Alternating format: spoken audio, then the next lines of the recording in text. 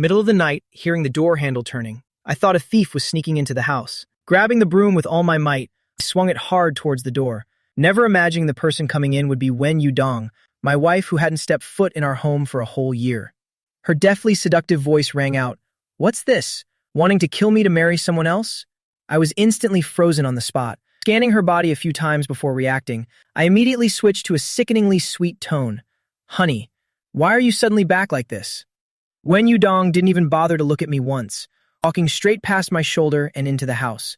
I turned my head in confusion, my mind full of questions. Seeing her stride towards the sofa, her eyes were glued to the sexy spaghetti-strapped nightgown on the chair. Right after that, she slightly tilted her head, a tone carrying a hint of teasing. "It seems Mr. Wen's daily private life is quite colorful, isn't it?" My head felt like it exploded with a bang, racing over in 3 quick steps, grabbing the nightgown and hiding it behind my back, stammering an explanation. "No, it's not what it looks like. This belongs to my bro. I just borrowed it to take a look." She didn't care for my explanation, nonchalantly leaning back on the sofa. I could only thick-skinnedly try to make conversation. "It's so late. Why a sudden surprise visit home?" She didn't even look up, her tone as indifferent as reading a report. "Grandpa said you miss me." She slowly arched an eyebrow, her voice lazy yet seductive. Does this count as absence making the heart grow fonder? I closed my eyes in despair, laying my cards on the table. Isn't it because Grandpa nags every day? I had to make up stories about our intimate life to cope. Who knew I'd act so well? That Grandpa thought we truly couldn't stand being apart, for even a day. There was no surprise on her face, as if she had seen through it all along. I cautiously whispered once more, "Honey." Her gaze instantly turned bone-chilling. "Are you addicted to acting? We were both forced into this, so don't pretend in front of me." That really hit the nail on the head, but it was the undeniable truth. A business marriage, we were no different from strangers. I rolled my eyes in frustration. "Then what do you want me to call you? Yudong? CEO Wen? Whatever you like." I intentionally tilted my chin in provocation. "Up to me? Then I like calling you wife. What are you going to do about it?" She smirked with a cold smile. "What, does calling me that help you get into character better?" That one sentence silenced me instantly. I couldn't squeeze out a single word for ages. She stood up, casually taking off her expensive watch, tossing it on the table. "Is the room upstairs cleaned?" I shook my head. "The maid is on leave. There's a guest room next to the master bedroom. Just bear with it for one night." She said nothing, grabbed her suitcase and strode upstairs. Watching her tall, slender back, I suddenly remembered our wedding night when she leaned against the headboard and with the coldest expression asked me 2 words. "Doing it?" This woman is truly wicked to the core. I must personally strip away this arrogant facade of hers. I turned off the lights downstairs, turned around and pushed open my bedroom door, but the next second I was completely stunned. Her suitcase was sitting right in the middle of my room, and on my messy king-size bed, strewn everywhere, was the black business suit she had just taken off. Wen Yudong stood by the bed with her back to me, slowly unbuttoning her cuffs. The white shirt clung to her perfect curves, deadly seductive. I swallowed nervously, spoke cautiously. "Are you planning to sleep here tonight?" She slightly tilted her face, letting out a soft hum through her nose. I was immediately silenced. She undid the top 2 buttons of her shirt, tossing it onto the suit. "Is there a clean towel?" My voice started trembling. In the cabinet there are disposable ones." She said nothing more, turned around and went straight into the bathroom. Following the sound of the door slamming shut, the sound of running water soon echoed out. I swallowed hard again, feeling my legs start to go weak. Damn it, what does she want to do? Could this woman have suddenly developed some carnal desire, trying to force herself on me? I glanced at my reflection in the floor-to-ceiling glass, hurried to text my friend Fang Ming, spamming him. "Save me. Wen Yudong is back." He replied almost instantly. Holy crap, holy crap. My fingers flew across the screen. She's showering in my room right now. Just the 2 of us. My pure body. I'm afraid I won't be able to keep it tonight. This time he went silent. I tossed the phone aside, grabbed her suit jacket from the bed, threw it onto the sofa, and quickly dove under the covers, pulling myself up like a dumpling, my heart rate soaring to 180 beats per minute. Just as I hid under the covers, my phone started vibrating incessantly. My friend sent 4 voice messages in a row. "What happened to the handsome bachelor status? Your wife is that aggressive. She wants to get down to business as soon as she's back. Tell me when you're done. I want a live report." I rolled my eyes in silence, gritting my teeth as I messaged back. "We're done. No more talking." Just after I sent my text, bathroom door clicked and opened. My body instantly froze, every muscle tight as a bowstring. Damn it, I'm usually good at talking big, but if this happens for real, how will it end? I was too scared to even breathe, only able to clutch the blanket tight, lying still on the bed playing dead. In the silent room, footsteps drew closer. Only a beep was heard, as she raised the AC by 2 degrees, followed by a click as the lights went out. Immediately after, the mattress beside me suddenly dipped significantly. I swallowed repeatedly in nervousness, my body as rigid as a rock. Time ticked by minute. It felt like an entire century had passed, yet there was no movement from the person beside me. I cautiously peeked half my head out of the covers, using the moonlight to steal a glance, seeing only a beautiful, slender back, with clear lines. It was truly. I was here acting out a whole drama in my head, when she simply just wanted to sleep.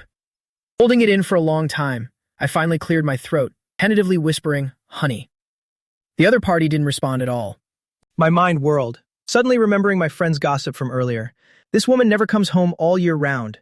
Could she really be keeping a lover outside? Is that why she has no interest in me? I blinked my eyes. Determined to risk it all, I boldly asked, "You're not keeping someone else out there, are you?" In the darkness, her cold, slightly raspy voice suddenly rang out, completely drowning out mine. Before I could react, she dropped another bombshell. "If you're really not sleepy, I wouldn't mind doing it with you a few times." Terrified, I immediately shut my mouth, not even daring to breathe, hurriedly scooching towards the edge of the bed, trying to get as far away from this dangerous woman as possible. Cowardly, I lay stiff for a long time, until my eyelids finally grew heavy, and I drifted off to sleep without knowing when. The next morning, I was woken up by a full bladder. I really couldn't hold it anymore.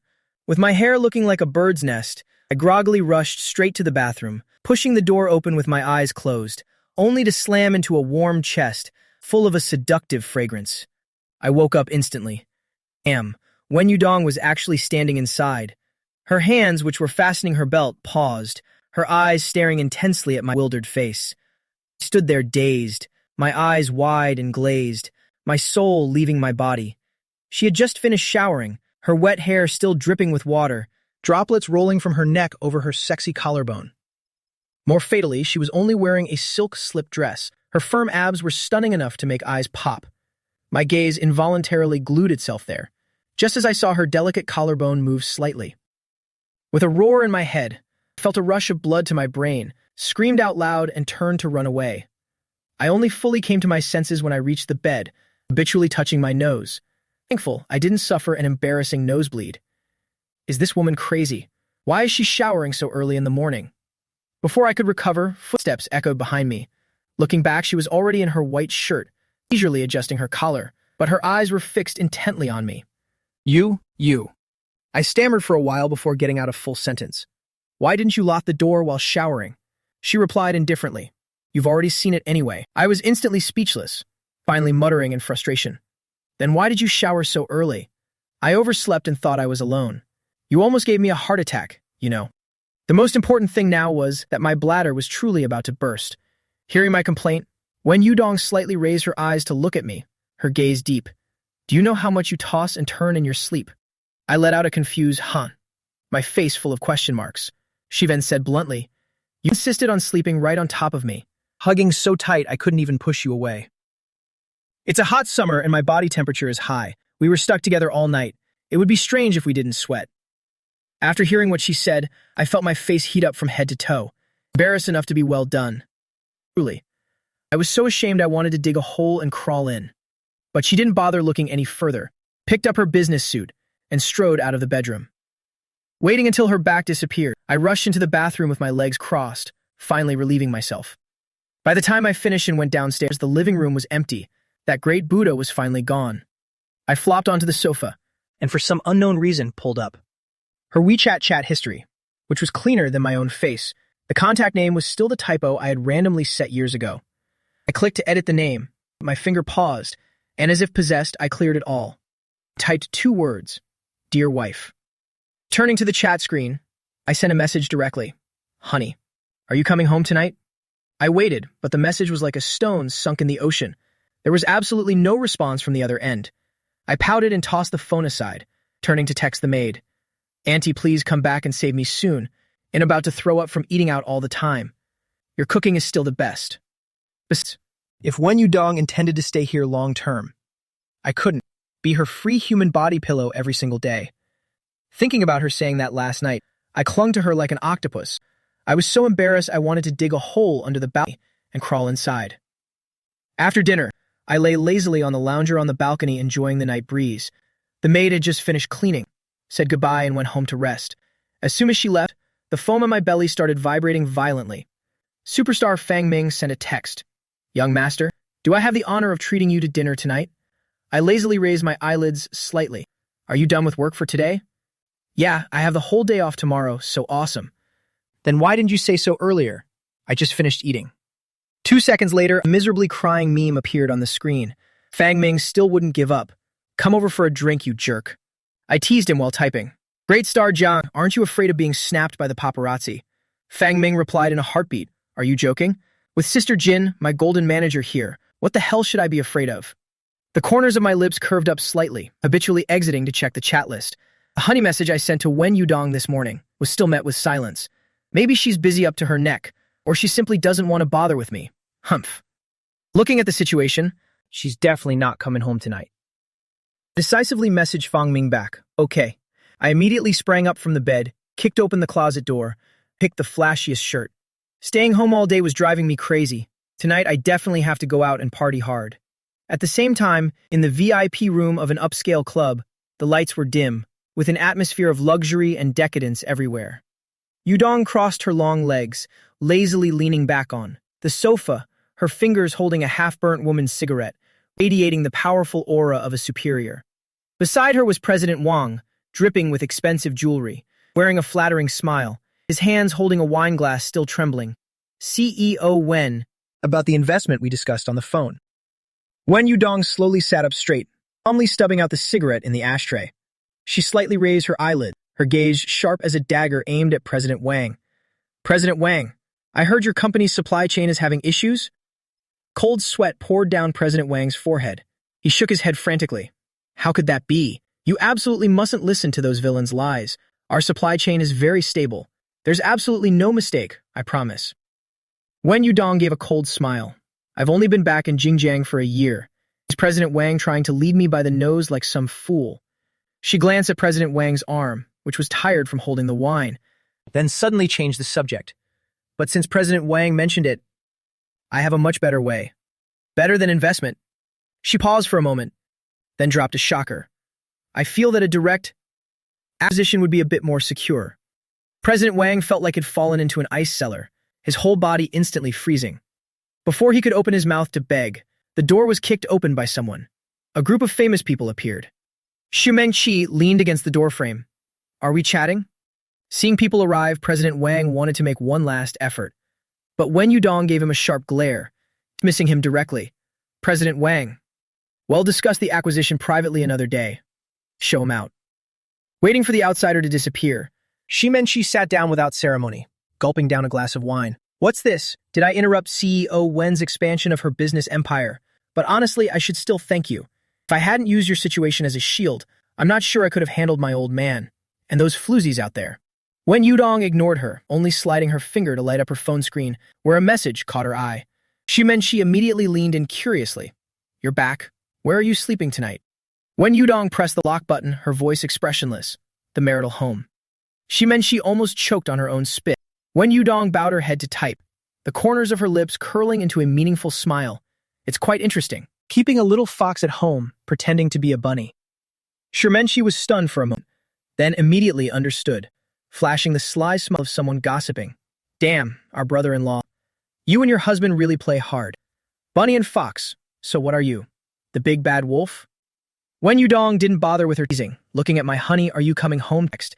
She casually sent back a message, then said indifferently, Grandpa just forced me to marry. Xu Mengqi shrugged, nudging her with an elbow, trying to drop a bombshell. Why did I hear Auntie plans to call Xin Ying back? Hearing that name, Wen Yudong's gaze darkened, only coldly uttering, up to him. After that, she grabbed her windbreaker nearby, striding out, going home to sleep. Xu Mengqi stared at her retreating back, letting out a mocking whistle, her tone extremely punchable. Sleeping. Are you going home to sleep with your husband? In response to her, there was only a slam, as the door was shut heartlessly. Scene shift.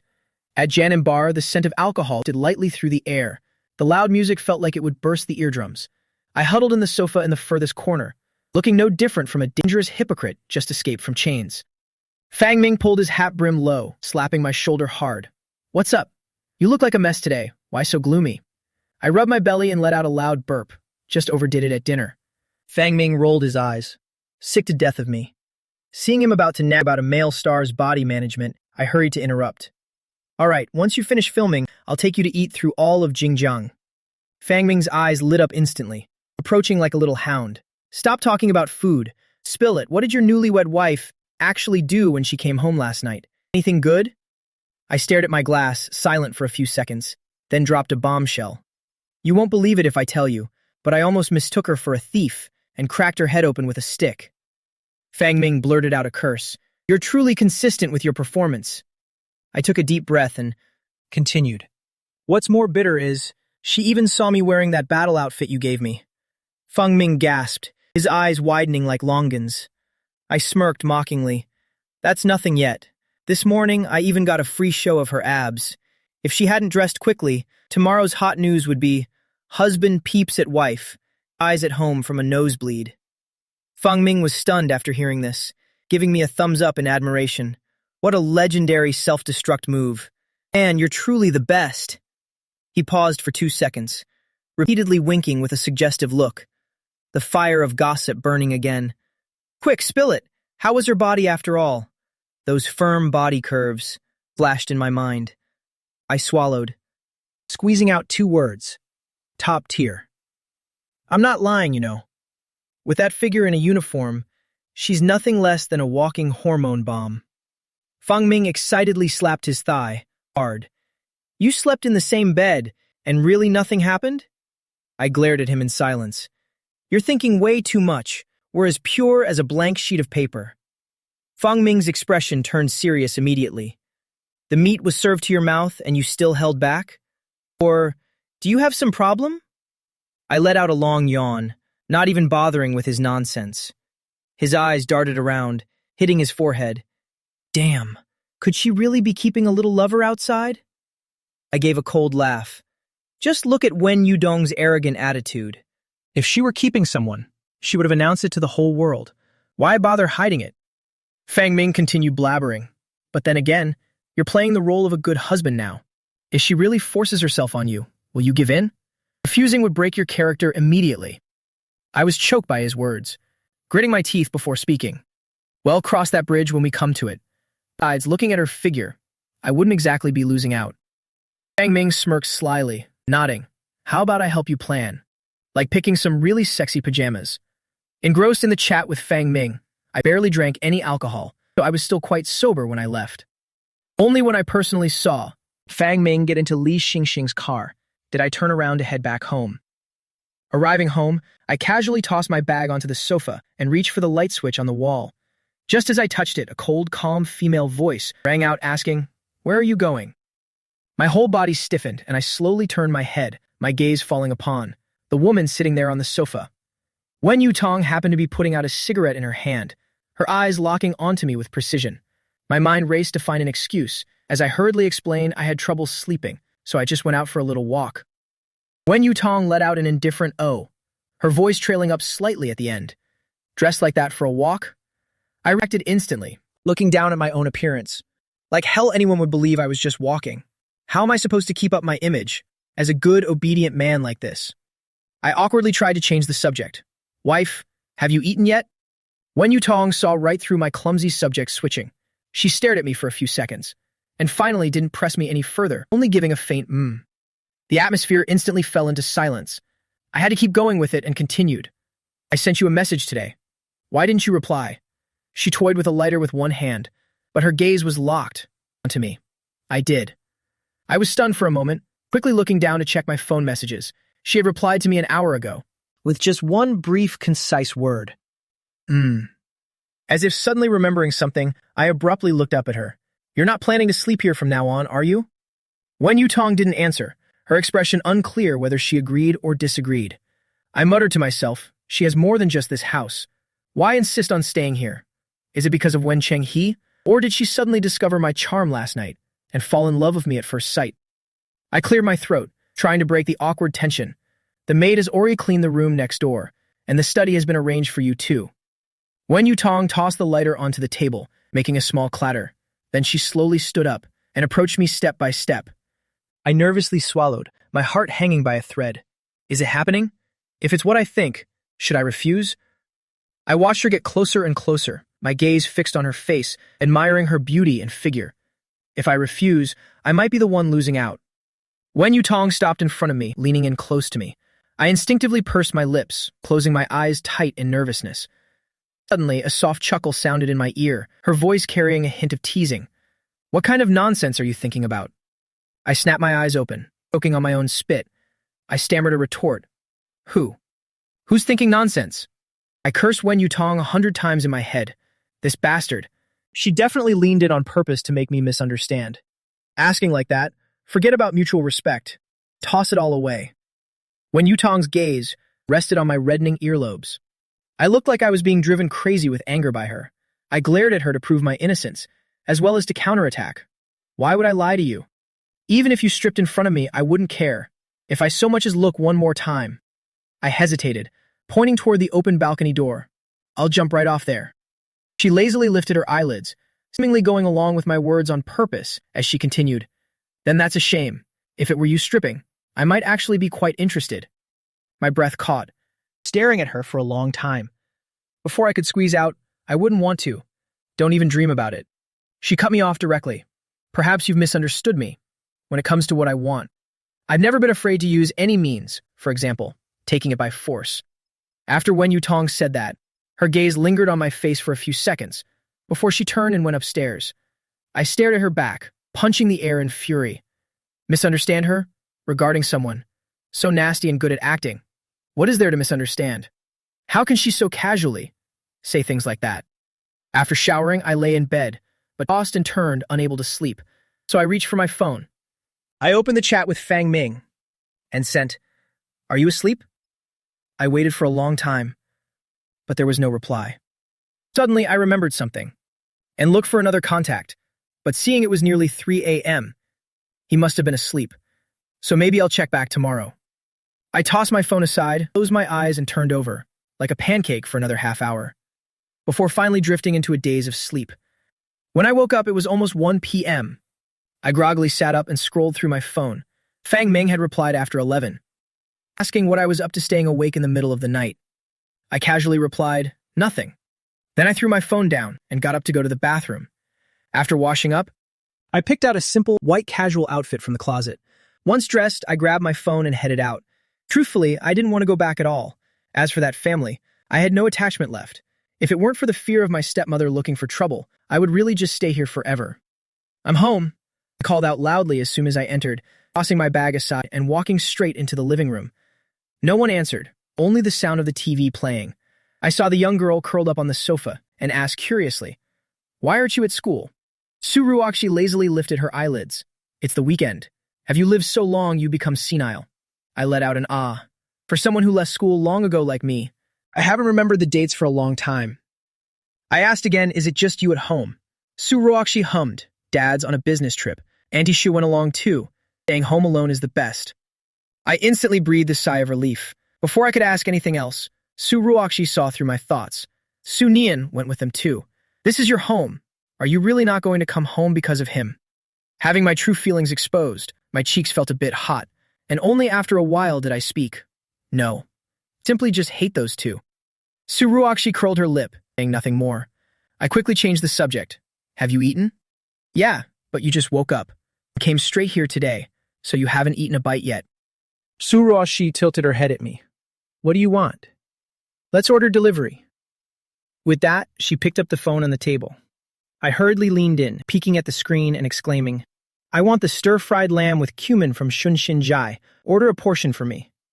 "That place doesn't deliver. Eat something else."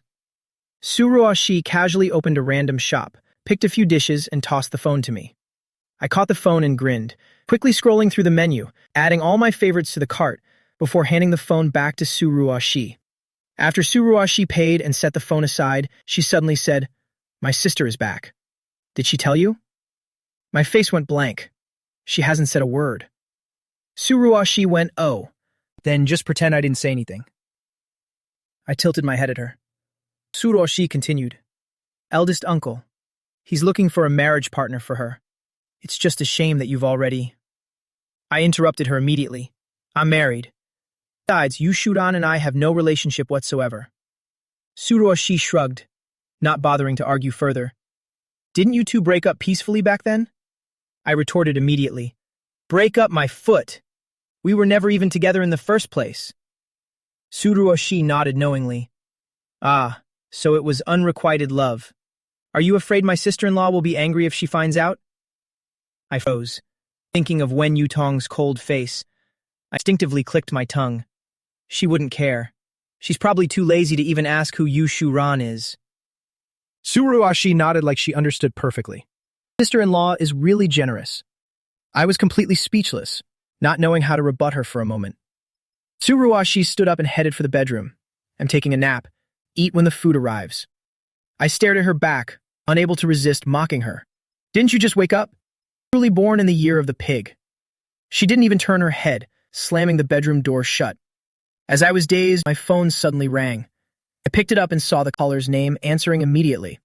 Grandpa. Wen Chenghe replied, his voice carrying a smile. Are you free to stop by the old house today?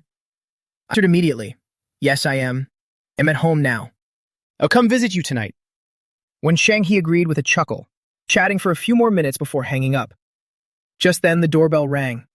I got up and walked to the door, thinking it must be the food. Brother Wenbin. I had just opened the door when a cheerful female voice rang out. The next second, a tall, slender figure appeared right at the door. I was stunned for a moment, then laughed. What's this? Doing part-time food delivery? Yelling, she went, ah, handing me the food bag. I came to find Suruoshi and just happened to run into the delivery guy downstairs. I took the food and went inside. That girl is sleeping in her room. Perfect timing, go pull her out to eat. Yelling, she replied, heading straight for Suruoshi's bedroom. Knocking on the door. Eldest miss, stop sleeping. Your humble servant is here to serve your meal. I quickly set out the food and handed Suruoshi her chopsticks as she came out. Yelling, she followed closely behind, and I handed her a pair too. I popped a piece of meat into my mouth, turning to Yuling Shi. As expected, it's faster when you wake her up. Suruoshi didn't bother with me, focusing only on shoveling rice into her mouth. I spoke up again. I'm going to the Wen house tonight, to Wen Cheng his place. If you go out and don't come back, be sure to let Dad know. And not a child. Suruoshi replied impatiently. I gave a cold huff. Right? Minors have no right to say that. After cleaning up a mess, I sprawled on the sofa, scrolling through my phone. Fang Ming message saying filming starts next week, asking me to visit the set. Since I am the investor after all, it's good to be back. Suddenly remembering something, I pressed further. Is Yushu Ran back? Did she tell you? Fang Ming replied after a while. I don't know. Is she back? I typed back. Suruoshi told me. I just found out too. Fang Ming immediately grumbled. That person is really something else. Even your sister knows. But he didn't even bother to tell us. I looked at his message and shrugged, not replying further, thinking she must just be busy lately. Fang Ming sent another. So when you're free soon, come visit me at the set together. I was momentarily speechless. Give it a rest. Do you think the set is a team-building retreat? Fang Ming replied instantly. Fine, never mind. Just come when you're free. I glanced at the message and texted back. Okay. Then I tossed the phone aside. I sprawled on the sofa all afternoon, finishing 2 movies, and only around 7 did I leisurely get ready to go out. I told the family driver to take me to the old house, arriving there around 7:30 p.m. I had just stepped into the front yard when I heard someone call my name from behind. I turned to see Yao Wang approaching. I just gave a shrug, without even opening my mouth to greet her. Yao Wang wore a smile on her face, reaching out to take my hand. Why didn't you ask Wen Yutong to pick you up? I went along with it, smiling and taking her arm. I went to my house today, so I had my father's driver bring me over. I paused for a moment, as if just realizing she was here too. That's right. Yao Wan's smile deepened. Wen Yutong is talking with Wen Chenghe. It's good since you two haven't seen each other in a while. You must have a good long talk today. The smile on my face froze for a second, before I nodded immediately. I think I should go inside first. I said this while pulling Yao Wan toward the front hall, quickly calculating in my head what I should say later. Wen Shanghe caught sight of me and waved happily. Su Wenbin is here. Just in time for dinner, come here quickly. I looked toward the voice, seeing Wen Shanghe sitting on the sofa with a grin, and right beside him was Wen Yutong. She directed her gaze toward me, staring at my face with an expressionless look. Last night she was dressed up all fancy. Today she changed into a pure white t-shirt, looking just like a fresh-faced college student. This wife of mine can truly pull off any style. Quickly averted my eyes from her face, dutifully looking toward Wen Shanghe. Grandpa, I said as I hurried over, intentionally looping around to the other side of the sofa to sit. Wen Shanghe looked at me on his left, then at his granddaughter on his right, and finally glared at me. Why are you leaving this old man sitting in the middle? Su Wenbin, go sit next to Wen Yutong. I instantly froze, instinctively looking toward Wen Yutong. She happened to look up at that moment, saying in a flat tone, come here. I opened my mouth to say something, but couldn't find any excuse, so I had to reluctantly stand up, walk around and sit beside her, even forcing a sweet smile and calling her dear wife. Wen Yutong didn't even acknowledge me, turning back to Wen Shanghe to continue their previous topic. Some of your old friends wanted to use this connection to drag the Wen family in, but I refused them all. We don't cooperate with useless people. Wen Shanghe nodded with satisfaction, the Wen family.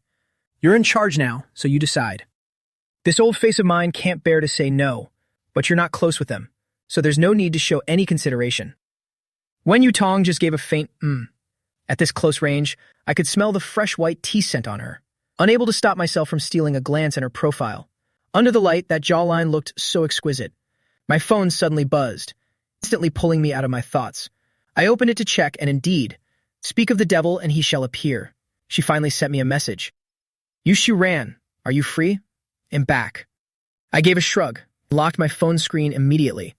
I didn't bother replying since I already knew anyway. Could it be because of what Su Ruasi said earlier?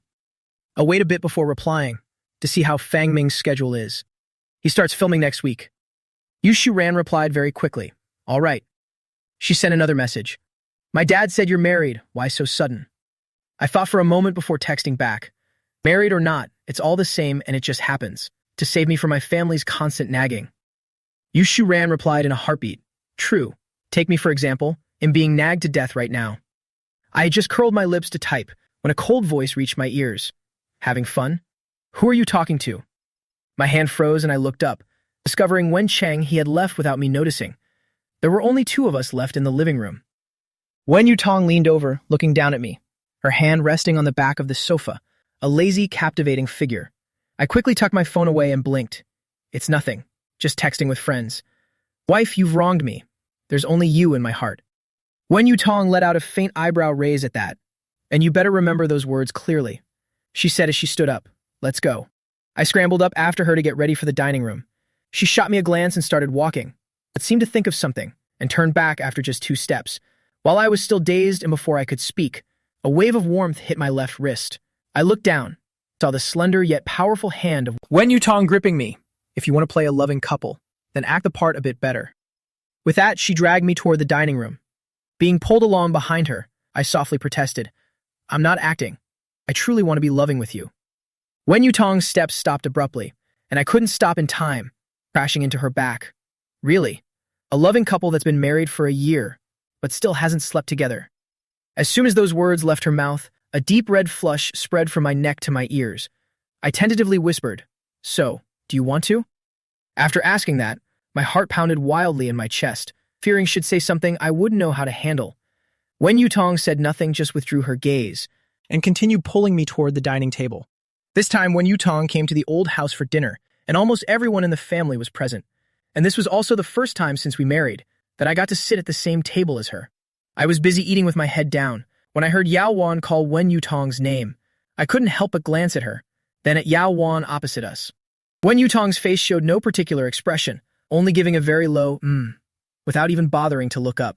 Shiyu called me a few days ago, saying he wants to come back. He's not used to being out there alone, so if you wanted to ask what you think. Only then did Wen Yutong raise her head to look at Yao Wan. Why ask me? If he wants to come back, just let him. Yao Wan sighed. Well, isn't it because he's afraid you'll be angry? Back then he insisted on going abroad no matter what, so wanting to return naturally requires your permission. After all, he listens to his big sister the most. Wen Yutong took a spoonful of soup. When he returns this time, as long as he stays in his place, the rest is up to him. Seeing her response, Yao Wan didn't pursue the topic further. Wen Cheng, he didn't care at all about that grandson's business, and seeing Yao Wan fall silent, he turned his head toward me. Su Wenbin. I immediately flashed a sweet smile at Wen Cheng He. What is it, Grandpa? Wen Cheng He chuckled. Look, Wen Yutom is back now. She probably isn't too busy lately. So what are you two planning to give me a great-grandchild? I was stunned for a split second, instinctively glancing at Wen Yutong sitting next to me. Her soup-sipping motion paused for a beat before she nonchalantly continued drinking. I turned back to Wen Cheng He, playfully winking and passing the bowl of responsibility to her. This depends on what Wen Yutong wants.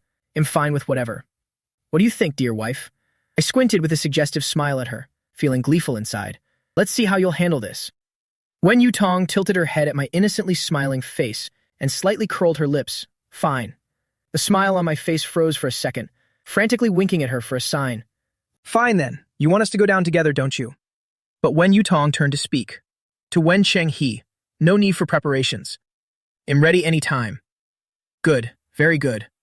Wen Cheng He grinned so widely he couldn't close his mouth. In the past, I was worried that because you two married for interest, your relationship wouldn't be good. But now I'm completely at ease. But even so, we still have to listen to Wenbin's opinion, if he doesn't want to. You two remember to use protection. I don't know which part of the sentence tickled her funny bone, but I actually heard her chuckle softly. Wen Yudong tilted her head to look at me, her face showing no expression. But deep in her eyes, there was a hint of a smile. She stared at me, then repeated in an, Fine, let's do as Wenbin says. I swallowed hard, mind in a tangled mess. Do as I say? I was extremely suspicious. The person who said she wanted it last night but wouldn't force it definitely wasn't her. Believing her devious words would lead to ruin. This meal felt unusually long. I felt like I'd spoken more than a whole year combined. How about you two don't leave today? The guest room upstairs has already been cleaned. Wen Cheng saw Wen Yudong holding the car keys, so he quickly spoke up to keep them. But Wen Yudong refused. That won't work. Wenbin has trouble sleeping in new places. I'm afraid he won't be able to sleep well. I immediately took the hint and followed up. That's right. Grandpa, I'll visit you often. It's just that I'm a bit picky about beds.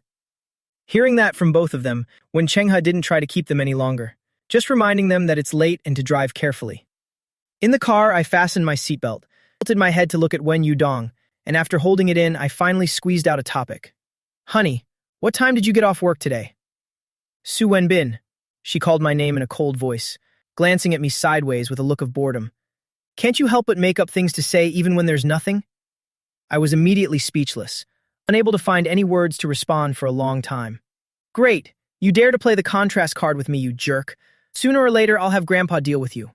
Wen Yudong turned the steering wheel with one hand. Looking straight ahead, she casually asked, What is it? Are you secretly cursing me? Having my inner thoughts guessed, I felt guilty for a second.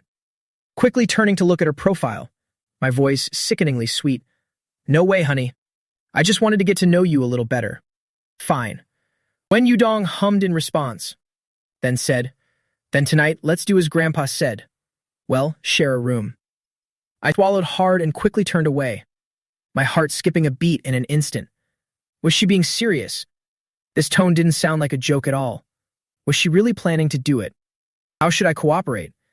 Even though I didn't reject it, my knowledge of such matters was extremely limited. My only source of knowledge was the study materials that Fong Ming had sent. By the time the car reached the house, I was still sitting quietly on the sofa, lost in thought. I even started calculating how things would proceed later. Wen Yudong carelessly threw her blazer onto the sofa, her gaze sweeping over me, as she unbuttoned her shirt cuffs and headed upstairs. I watched her back, instinctively calling out, Honey. Wen Yudong's footsteps paused. She turned to look at me. I stood up, my lips trembling slightly, tentatively asking, Are you going to do that? Wen Yudong's gaze on me paused for a moment, and then she seemed to realize something. She walked toward me, step by step. My heart was in my throat, a thin layer of sweat forming on my palms. Wen Yudong stood directly in front of me. The tips of her black heels lightly touched my white shoes. She leaned in close. My eyelashes trembled slightly, and I unconsciously pressed my lips together. Mr. Wen, can you wait for your wife to take a shower first? Or do you want to go first? Whatever works for me. Her warm breath brushed against my ear, and her signature scent immediately enveloped me. My gaze accidentally fell on her open collar, her collarbones clearly visible. I felt a surge of heat, pushing up, my ears turning bright red. I remembered the scene in the bathroom again, her appearance wrapped only in a towel. My breathing suddenly became heavy. I quickly covered my face, slipped past her, and ran upstairs. "I'm going to my room to sleep." Wen Yudong straightened up, tilting her head to watch me flee in a panic. I dashed to my room and rushed straight into the bathroom. Standing before the mirror, I stared at my red ears. I didn't know if it was because I ran too fast, but my throat felt dry. I stood dazed before the mirror for a long time, before that feverish feeling finally subsided. Her tone earlier was clearly normal, so why did I feel like she was teasing me? Oh my God, Su Wenbin, could you really have fallen for her? I touched my burning ears and checked my phone. It was almost midnight. But I didn't feel sleepy at all. I stood up and went to the door, slightly opening a crack to look out. It was pitch black outside. She must have gone to bed. It turned out she really was just joking earlier. She truly had no interest in me at all. I peeked toward the tightly closed door next door, staring blankly for a few seconds before closing my door. I stood in front of the full-length mirror, staring at myself. What is it about me that doesn't interest her? I sighed in disappointment and went back to the bathroom to wash my face. Leaning against the headboard, I opened WeChat and sent Fang Ming a voice message. "Fang Ming, I think Wen Yudong is either frigid or she's a lesbian. Could she really be a lesbian?"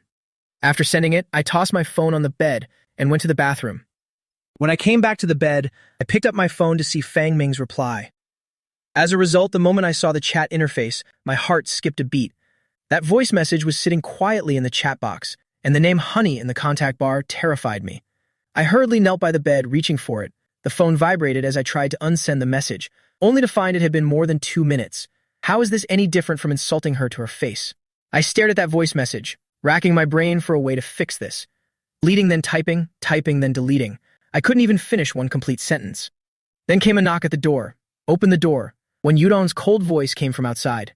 My typing hand froze, my mind racing. Should I play dead? Just act like I didn't hear anything. I tiptoed to the door to lock it, but before I could touch it, the handle turned. Before I could react, the door swung wide open. Our eyes met. Wen Yudong seemed to have just showered, her hair still slightly damp and messy. She was wearing nothing but a black silk nightgown. I was startled and turned to leave immediately, just wanting to get some distance from her.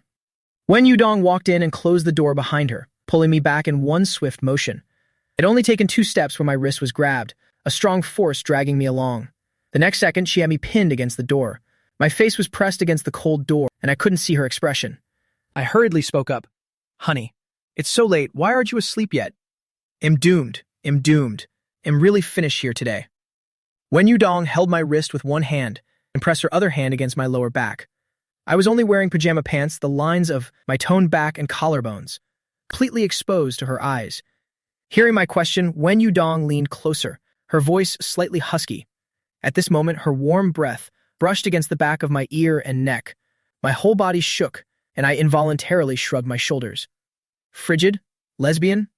Mr. Su thinks him like that. I opened my mouth to say something, but before I could justify myself, I felt a warm, moist touch on my neck. Her soft lips drifted downward, her long hair brushing against my back, making me itch. A surge of electricity ran up my spine to my brain. I could only bite my lower lip, my body trembling slightly. I need to go to the bathroom. I tilted my head slightly, speaking up quickly before she could do anything else. Wen Yudong's movements paused. She straightened up, looking down at my flushed neck. Letting go, she said, "Su Wenbin, if there's a next time, I'll make sure you can't even stand."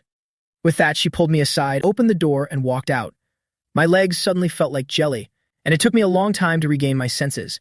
I pulled up my loose pajama pants, closed the door, and collapsed onto the bed. I was half awake, half asleep all that night. Even though the air conditioner was on, my whole body still felt feverish. Over the next few days, I just lay around the house, eating and sleeping. Wen Yudong didn't come home to stay either.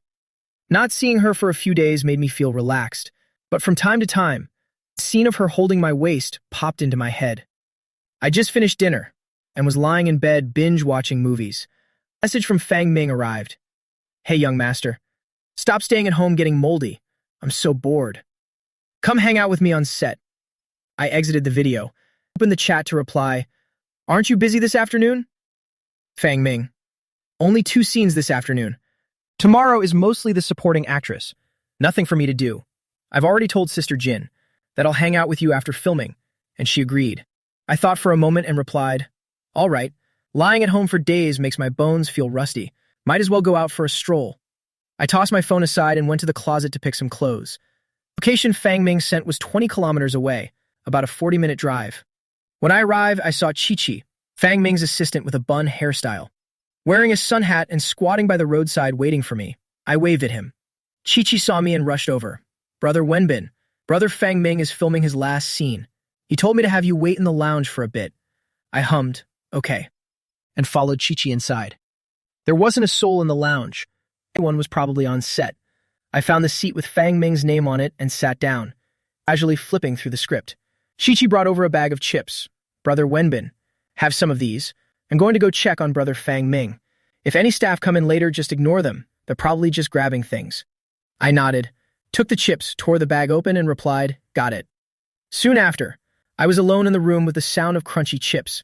I continued watching movies while eating. Suddenly, there was a noise at the door. I reflexively looked up. After seeing clearly who walked in, my hand, holding the chips, froze. I quickly looked away, pretending not to see, quietly chewing the rest of the chips in my mouth. The man at the door was wearing casual clothes and a baseball cap. The employee ID hanging around his neck showed he was a backstage staff member. I was looking down at my phone. An inquiring voice came from not far away. Su Wenbin? My body suddenly stiffened, so I resigned myself to fate and turned around. What a coincidence. Why is it you? Are you working in the entertainment industry now? My gaze landed on his ID card, which clearly read in large letters, scriptwriter Xu Chengyin. Hearing my question, a flash of pride appeared in Xu Chengyin's eyes. He walked toward me with his arms crossed, his tone both mocking and inquisitive. That's right. I've heard Brother Fang Ming mention you for a long time. I just didn't know what you were up to lately. I pulled out a tissue to wipe my hands, feeling quite annoyed. Before I could say a word, he interrupted me. Oh, Xu Chengyan pretended to suddenly remember something and covered his mouth, but his eyes were fixed on me. I completely forgot. Brother Fang Ming said you got married very early. Are you a house husband now? Does your wife treat you well? How much allowance does she give you a month? I really didn't want to get involved with him at all, only wanting to end this conversation quickly. It's fine, just not as much as you make. Xu Chengyan said, oh, and suddenly sneered. Then your life isn't that great, is it? Wasn't your family also very wealthy? In the end, you can't even compare to me. I intended to focus on the movie, but that comment immediately sparked my anger. Xu Chengyan glanced at the movie on my phone, then spoke triumphantly. That movie you're watching was written by me. I nodded. No wonder I thought the plot was so trashy. With that, I immediately turned off the clip, tossing my phone on the table as if I'd just touched bad luck. The smile on Xu Chengyan's face immediately froze. He snorted coldly. You're already alive in son-in-law, yet your playboy attitude hasn't changed a bit. If you happen to argue with your wife, will your family even bother to back you up? I looked at him, squeezing out a soulless smile. My wife treats me extremely well. We never fight. Xu Chengyan seemed to recall something and pressed further. Right. I know quite a few people in high society here. I wonder who your wife is. I raised an eyebrow. Do you really want to know? Xu Chengyan hummed. Yeah, maybe we even know each other. One more connection doesn't hurt. I blurted it out. Wen Yudong, do you know her? Xu Chengyan was stunned for a moment and then immediately burst out laughing. CEO Wen, hasn't she just returned to the capital? Su Wenbin, do you brag without even checking your facts? You haven't been married long either. Did CEO Wen go on a business trip right after the wedding? That's exactly what happened. I shrugged, my expression saying, believe it or not. Xu Chengyan curled his lip and began to lecture me. Forget about the timing matching or not. Just considering CEO Wen's status, a powerful head of the Wen family, an Ivy League graduate, would she really look at a high school dropout like you? I resisted the urge to roll my eyes, not bothering with him. It's just a business marriage. Is liking each other really that important? Seeing that Xu Chengyan was about to continue, I quickly interrupted. Scriptwriter Xu, aren't you off work? Why are you so free? Xu Chengyan was dazed for a moment before reacting. Oh, he said, look at my memory. I was so excited to see an old friend that I forgot my main task, he said as he walked to the side, picking up a script and turning to leave. Su Wenbin, don't leave later. Let's go have a meal. Xu Chengyan tossed that comment back before disappearing behind the door. I looked away and picked my ear, gathering my foot. As soon as Fang Ming is done, I'm out of here. I was in no mood to watch his trashy movies anymore, so I casually opened a variety show. By the time Fang Ming finished, it watched more than half. Suddenly, someone tapped my shoulder. I turned around. Saw Fang Ming still in his period costume behind me, his eyes all red. He probably just finished a tear-jerking scene. "Oh," I exclaimed and stood up, quickly pushing him down into the chair. "Finally finished. I've been waiting for nearly 3 whole hours." "How many takes did you have to do?" Fang Ming took off his official's hat, sighing wearily. "Don't even mention it. Acting with a female lead was like she was on fake liquor. She just couldn't find the emotions. My throat is almost hoarse from shouting." I clicked my tongue. We're truly brothers in misery. I was just chased and barked at by a mad dog for 10 minutes. Luckily, I managed to chase it away. Fang Ming's movement to untie his hair stopped, looking at me with a bewildered face, exclaiming in shock, "Huh?" I patted his shoulder, urging him, "Don't ask. Go take off your makeup. I'm afraid that mad dog might come back and bite me later." It just waited for Fang Ming to finish packing up, and he dragged me to a diet restaurant to eat grass. But lately, I've been annoyed with my plastic wife. My mood is a mess. I'm in no mood to eat grass. So I led him straight to a bar. Fang Ming took a sip of his drink, and suddenly got curious about me and my contract wife, asking how we managed to act so lovey-dovey in front of Grandpa. I said, "Oh." In a casual tone, she acts it out so thoroughly, she even promised to have children. My best friend immediately choked on his drink after hearing that, looking at me in shock. But I only sighed in distress. I must have had a fish brain to create that illusion of affection. Just then, my friend stood up to go to the bathroom. I just looked down at my phone for a bit, when a girl's clear voice sounded beside me. "Excuse me, sir. Could I get your WeChat?" I looked up. A young girl around 18 or 19 was clutching her phone, looking at me with a nervous face. Not far away, her friends were teasing and egging her on. I curled my lips into a smile, and my voice deepened. "Better not, little sister. I'm already married." Unexpectedly, her ears turned red immediately, and she started stuttering. "Brother, it's because if I don't get it, I have to drink 3 shots. My tolerance is very low. I swear I absolutely won't bother you." Turns out it was truth or dare. Tilted my head to look at the group over there, and finally gave in, opening my QR code. "If you can't drink, don't play so hard next time." The two of them drank until 1 a.m., and their heads began to spin. That's when we started clamoring to go home. My friend couldn't even stand straight anymore, muttering the name of his manager, Xing Xing, demanding they come back to clean up the mess for him. I quickly covered his mouth with my hand, telling him to stop giving acceptance speeches here. With great effort, I managed to drag him into the car. The drunkenness began to settle into me too. I started pouring my heart out to my friend. "Say, why did I get married so early? I'm only 25. I haven't even held a woman's hand once. The one at home is a female, but not a woman. I don't dare hold her hand. I'm no match for her. I've worked so hard to build a good image in front of Grandpa. So what's wrong with her listening to me for once? Yet she spends all day acting like a noble young lady. Pretending this, pretending that. Sooner or later, it'll show her." The more I talked, the angrier I got, so I raised my hand and gave my unconscious friend next to me a slap on the shoulder. "Are you even listening to me?" The car slowly came to a stop. Manager told the assistant, Kichi, to help me out, but I waved him off, flatly refusing. "Don't touch me. These few sips of liquor can't take me down." I excitedly opened the car door. The next second, thud, I was flat on my face on the ground. Kichi hurriedly got out of the car to help me up. I hugged him and cried, "Wah wah, it hurts so much. Kichi, don't let go." Chichi helped me to the door and asked for the password. I went, "Oh," then blurted out 6 zeros. As a result, after Chichi entered it, lock emitted a cold error sound. Incorrect password. Chichi tilted his head at me. "Brother Bin, did you remember it wrong?" I narrowed my eyes and started counting. 6 ones, 6 twos, 6 threes, 6 tens. By the time I was about to reach 50, Chichi quickly interrupted and asked if I had set up a fingerprint. I immediately reached out and pressed my finger against the scanner. As a result, all 5 fingers failed and the door still refused to open. I got furious. "This damn door is broken, isn't it?" Chichi, standing beside me, softly reminded, "Brother, you still have your other hand." I basically didn't hear a thing. Instead, I gathered all my strength and shouted, intending to ram the door. "Brother Bin." Kichi's heart felt like it would jump out of his chest. Unexpectedly, the door suddenly swung open from the inside. I dove headfirst into a warm pair of arms, a familiar, elegant scent, the scent of white tea mixed with a faint hint of body wash. My waist was suddenly gripped tight. Above my head, a woman's cold voice rang out, "Su Wenbin, where did you go to cause trouble this time?" Chichi stood at the door, frozen for 5 seconds. He recognized this woman.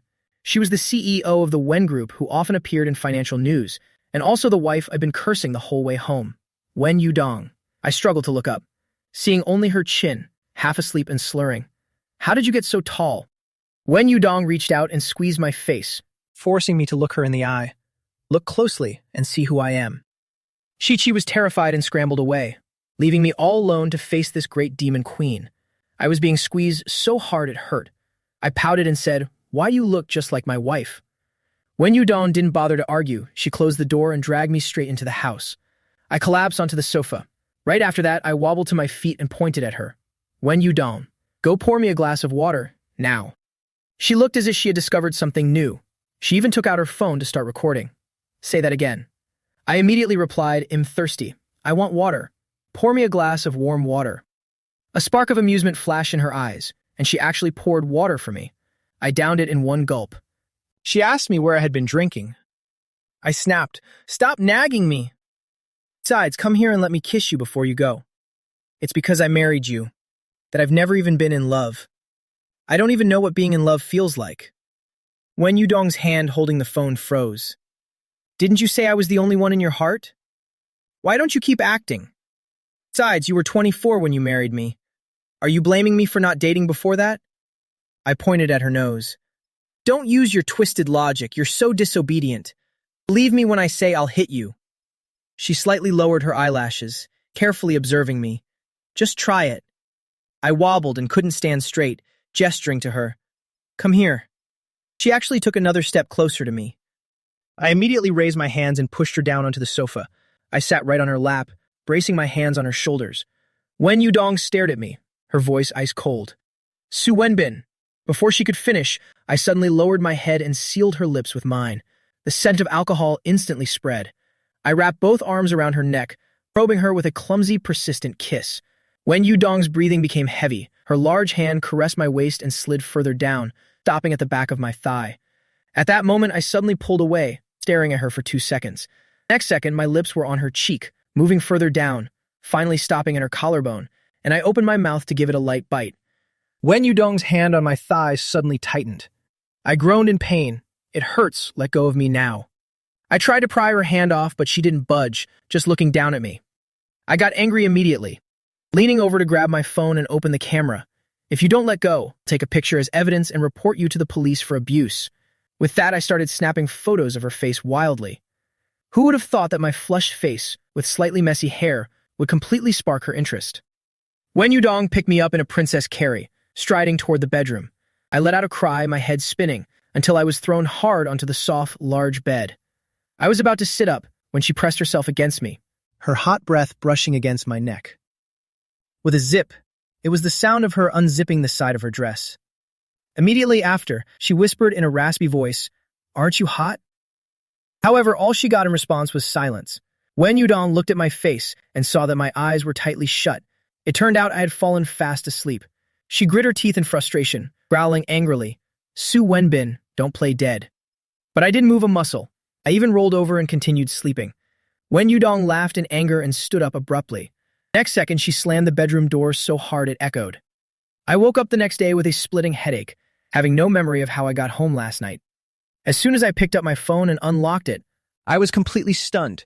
The gallery was full of close-up photos of Wen Yudong, her profile, her neck, her collarbone covered in teeth marks and hickeys.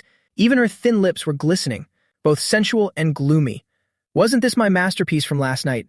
Terrified, I hurried to delete all those photos. After washing up and grooming, I prepared myself as if going to an execution ground, stealthily peeking out the door. There was no sign of Wen Yudong. Just as I breathed a sigh of relief and walked downstairs, my eyes caught a glimpse of the woman at the dining table. My heart skipped a beat, and just as I was about to turn and run, I heard, "Where are you going?" Wen Yudong's cold voice rang out. I immediately changed my expression to a flattering smile, scurrying over to her. "Wife, aren't you going to work?" She ignored me. I had to ask tentatively, "When did you get back last night?" She slightly curled her lips, tossing her spoon into the bowl. "Before you did." My heart sank to the bottom. That's it, I've hit the iceberg again. I could only push through, asking gingerly, "I didn't say anything stupid yesterday, did I?" Wen Yudong's voice was unwavering. "Did you say anything?" "You were quite energetic." I was stunned for a moment, instinctively letting out a huh. Unexpectedly, Wen Yudong picked up her phone, opened a video, and held it in front of me. In the video, I was messily drunk, frowning as I ordered her to get water, crying about how I'd never been in love, insisting that she kiss me. My throat felt tight. I couldn't say a word. But in the next second, the video screen suddenly went dark and the sound cut off. Wen Yudong put her phone away, coldly huffed, and calmly began to tell the rest. You were kissing me, forcing a kiss you didn't know how to do, and even tried to stick your tongue out and bite me, mumbling that you wanted to do it with me, and you even made me touch your butt. I lowered my head, so embarrassed I wanted to bury myself in the ground. I suddenly looked up, so we didn't. She cut me off with a cold voice. I'm not interested in a corpse. My scalp tingled with embarrassment, and as I was about to explain, she called out, Su Wenbin. Wen Yudong interrupted me directly, glancing at me. Since you're such a good actor, how about I throw you into the entertainment industry? My image crumbled instantly, but she didn't even give me a chance to react, simply saying, Grandfather said to go back to the old house for dinner tonight. Then she turned and walked away. Only after she left could I completely relax. My image is totally ruined. I quickly sent a message to my best friend Fang Ming. I think I'm finished.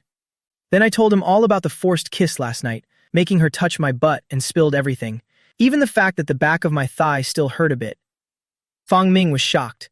Since when did you become so bold? I didn't know whether to laugh or cry, as I sent in the photo of her face, covered in bite marks from my phone. This time, my label as an obedient and good husband cannot be maintained any longer. Fine, I won't act anymore, as long as I can hide it from grandfather. At that moment, Su Ruoxi sent a message. Sister Sharan is here. Are you coming home today?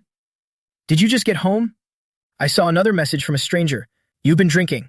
Remember to drink honey water when you get home. I thought for a while before finally remembering. This was the girl who lost the truth or dare game last night. I didn't bother thinking further, just grabbed a bag and went out. As soon as the door to the Su family home opened, I heard the sound of video games coming from the living room. I walked over to look, and it turned out Yu Sharan and Su Ruoxi were huddled on the sofa, playing very intently.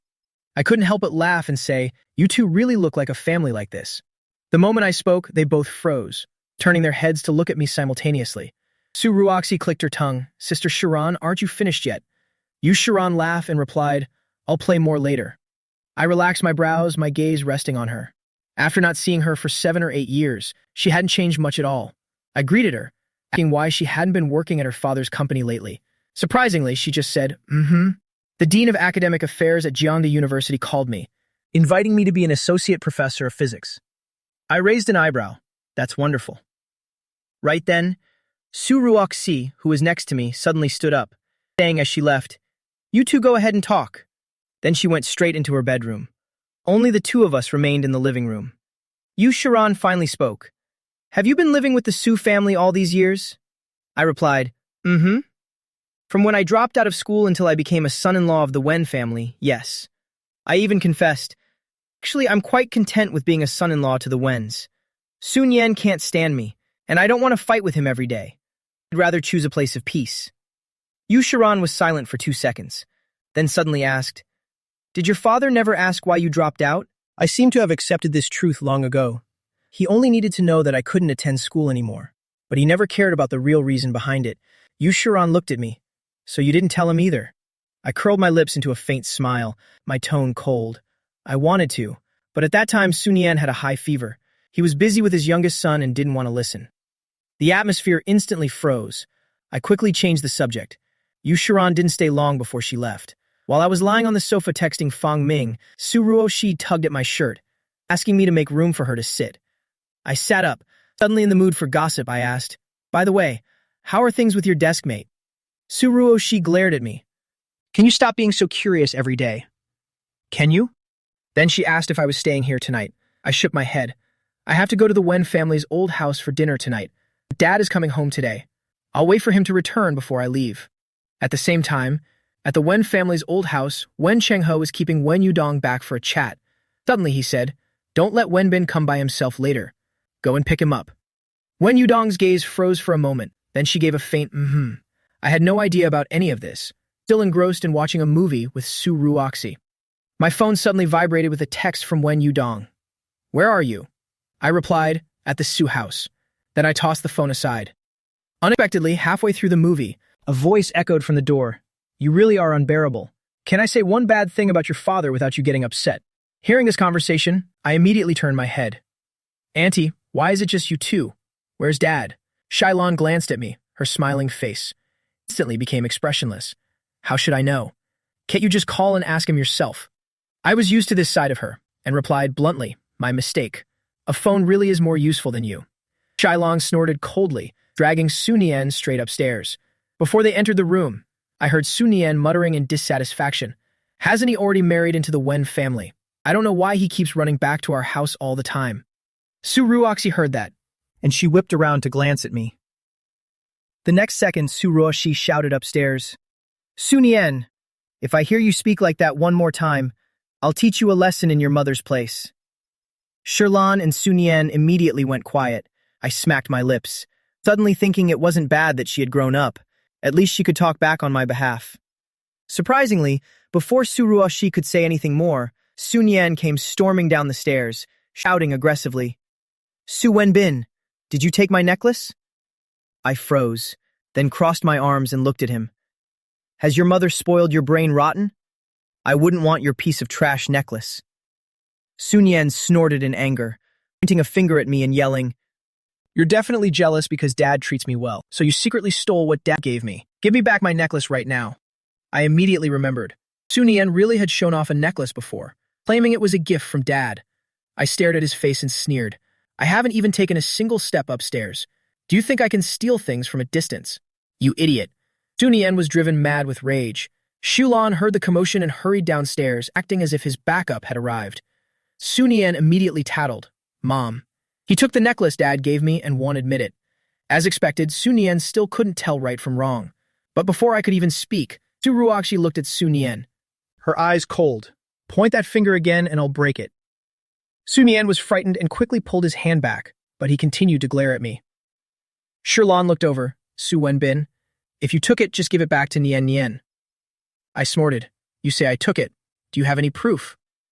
Su Nian's neck turned red with anger, speaking without restraint. When you were little, Dad shouldn't have cared about you. He should have left you to die. Slap. A sharp slap. Su Nian's words were cut off instantly.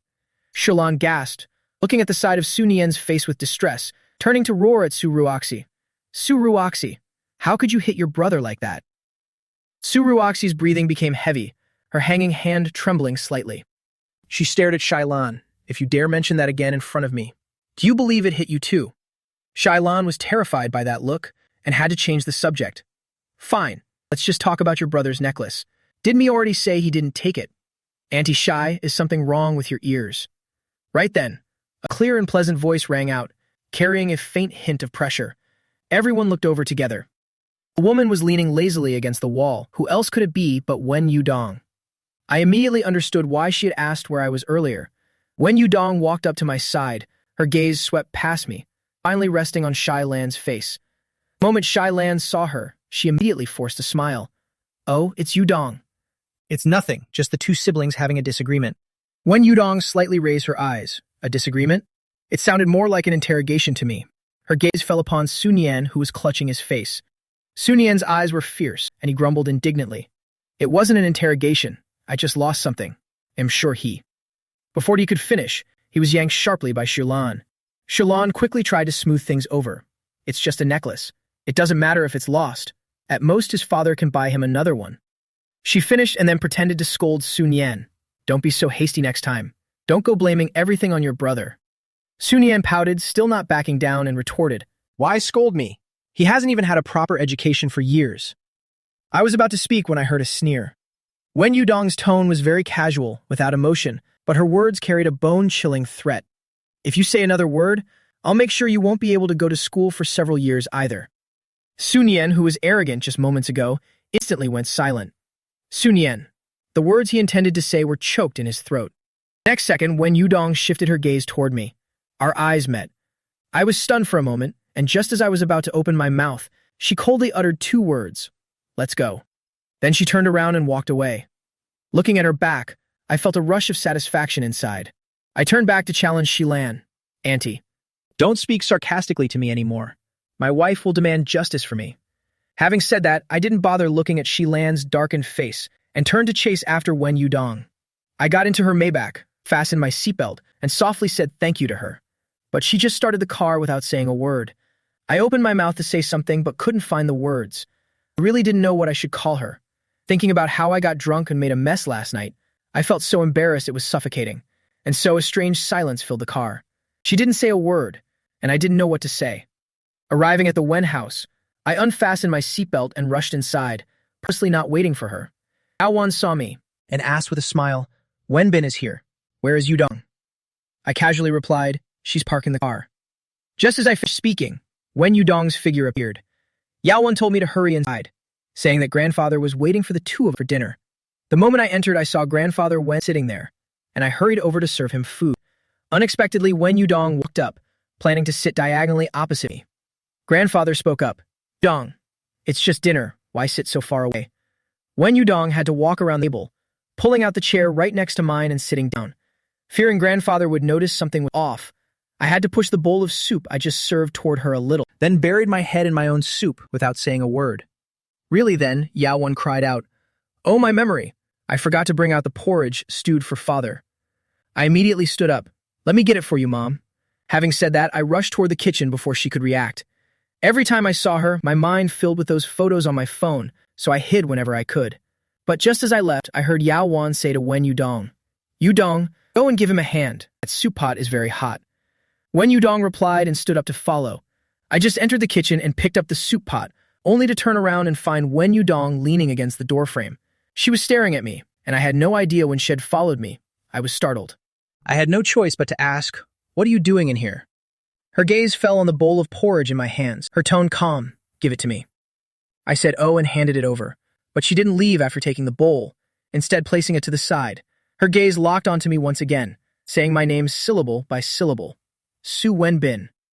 Before I could react, her voice came again. "Are you avoiding me?" I quickly played dumb. "No, I'm just helping grandfather with the porridge." "No." She didn't give me any chance to explain, cutting me off directly. "If you're not, then call me wife and let me hear it." My heart suddenly skipped a beat. My mind went completely blank. "What did you say?" Wen Yudong slightly curled her lips, her tone indifferent. "Not acting anymore." I pressed my lips together, my heart racing uncontrollably. She continued to speak, her tone carrying a hint of impatience. "Don't overthink it. If you don't want to act in front of me, fine, but you have to play the part well in front of grandfather. Are you not afraid they'll notice if you keep avoiding me like this?" Hearing her words, my chaotic mind finally began to settle, and I hurried to explain. "I'm just a bit embarrassed. I was too drunk that day and said I wanted to touch your butt. Please don't take it to heart." Unexpectedly, when Yudong let out a soft snort, her eyebrows rising slightly, and her words made me freeze on the spot.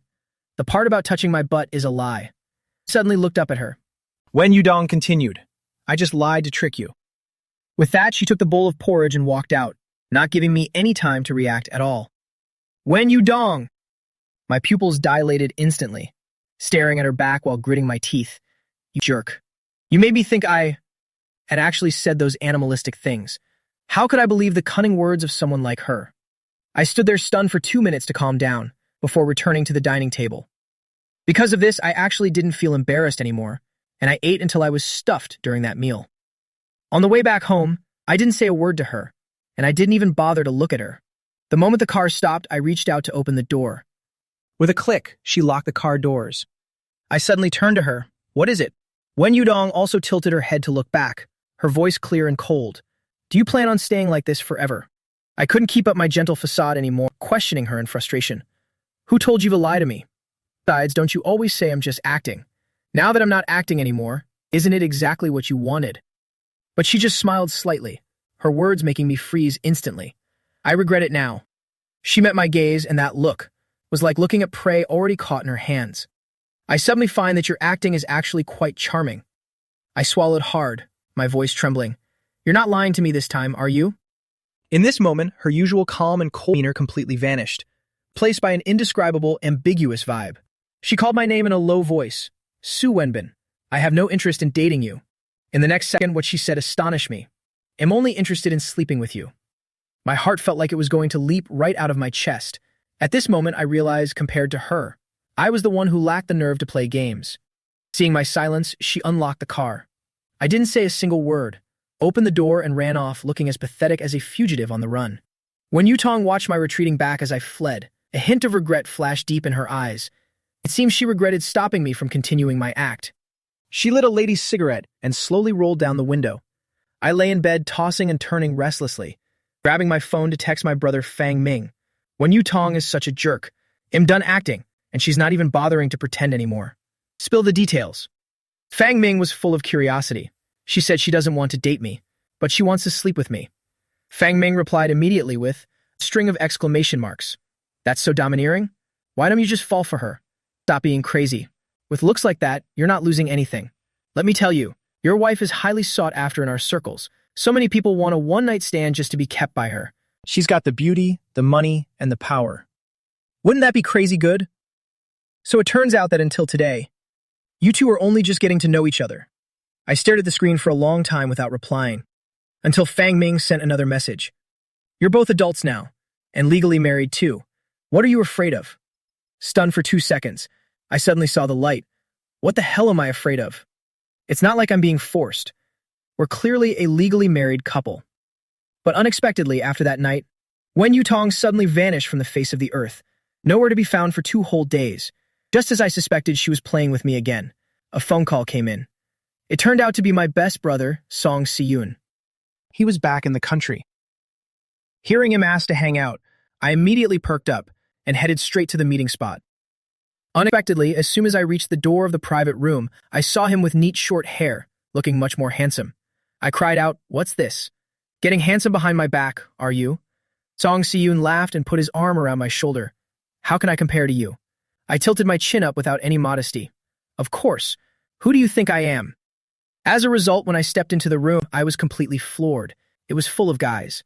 Song Siyun pulled me down to sit, explaining softly. They all heard I was back, so they just stopped by to hang out. Many of them work with the Song family. I glanced around and asked, "Where's Fang Ming?" I was about to text him, when a guy named Shi Shinran next to me recognized me. He leaned in and whispered curiously, saying his dad was that teacher with a bunch of illegitimate children. Right after that, my brother's phone rang.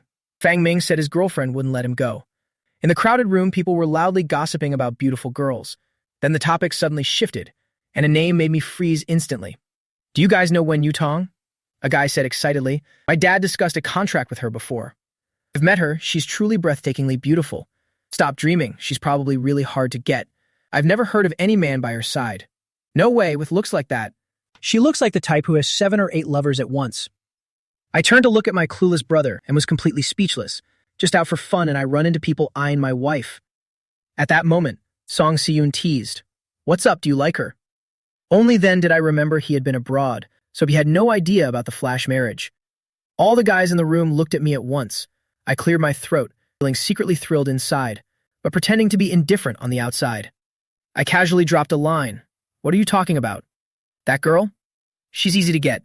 Just a crook of my finger and she's mine." As soon as I finished, the whole room erupted. The guy from before immediately pressed, "For real? Have you actually hit on her before?" I gave a mysterious smile. "Not just flirting. We've even kissed already." Just as I was about to continue bragging, a mocking female voice suddenly came from outside the door. "Flirting with your sister Wen here, are you?" A strange woman was leaning against the doorframe, with her arms crossed, looking at me and even raising an eyebrow. I was bewildered, not understanding what was happening. Unexpectedly, Shi Shinran stood up and called her sister. The woman stood up straight, and before leaving, she turned back, her eyes sweeping over me with deep meaning, saying teasingly, "Your sister Wen is upstairs. If you miss her, go up there and take a look." Until her figure disappeared, the private room immediately boiled over. "Shinran, does your sister know Wen Yutong? Is she really upstairs? Let's go up and see. Let's just take a look. Didn't Su Wenbin say she was get? Let's check if it's true while we're at it." I was frozen right there. My mind replayed every bit of the bragging I just did. I'm so dead. She wouldn't tell Wen Yutong what I said, would she? In the private room upstairs, Xu Menxi flopped down next to Wen Yutong, smirking slightly. "Guess who I just saw downstairs?" Not interested. Wen Yutong stubbed out her cigarette, replying coldly. Xu Menxi laughed again. "Not even your husband. Interest you?" She immediately narrowed her voice to mimic mine. That Wen Yutong, she's easy to get. Just a crook of the finger, and she's mine. Wen Yutong. Her hand holding the wine glass suddenly froze, her gaze instantly turning dark and deep. My image, with red lips calling her name, flashed in her mind. At the same time, downstairs, I was pulling my brother into a corner to confess. Song Seon's eyes widened in shock after hearing the news of my marriage. I laughed and gave him a punch, lowering my voice. My wife is that person you all were just gossiping about. Song Seon's pupils dilated suddenly. Then it clicked. Wen Yu Tong. He leaned in with a sly grin. No wonder you said she was easy. So, is she really that easy to get? My face flushed bright red. I could only admit I was just bragging. While we were engrossed in conversation, I stood up to go to the restroom. Standing before the mirror, I looked up after washing my hands. Suddenly, another person appeared in the mirror. They were standing not far behind me, with an indifferent face, their emotions unreadable. I turned around abruptly. Recognizing the newcomer, I startled and spoke quickly. This is the men's restroom. Unexpectedly, she only stepped closer to me after hearing that. I was so scared my heart started racing. Behind me was the cold sink. I had backed up as far as I could go. The next second, she propped her hand on the ledge behind me, trapping me in her arms. Her unique scent instantly enveloped me. My mind went completely blank. I even started stammering. What do you want to do? But she only let out a soft chuckle. Her clear, cold voice rang out above my head. What do you want me to do? I swallowed hard, unable to utter a single word. She lowered her lashes to look at me, her voice low and soft. Su Wenbin, what I said to you last time, have you thought about it? I froze instantly. Last time she said she wanted to sleep with me. I just had to force myself to find an excuse. I also need to prepare myself mentally. But she only smirked slightly, coldly uttering 4 words. I have no patience. Her hot breath brushed against my hairline. Her thin lips parted as she told me to look up. So I just played dead and stayed perfectly still. Unexpectedly, she raised an eyebrow, her voice dropping dangerously. You think I'm easy to get?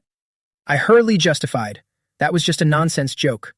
Unexpectedly, Wen Yu Tong pressed closer step by step. She whispered lowly in my ear, I am easy to get. Do you want to try? My heart rate instantly went out of control. The get I meant, and the get she meant were totally different things. At that moment, she suddenly pressed her body down toward me. I was so scared I clenched my fists and shut my eyes tight. But the imagined kiss didn't happen. Wen Yu Tong just stared intently at my face and then uttered each word.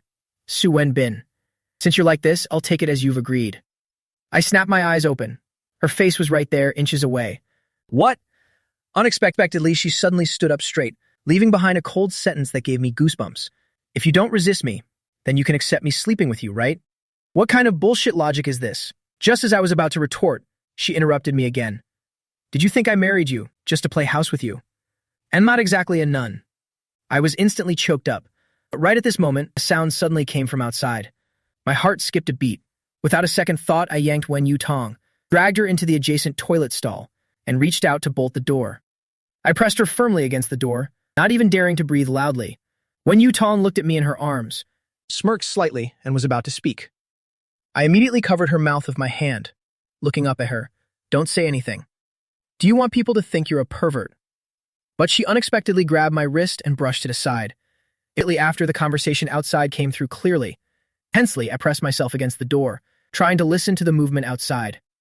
Unexpectedly, Wen Yu Tong whispered in my ear, Stop rubbing. Let me switch places with you. My body suddenly stiffened, and I looked up to glare at her. Not daring to utter a single word, I wondered what kind of nonsense she was talking about. Only when it was completely quiet outside did I dare to peek through a crack in the door. After confirming no one was there, I turned to confront her. You did that on purpose, didn't you? Wen Yu Tong calmly stepped out of the toilet stall, looking up at me slightly. Didn't you rub against me? I was so angry I was speechless, turned my head and walked straight away. I composed myself, adjusted my breathing, and pushed the door open to return to the private room. Wenbin, you're back. What took you so long in the restroom? I had just sat down, when a guy looked at me and asked, Did you just come from the restroom? Did you hear any sounds? My heart was thumping. No way, right? I quickly tried to distance myself. I was standing outside on the phone. I didn't hear anything. But my brother's Song Si-yoon curiously pressed. What sound? The next second, that guy spoke up. I was in the restroom just now and heard a woman's voice from the next stall, even saying something about rubbing or not. Song Si-yoon exclaimed in shock. No way. That's so hardcore, right there in the restroom. My heart immediately turned to ash, and I didn't dare utter a single word in response. I barely waited until they shifted to another topic.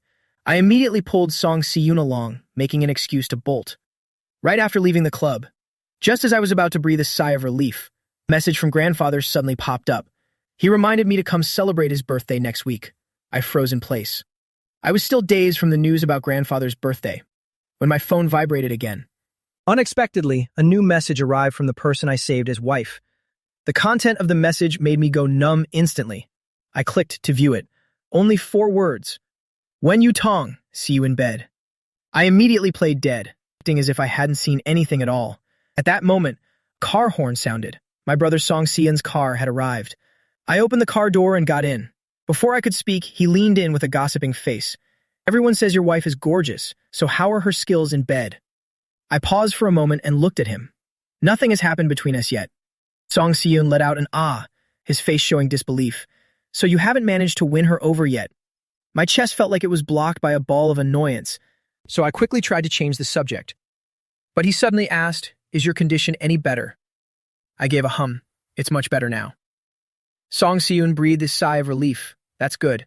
I was afraid you'd never get well, and I'd have to support you for the rest of your life. I laughed at his remark, but a flash of unease crossed my heart. Arriving at my front door, Song Si-yoon looked at the villa before us, his eyes full of meaning. Is this your marital home with your wife? I nodded in confirmation, unbuckled my seatbelt, and pushed the door open to get out. See you later. I closed the car door and turned to walk into the house. The living room light was actually still on. I called out, Jang Yi. But no one answered. I prepared to take off my jacket. As the jacket just slid down to my elbow, my movement suddenly froze. On the sofa, Wen Yutong was holding a tablet. Her gaze swept over me for a second. Then she put the tablet down, stood up, and walked straight toward me. I stood perfectly still, trying to find a conversation topic. You're not asleep yet.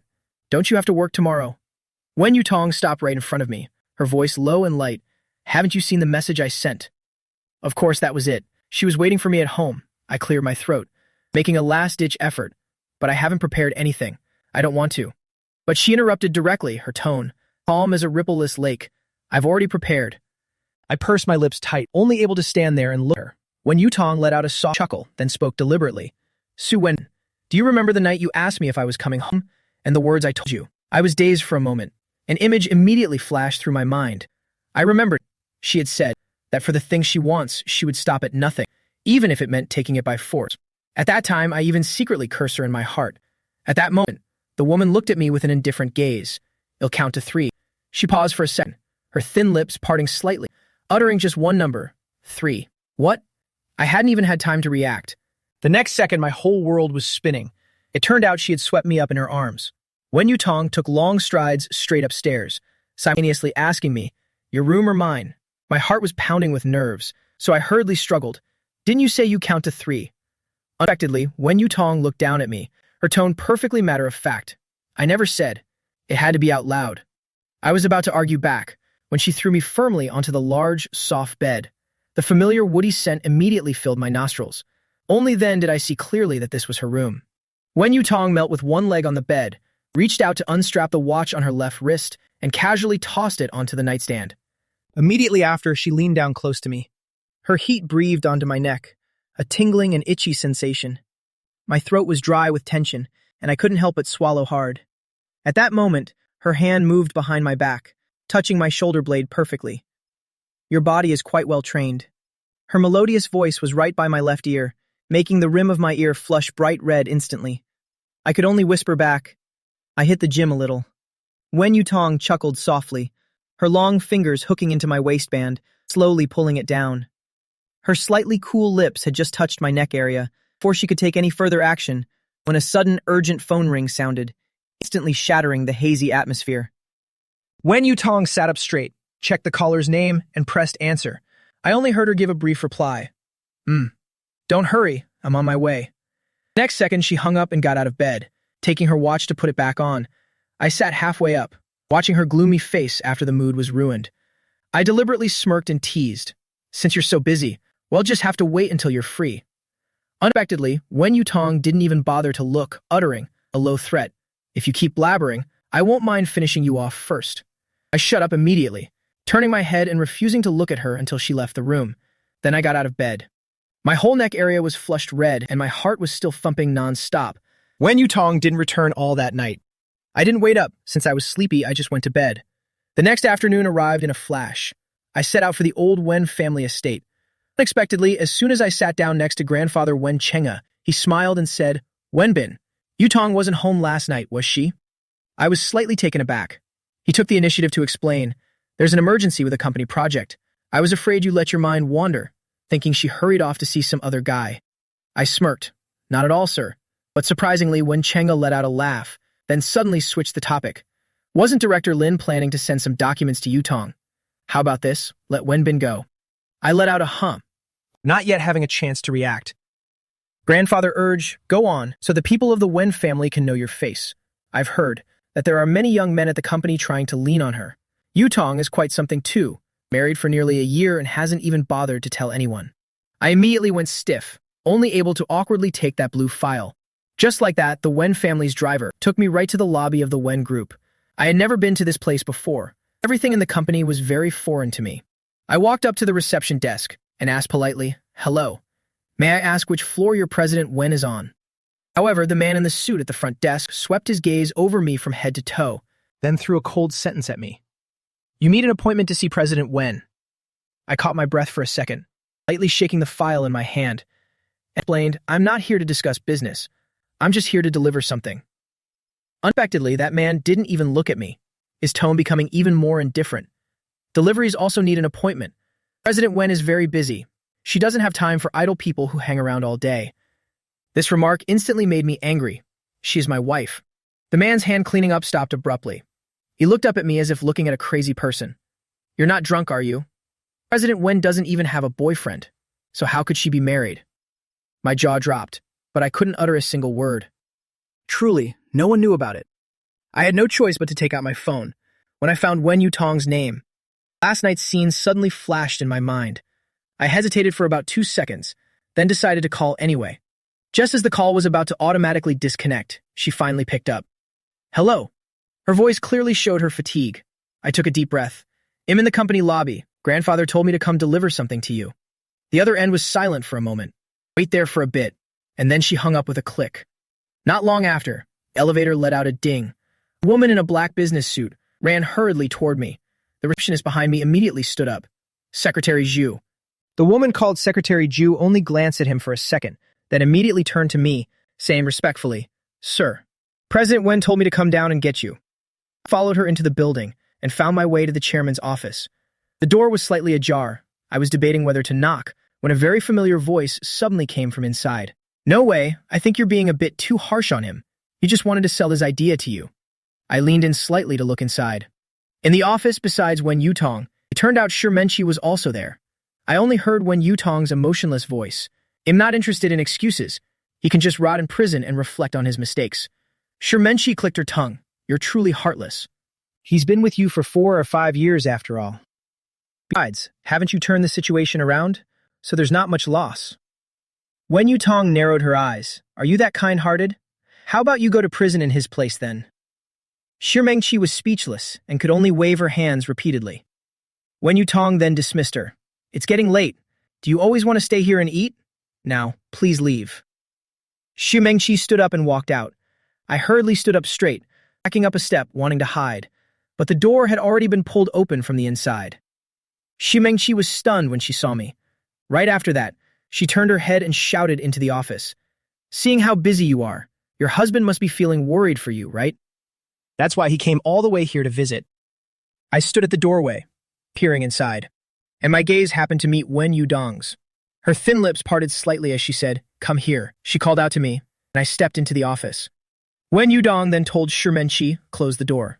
Shirmenchi held back for a long moment, then blurted out, "As you wish, CEO Wen," before finally closing the door and leaving. I walked up to her, handing over the file in my hand. "Here." Wen Yudong took it, leafed through it casually, and tossed it aside. I noticed her eyes were still fixed on the computer screen, so I spoke up, "Then I'll be going now." As soon as I turned to leave, she called me back. I turned my head, a bit confused. Is something wrong? "Don't you understand grandfather's intention?" I was stunned, recalling Wen Chengyi's words, and quickly explained, "Grandfather already told me. Don't worry, not many people know him here today. But Wen Yudong looked up at me, her voice low and steady. Don't leave yet. Wait until I finish work. I let out a surprise, oh. She continued, if the old man wants people in the company to know, then let them know. I instinctively said, but Uncle Wu is still waiting for me downstairs. Wen Yudong flipped through the documents, without looking up. You can call and ask him. I took out my phone and made the call. It turned out Uncle Wu was laughing on the other end. The old man had already called and told him to go home early, telling me to head home together with CEO Wen instead. I hung up the phone saying nothing more. I quietly walked over to the sofa and sat down. I curled up on the sofa, not daring to make a sound. I don't know when, but I eventually drifted off to sleep. I don't know how much time had passed. Drowsily, I reached for my phone. Squinting, I saw it was already past 7 o'clock. I sat up. Then I noticed a suit jacket draped over my legs. I was momentarily stunned. I tilted my head to look over. Wen Yudong was organizing some documents. I stared at her side profile, lost in a daze. She truly is a natural beauty. As if sensing my gaze, Wen Yudong suddenly turned her head toward me. Our eyes met. Panic seized me, as if I'd been caught red-handed, and I quickly shifted my eyes down to the jacket. Are you awake? She strode toward me. I hummed in response, handing the jacket back. Thank you. No need. Wen Yudong stood right in front of me, taking the jacket, her voice low. Your shirt hem. I had to pull it down many times. My pupils dilated. I suddenly looked up and stared at her. She continued, You don't sleep very still. I even saw your abs. My face instantly flushed crimson. I hurried to my feet to dodge the subject. It's getting late. We should head back. Unexpectedly, Wen Yudong handed the jacket back to me, gesturing for me to put it on. Eh? I stammered. I'm not cold. She raised an eyebrow, her tone slightly lazy. Put it on. I looked up at her. She added nonchalantly, with your clothes like this, they'll think we did something in the office. Although I wouldn't mind, but this is a company after all. Too much gossip wouldn't be good. My breath hitched in my throat. I stared at her for 2 seconds, then quickly took the jacket and put it on. It's true, no decent person spends all afternoon in an office, only for their clothes to get this wrinkled. Seeing that I was dressed, Wen Yudong stepped out of the office. I hurriedly followed her. Along the way, employees passing by all greeted her. Afterward, they looked at me with meaningful glints in their eyes. I was wearing her jacket, all the way out. Perhaps the whole company now knew our relationship was anything but ordinary. I was looking down at my phone, when my wrist was suddenly grabbed, feeling a hint of warmth. I stopped in my tracks. I couldn't help but look up at Wen Yudong. She didn't look at me, only saying in a cold tone, move a bit faster. I was pulled forward by her, my wrist feeling hot. Just then, an intern wearing glasses blocked our path. Hello, CEO Wen. Wen Yudong gave a soft hum, pulling me as she prepared to leave. Whispers echoed behind us. Look at that man. CEO Wen is holding his hand. She even let him wear her own jacket. He must be her boyfriend. I saw him go into her office this afternoon, and he only just came out now. They must be in the middle of a passionate phase. I only breathed a sigh of relief once we were safely in the car. I turned my gaze to look at Wen Yudong beside me. She was leaning back in her seat with her eyes closed, resting. It was pitch black inside the car. Only now did I dare to observe her closely, even quietly nudging a bit closer to her side. I stared at her flawless skin, silently lamenting that the heavens were truly unfair. To my surprise, just as I was pouting in silent complaint, Wen Yudong's eyelashes flickered, and she suddenly opened her eyes. Her eyes fell on my slightly pouted lips, her voice airy. What, do you want to kiss me again? My entire body stiffened, and I quickly raised a hand to cover my mouth. The next second, the car braked sharply. My whole body lunged forward from the inertia, burying my head in her lap. Secretary Zhao hurried to apologize. I'm so sorry, CEO Wen. The car cut in front of us. But when she saw our compromising position, she immediately looked away, not daring to look for another second. I flailed, trying to brace myself to stand up. A soft cry came from her near my ear, her voice a bit urgent. Su Wenbin. I was stunned and looked down. My hand was pressing against her lower abdomen. Just a bit lower, and it would have. As if burned, I quickly pulled my hand back, half my body going numb. I felt as though my whole body had been cooked through. I scrambled back to my seat, pressing myself tightly against the car window. Wen Yudong tilted her head to look at me, asking even though she knew, why are you avoiding me so much? I stammered, don't talk to me right now. The car had just come to a full stop. I opened the door and bolted out. I ran straight to the bedroom and locked the door behind me. I threw myself heavily onto the bed. Only one thought was in my head. Why do embarrassing things like this always happen to me? I rubbed my face until my skin almost burned. I tossed and turned on the bed like a restless caterpillar. Just then, the phone beside me suddenly vibrated. I reached for it. It was a message from my friend Fang Ming. Off work yet? Followed by another message. How's it going?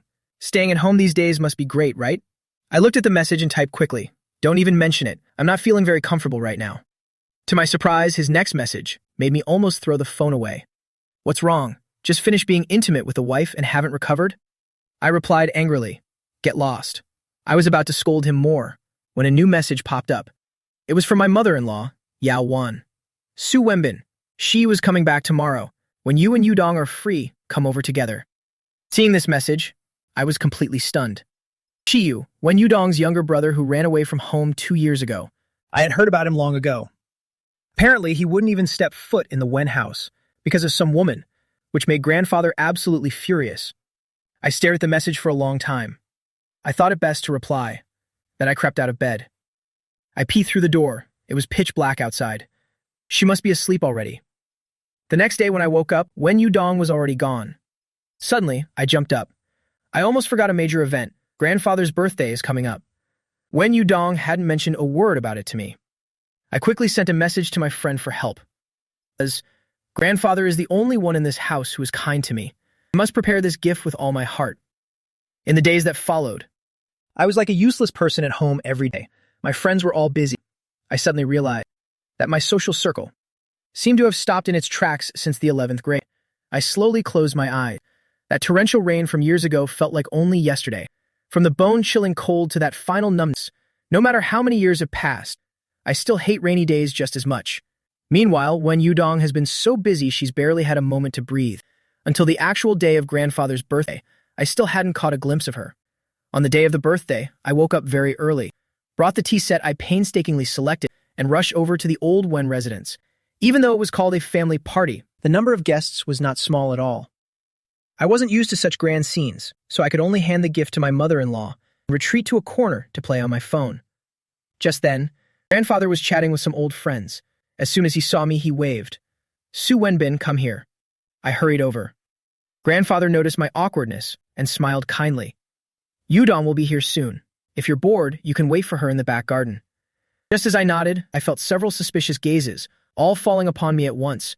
Grandfather suddenly remembered, slapped his forehead, and turned to introduce me grandly to everyone. Look at my memory. I forgot to introduce him. This is my grandson-in-law. Right after the introduction, he added, he's a bit shy around strangers. I could only stand there with a forced smile. Inside, I was silently complaining, non-stop. I didn't expect grandfather to drop such a bombshell on his old friends. Yudong is married? Since when? They married before she went to Nanjing. I told her to take Su Wenbin along, but she refused, claiming it would interfere with work. Grandfather even wore a proud expression. I see their relationship is very good. They are incredibly affectionate. Hearing that made me so embarrassed I wanted to sink into the ground. Just then, grandfather suddenly turned to me. Your father will be here later. If you want to see him, go to the front hall. I nodded quickly, sweetly saying, Grandfather, happy birthday. Then I turned and slipped away to the back garden. The back garden was indeed much quieter. I was just about to sit down and relax. To my surprise, a youthful voice filled with questioning suddenly rang out. Who are you? Who allowed you in here? I stared blankly at a handsome youth, wearing well-tailored casual clothes. I observed him seriously, searching my memory but couldn't recall who he was. I probed, Are you also here for grandfather's birthday party? The youth frowned even harder. Grandfather, this is my house. I'm back for the party. I understood immediately. This was the younger brother who had been away for 2 years, Wen Shiyu. I curled my lips slightly, my voice gentle but with a hint of a smile. Hello, I'm Su Wenbin. Wen Yudong is my wife. Wen Shiyu froze on the spot. He sized me up from head to toe. He shook his head vigorously. No way! My sister hasn't even said a word to me. I just looked at him silently, saying nothing. He suddenly became agitated. My sister would never marry anyone else. In my heart, my brother-in-law can only be Ji Ming. Ji Ming, I thought to myself. Well, to think Wen Yudong actually had a white moonlight too. I intentionally wanted to tease him, looking at him and asking, Is he your sister's ex-boyfriend? Wen Shiyu was left speechless. No. Not an ex? If not an ex-boyfriend, then it must be an unrequited crush. I narrowed my eyes and smiled, my voice full of possessiveness. Then it's fine. She's my wife now. So she won't have anything to do with that guy of yours anymore. When Shiyu was left speechless, his face flushed red. He pointed at me, stammering for a long while. Finally, he huffed. I really don't understand why my sister married you. I'm going to find Mom and get to the bottom of this. With that, he turned and stomped off. At that moment, the protagonist, Wen Yudong, finally strolled in. The moment she walked through the door, she handed an exquisite wooden box to grandfather. Happy birthday, grandfather. Grandfather took the gift, grinning from ear to ear. Look at you two, giving me two separate gifts. Wen Yudong suddenly turned her head. Is he here? After speaking, her eyes immediately swept across the entire room. Grandfather nodded. He's in the back garden. He must be quite bored.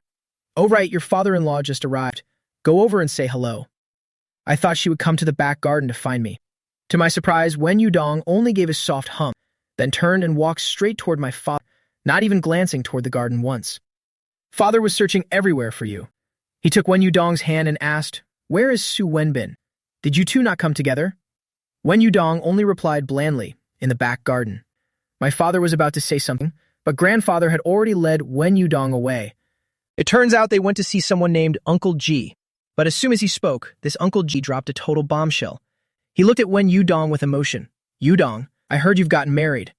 I remember how close you and my Mingming used to be. I thought for sure you two would end up together.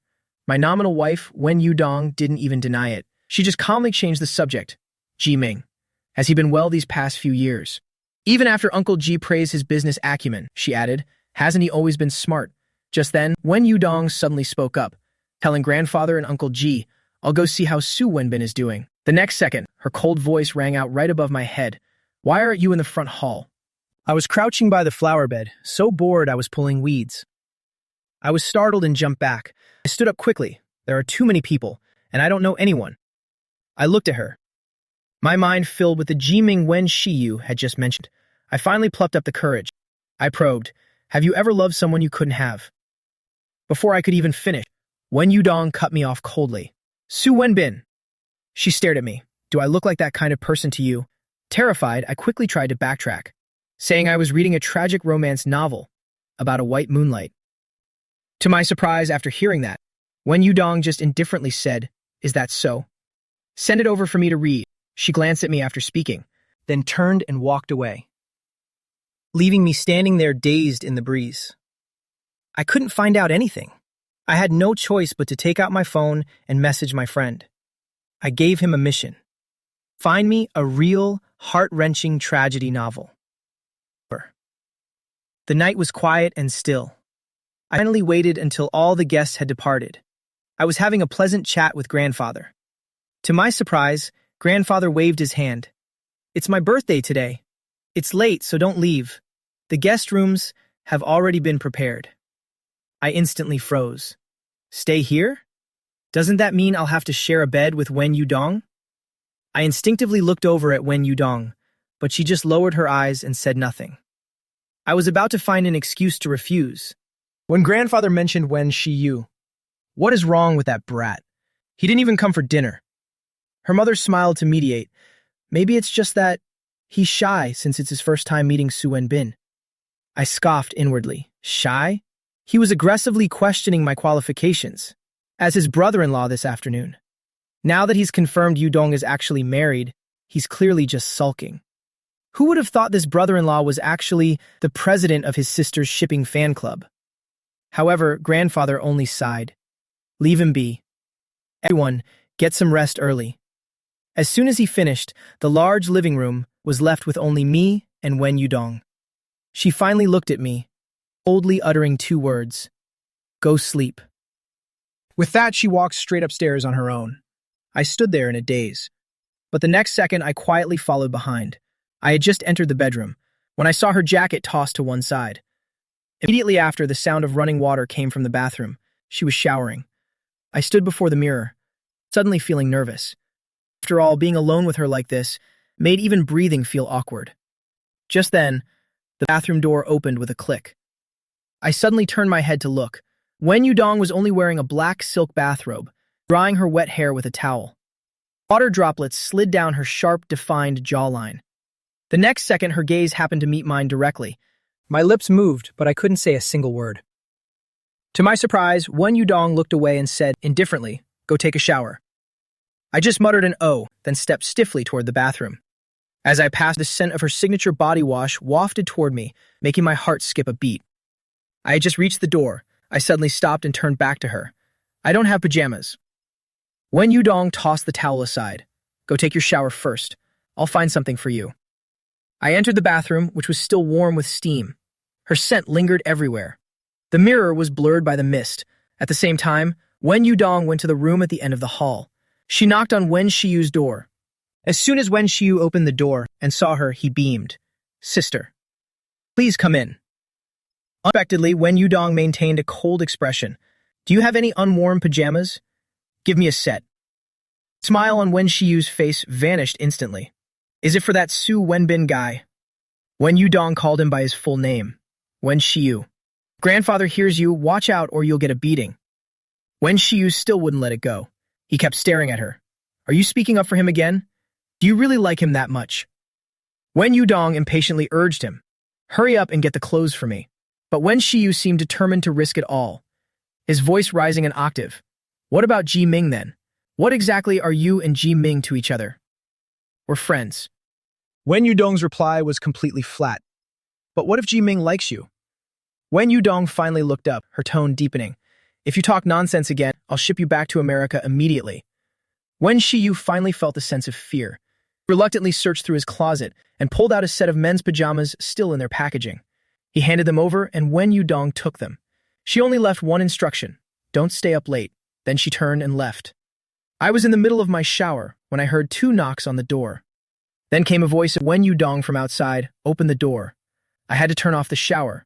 Cracked the door open slightly. I carefully stuck one hand out. She looked down at my hand, which was still dripping with water. My palm was still slightly flushed. My hand groped through the air. "Where are you?" The next second, a set of white pajamas, still with tags, was thrust into my hand. I quickly pulled my hand back and shut the door. I looked at the pajamas in my hand. The truth dawned on me instantly. These were definitely Wen Shiyu's clothes. Outside, Wen Yudong looked at the closed bathroom door and suddenly understood everything too. It turned out Wen Shiyu must have said something to me which led to that foolish question about loving someone you can't have. I dried myself off, changed into the pajamas, and dried my hair. I finally pushed open the bathroom door, glanced at my reflection in the mirror, and mustered the courage to step outside.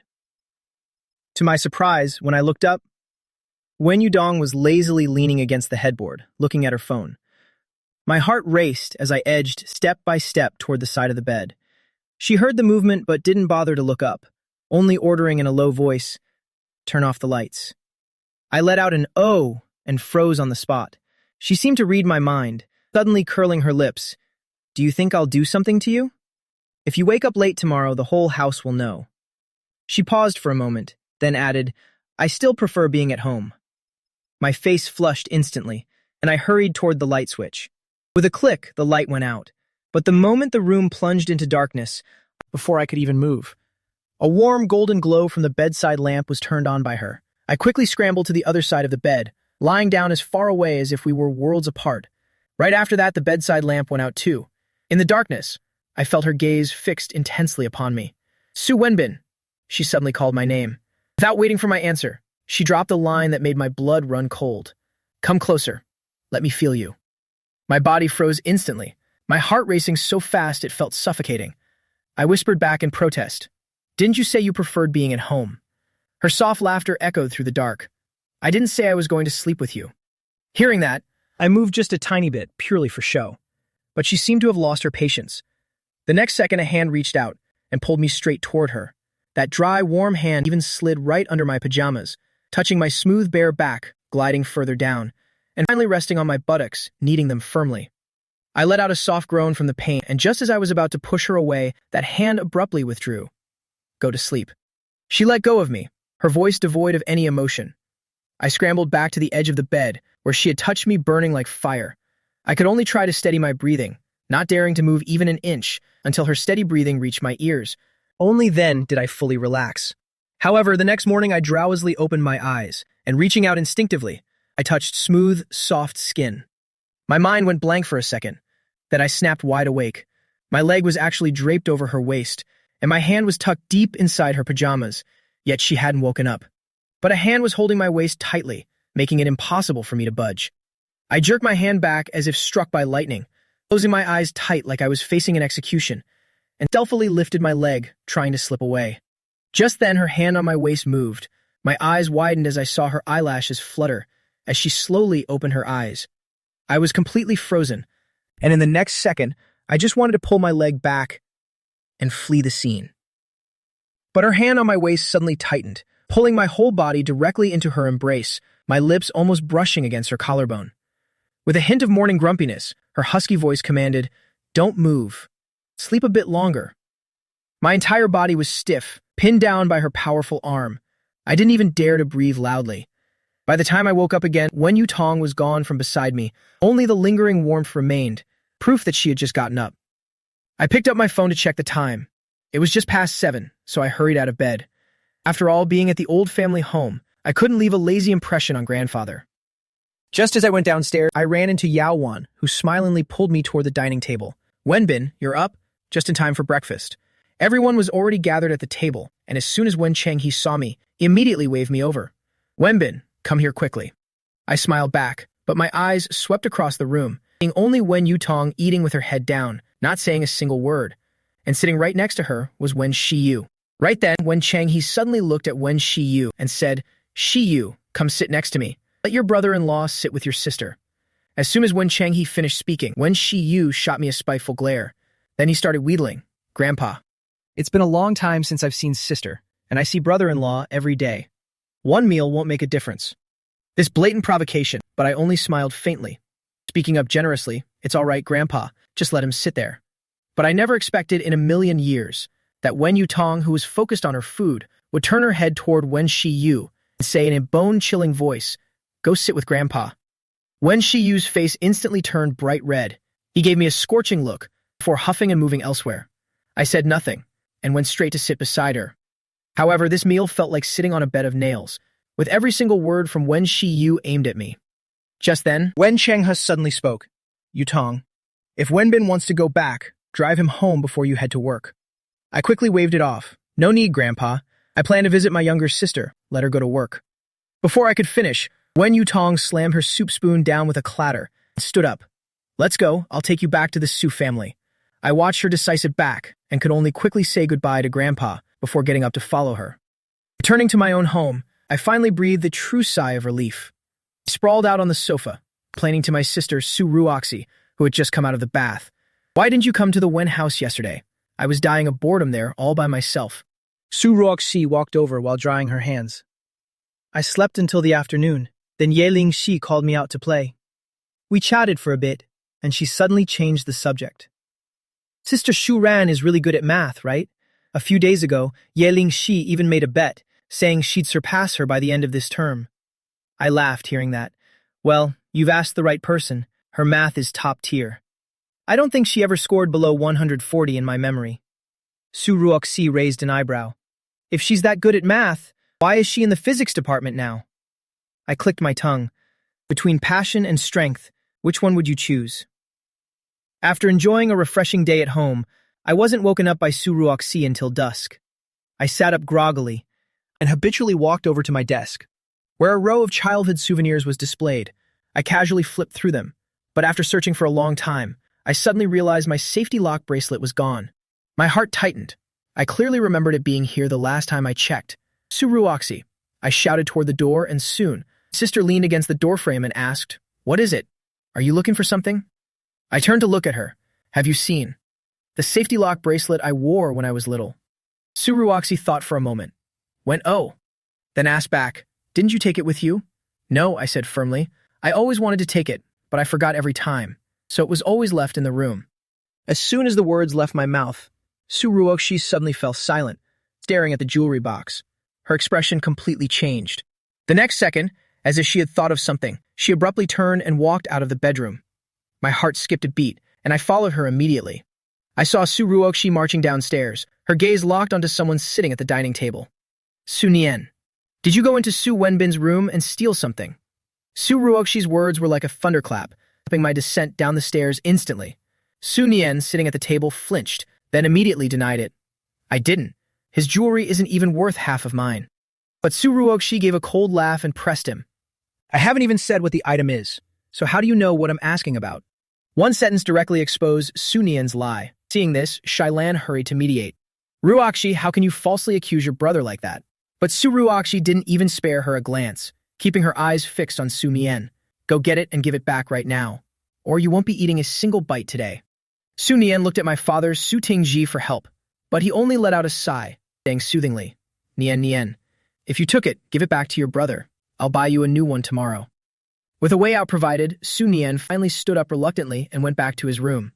A moment later, he came out holding the safety lock bracelet. I looked at him coldly and held out my hand. Give it back.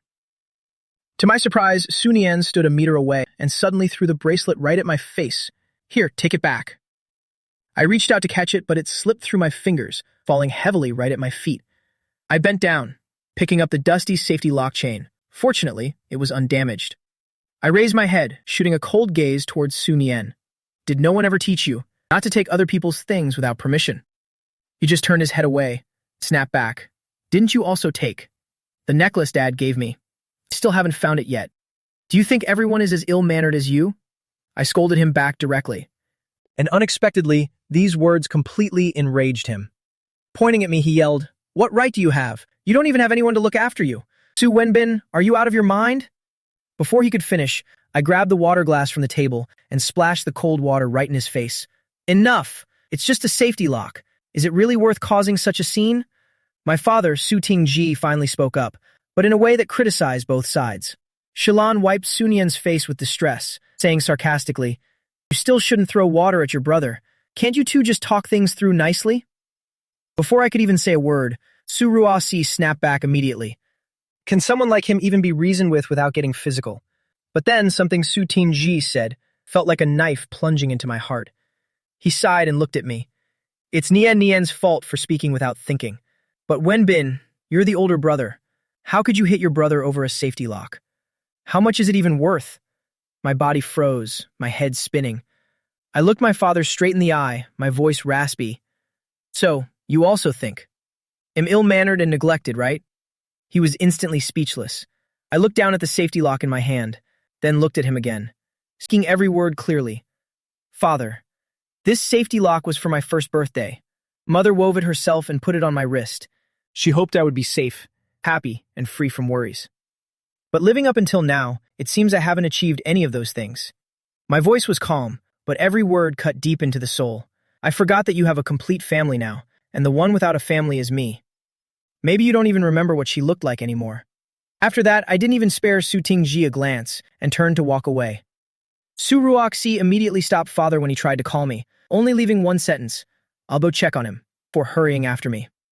I had just stepped out the door when she caught up, her tone full of worry, though she spoke in a teasing way. I'm afraid you'll do something rash. I curled my lips slightly. If I were to do something rash over this, then I wouldn't have survived this long. Su Ruoxi then called my name very seriously. Su Wenbin, if there's anything you can't tell anyone else in the future, you can come to me and let it all out. Don't keep it bottled up inside. I'll be really worried. My heart warmed up. I burst out laughing. All right then. Just don't complain that I'm being a nuisance. I said goodbye to Su Ruoxi, standing alone by the roadside waiting for a ride. Just then, a car honked from behind, and my buddy Song Si-yoon stuck his head out the window, waving at me.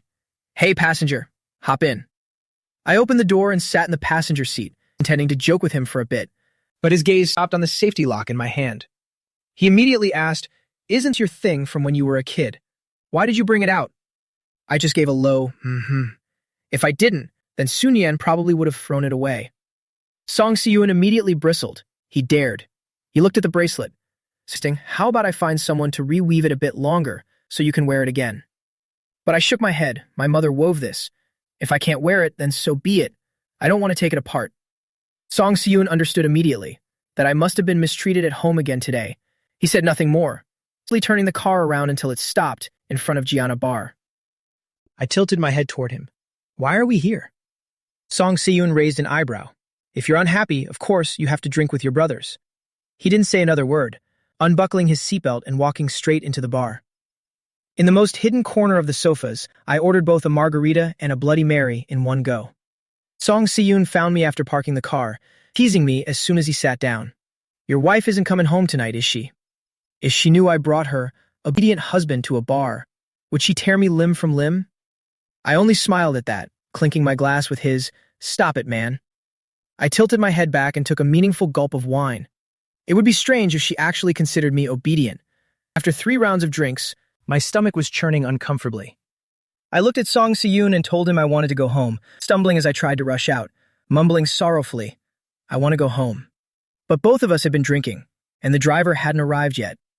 Song Si-yoon could only advise me to wait a bit longer, but I unexpectedly started acting like a spoiled child, insisting on leaving immediately, right now. Song Si-yoon had a massive headache, and while wondering if he should call me a taxi, he suddenly had an idea. "Call your wife and tell her to come pick you up." I was stunned for a few seconds, then took out my phone, stared at the name Wen Yu Tong, and hit call. As soon as the call connected, I cried out "wife" in a pitiful voice. Then I mumbled to myself, "Are you off work yet?" "Am lost. I want to go home." Song Si-yoon, standing nearby, almost dropped his jaw. "Didn't you say there were no feelings involved? Who is this cheesy tone even for?" On the other end, the cold voice of Wen Yu Tong came through. "Are you drunk again?" I said nothing, but just nodded vigorously at the phone. The next second, Wen Yu Tong only said 3 words, "Send your location," before hanging up. Not long after, a black Maybach came to a steady stop in front of us. A woman stepped out of the car, and as soon as I saw her, I lunged into her arms like a giant puppy. I hugged the woman tightly, her slender waist, and whimpered, "I want to go home." Song Si-yoon hurriedly explained to Wen Yu Tong. Bin Bin had a fight with his family. Please don't mind if he acts out. Wen Yu Tong gave a soft unprying my hands in one go, and picked me up, stuffing me into the passenger seat. I kept mumbling incoherently, and suddenly tilted my head to stare at Wen Yu Tong. "Are we going home now?" "Wen Yu Tong, am I your husband? You haven't married a second husband, have you?" But Wen Yu Tong ignored me the whole way, until the car came to a complete stop, and she said coldly, "Get out." My eyes instantly welled up. "Even you don't want me anymore." Wen Yu Tong added expressionlessly, "We're home." As soon as we entered, I flopped onto the sofa and sat up abruptly and called her, "Wife." "We've already registered our marriage, right? You won't go and register with your second husband, right?" Wen Yu Tong approached me step by step, stopping right in front of me, her gaze deep and unfathomable. She finally opened her mouth. "Where would I get a second husband from?" "Ji Ming," I suddenly blurted out. Wen Yu Tong was stunned. What kind of script was this drunkard imagining now? She looked down at me. "He is not," I immediately brightened up. "So you and I are family."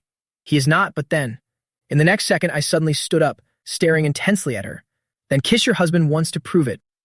Wen Yu Tong chuckled softly. "I can prove it in a different way." As soon as she finished speaking, my tears began to fall uncontrollably. Sun Yan scolded me today, and father didn't protect me at all. I cried until I was out of breath, then asked repeatedly, "Do you consider me your husband?" Wen Yu Tong was at a loss with me, only able to go along with it.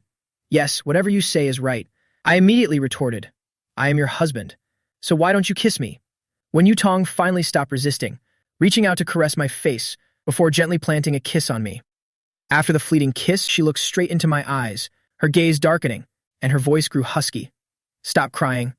There will be somewhere for you to cry later. Save some of your strength." Her hand slid down inside my collar, her voice low and dangerous. "Let's do it. Bedroom, balcony, study, bathroom. Where do you want it?" With tears still clinging to my eyelashes, I whispered in a small voice, "Can't we just do it right here?" Wen Yu Tong chuckled deeply. "Fine, just don't pass out tonight." At noon the next day, I finally woke up groggily, and as soon as I moved, soreness hit my whole body. Last night's memories immediately flooded my brain. From the living room to the bedroom, she was like a wild beast out of control, showing no mercy despite my tearful pleas. I crawled out of bed, my calves still trembling. Walking to the mirror, I couldn't help but gasp. My lip was bitten, my whole body was covered in bruises, and there were even teeth marks on my collarbone. I cursed inwardly. This wasn't lovemaking. This was clearly abuse. My friend Song Si-yoon sent a message. "Just waking up now? Is your wife done comforting you yet?" My eyelid twitched. Hemph, she only made me cry harder. I pretended to calm and replied, "Am strong. I couldn't stay sad forever." Setting my phone down, I suddenly thought of a fatal problem. Auntie Zhang must have arrived by now. Did Did she clean the living room when she left this morning? I had just gone downstairs when I heard Aunt Jang. Sir, you're awake? Then she looked at my face and was stunned. Sir, why is your lip? I quickly covered my mouth, just a mouth ulcer. Auntie Jang looked skeptical, but she didn't ask further and turned to go into the kitchen.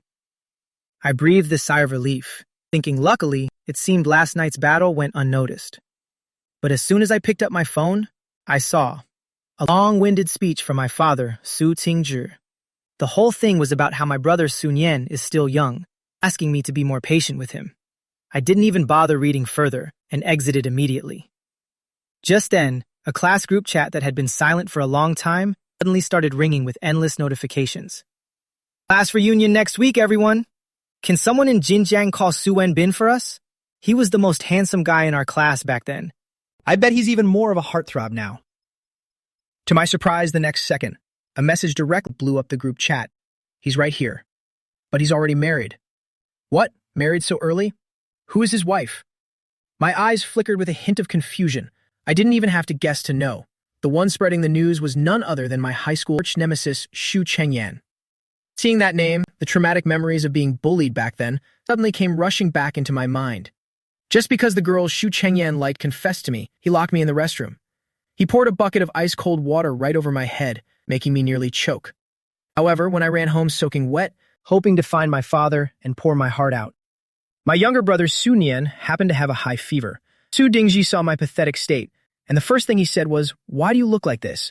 Can't you find some clothes to change into? Aren't you ashamed?" At that moment, I didn't want to say a single word anymore. Later, Su Dingji called, and my voice trembled through the receiver. I don't want to go to school anymore. On the other end of the line, my brother's spoiled crying kept ringing out. Su Dingji just hastily blurted out, "If you don't want to study, then quit. I can support you." Then he hung up abruptly. Even until now, he has never once asked why I dropped out of school back then. Just as I was drowning in memories, a new message popped up. It was from Yu Shiran. About next week's class reunion. Don't go if you don't want to. I typed back, "What about you?" Yu Shiran quickly replied, saying that his student's relative would be there, so she had to attend. I just replied, "Then you should go," when Su Chengyan started making trouble in the group chat again. Su Wenbin probably won't come, right? Is he playing house husband for some rich old lady and is too ashamed to show his face to anyone? Who knows? He's in the group but won't even speak up. Maybe he's busy babysitting at home. I watched with irritation, hit the long response, but deleted it all right before hitting send. Immediately after, I messaged Yu Shiran directly. "I'll go. See you at the reunion." That evening, there was a noise at the door. I startled and sat up, turned off the TV, and prepared to bolt upstairs. Right now, the person I wanted to see least was Wen Yudong. Every time I see her, I'm reminded of last night's passion. But just as I stepped into my slippers and looked up, I ran straight into Wen Yudong. Too late.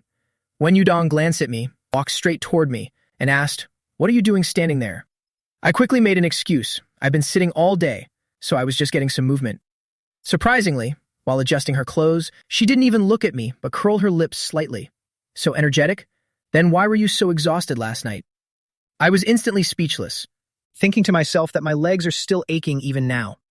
I slightly tilted my head to look, and my eyes fell right on her neck. On her fair neck were hickeys, and even a clear bite mark. All of them were my handiwork. My face flushed instantly, and my heart began to race. Just then, Wen Yudong leaned lazily against the sofa, beckoning me with her finger. "Come here." I had just stepped in front of her, when she pulled me down onto her lap. I let out a small cry of pain, and when Yudong's hand slid down to my waist, her voice tinged with a bit of fatigue. "Does it hurt that much?" I bit my lip and nodded. "It hurts." She smiled again, her gaze lingering on my torn lip. "Doesn't it stop hurting after doing it so much?" She didn't stop there. Her hand slid along the seam of my pants, fingers caressing the marks on my thighs. It seemed she realized she had truly overdone it last night. Looking at the hickeys on her neck, I suddenly remembered hugging her last night and shouting, "We are family. Please don't leave me." I suddenly looked up. "Wen Yudong, don't take last night's nonsense to heart." Wen Yudong looked me straight in the eye and asked back, "What words? Was it when you were screaming in ecstasy?" My face turned so red I thought it might bleed. I whispered, "No. It was when I was talking crazy about us being family." To my surprise, Wen Yudong calmly responded, "Aren't we?" I was stunned for a moment. My throat felt dry. I didn't expect her to answer like that. While my mind was still in a whirl, Wen Yudong let go of me. It's getting late. Go to sleep. Back in my room, my heart was still pounding. I even thought that, besides being a bit of a jerk, Wen Yudong actually treats me quite well. I had just finished texting my best friend. I suddenly feel like Wen Yudong isn't such a bastard after all. Then the very next second, a message from Wen Yudong popped up. Wait for me at home tomorrow night. I want to try. In the study. At that moment, I just wanted to take back everything I had just said. I opened the chat window and replied, but I'm still in pain. Wen Yudong messaged back immediately. I'll be gentle this time. Staring at those few words, I threw my phone straight aside. I reached out and turned off the nightlight, cursing under my breath. Wen Yudong, you absolute jerk. The next day I stopped by the Wen residence, and Wen Shiwu predictably treated me like thin air the whole time. Seeing the sun setting, I didn't dare stay long, fearing it'd be forced to stay overnight. But more importantly, I remembered Wen Yudong's message from last night, so I just wanted to get out of there as fast as possible. To my surprise, as soon as I got home, Jiang greeted me with a wide smile. Sir, you're back. The madam returned not long ago. She's in the study. My heart started racing, and while I was sitting blankly on the sofa, a message from my friend Fang Ming appeared. Why do you suddenly think she's good? Did her bedroom skills conquer you? I replied instantly. I take that back right now. Fang Ming sent a smirking emoji. For this reunion, remember to bring your wife. Show that Xu Chengyan fellow what's what. That sentence immediately woke me up. I sprang up and went straight to the upstairs study. Standing before the door, I pushed it open slightly to peer inside to see what she was doing. I saw Wen Yudong sitting upright, handling a mountain of documents. Cold light from the screen reflected on her face, giving her a strangely ethereal look. I was about to open the door a bit wider. My hand hadn't even pulled back yet, when a cold voice suddenly rang out, "Come in." I looked up and met her gaze perfectly. I had no choice but to commit and walk in. Before I could even stand steady, Wen Yudong finished signing the last file. Immediately after, she looked up at me, her voice low. "Come here." I had just walked around the desk when she pulled me into her embrace. Her warm hands slid directly under my shirt, pressing against my abs. She tilted her head slightly and asked hoarsely, "Can we go without protection today?" I swallowed hard, refusing in a small voice, "No. What if something happens?" Wen Yudong didn't say anything more, but her hand moved with addictive intent and directly unbuckled my belt. My legs instantly turned to jelly, and just as I steadied myself on her shoulders, the next second, I heard the sound of documents being swept to the floor. She easily hoisted me up and pinned me directly onto the cold desk. Heat breathed onto my neck, and my voice trembled. "Don't leave any marks. I won't be able to wear a shirt tomorrow." Wen Yudong chuckled softly, her thin lips slowly moving downward. By the time I was completely exhausted, she finally carried me to the bathroom. When I woke up the next day, my eyes were heavy, and my throat felt like it was on fire. I had only one thought in my head. Wen Yudong is a massive jerk. She promised to be gentle, but every thrust was so intense I thought I'd die. If I believe her again, I'm a fool. Last night's images kept swirling in my mind, refuses to fade. I couldn't forget even if I wanted to. I took a deep breath, decided to sit up, and opened our chat history. Right at that moment, a message from Yu Shiran appeared. The reunion is the day after tomorrow. She told me to watch the group chat and said we could go together if it was convenient. I replied, sure. Then I went into the bathroom. To my surprise, seeing the bruise on my waist in the mirror, a cold smile formed on the corner of my lips. After washing up, I lay back on the bed, and a message from my buddy Song Siyun arrived immediately. Are you planning to go to the reunion? Need me to come along to save face for you? I gave a thin smile. Nah, forget it. Yu Shiran will be there. I can't stand Zhu Chengyan's attitude anyway. Unexpectedly, Song Siyun sent a shocking message. According to Yu Shiran, the person Xu Chengyan likes will be there too. He's being so active, I'm afraid it's not just about you, but also because of his white moonlight. Who knew Xu Chengyan could be so loyal? I froze for a second, then coldly typed. Whoever he wants to love, as long as he doesn't mess with me, I don't care. While I was thinking of a way to deal with it, when Yudong's message arrived at the perfect time. She's not coming back tonight. I breathed a sigh of relief, meaning I could go to the party with peace of mind. In the blink of an eye, the reunion day arrived. I showered and felt refreshed. Put on my newly bought suit and spent a long time fixing my hair in the mirror. My phone notifications were buzzing nonstop. The class group was already buzzing with excitement. Where's Su Wenbin? Is he actually coming? Yu Shiran said he'd be here, but why hasn't he replied? I skimmed through the messages, Opened the keyboard and typed, "See you all tonight. Last one there has to drink." After sending it, I tossed my phone aside. Before leaving, I still sent Wen Yudong a message, asking what time she'd be back. No response, so I just left it at that. As soon as I arrived, I saw Yu Shiran standing at the entrance. I smiled and waved, "Hey there. Beautiful." Yu Shiran looked up and smiled back. "Let's go. Any later and you'll be penalized with drinks." I clicked my tongue. "It's just one glass. At worst, I'll drink it for you." As we walked in together, Yu Shiran teased, "You look like such a heartthrob today. It seems Zhu Chenyan's provocation really worked on you." I gave a light snort. He keeps mentioning me, so of course I have to show up in top form to greet him. Suddenly, Yu Shiran warned me, "Then don't go drinking too much. You're quite scary when you're drunk."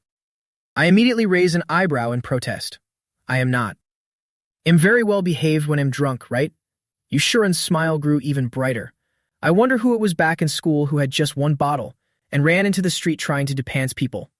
If I hadn't stopped you, you would have spent the night in a jail cell. I burst out laughing. All right. You remember that little thing even after all these years." Laughing and talking, the two of us reached the banquet hall. Sufang Xuan. This was a place where only the elite and wealthy dared to frequent. As Yu Shiran pushed open the door and entered, the room suddenly fell silent. A second later, every eye was fixed on the two of us, and then an explosion of whispers broke out. "Professor Yu is here. And Su Wenbin looks so much more handsome than before." At that very moment, Xu Chengyan proactively waved, "Su Wenbin, come and sit next to me." I intended to refuse, but after a moment's thought, I walked toward him with dignity and sat right beside him. I tilted my head toward him. "Screenwriter Xu, you're considered a public figure now. Aren't you afraid of being photographed?" Xu Chengyan spoke humbly, but in reality, he used the chance to brag about a big film project he was on, the smugness in his eyes impossible to hide. I curled my lip and said nothing more. The class president, Nia Dong, suddenly turned to me. "Su Wenbin, since you and Fang Ming are so close, why didn't he come?" I explained calmly, a public figure can't easily show their face. While everyone was flattering Yu Shiran, she stood up and went outside to take a call. In the room, Nia Dong suddenly sighed. "What's up with Chang Rui? She's already nearly 10 minutes late." Chang Rui, I still remembered, was the girl whom Xu Chengyan had a secret crush on back in high school. As she spoke, a voice rang out from the door. "Who's looking for me?" "I'm here." I looked up. A stylishly dressed woman was standing at the door. It was Chang Rui. Xu Chengyan's eyes lit up, and he hurriedly reached out to pull out the chair next to him. Surprisingly, Chang Rui didn't even give him a glance, but walked straight toward me, bent down and asked, "Is this seat taken?" The whole room instantly erupted. Everyone began to hoot and tease. "Chang Rui, what are you doing? Your target is clearly aimed straight at Su Wenbin." "Chang Rui, you didn't come here just for Su Wenbin, did you? You already confessed to him once back in high school." But at that very moment, Su Chengyan seemed to be trying to clear things up out of will, but in reality he dropped a bombshell. "What's the noise about? Su Wenbin is already married." The room fell into a dead silence once again. The man opposite him was full of shock. "You're married? Is that for real?" I calmly replied, "Been married for nearly a year now." However, it didn't stop there. Su Chengyan added another line with a chuckle. "It's not just a marriage. I recall Su Wenbin once saying that his wife is Wen Yudong herself." That sentence set shockwaves through the hall again. Oh my god. Is that director Wen from the Wen family? What a talented and beautiful pair, they're truly a match. Surprisingly, another classmate threw in an even hotter tip. When I arrived earlier, I heard Director Wen was discussing a partnership right upstairs. "Su Wenbin, hurry up and call her down here."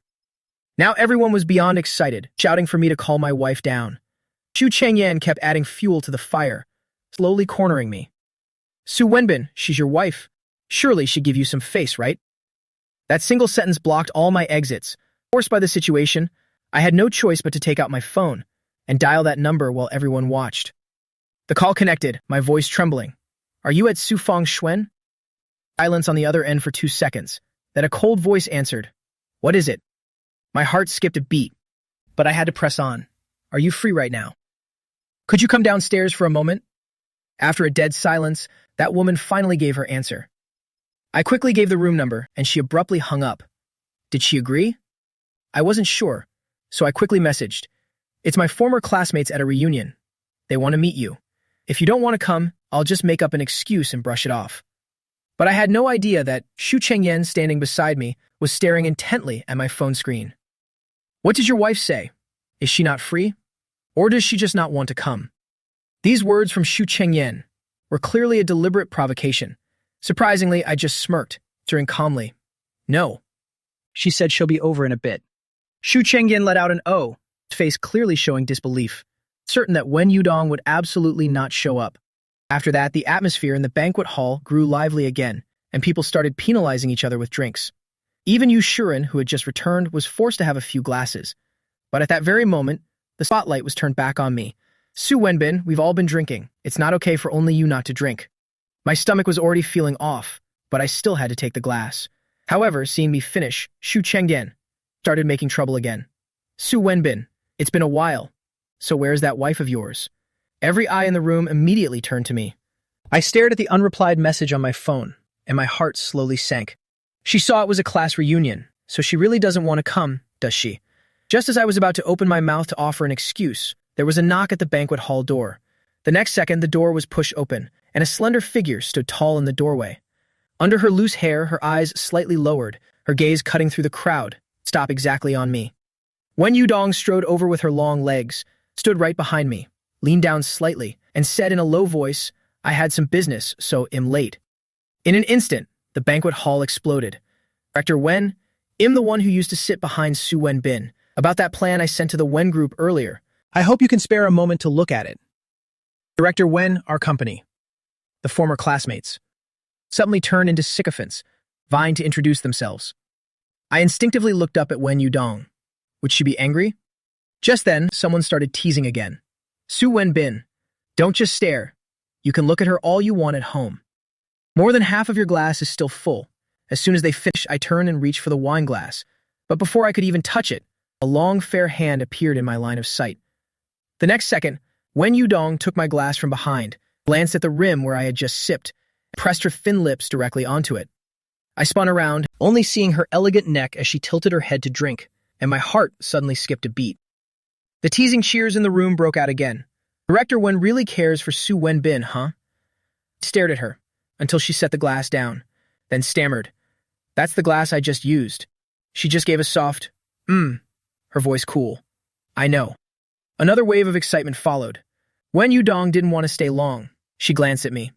Text me when it's over. I nodded, watching her shadow depart.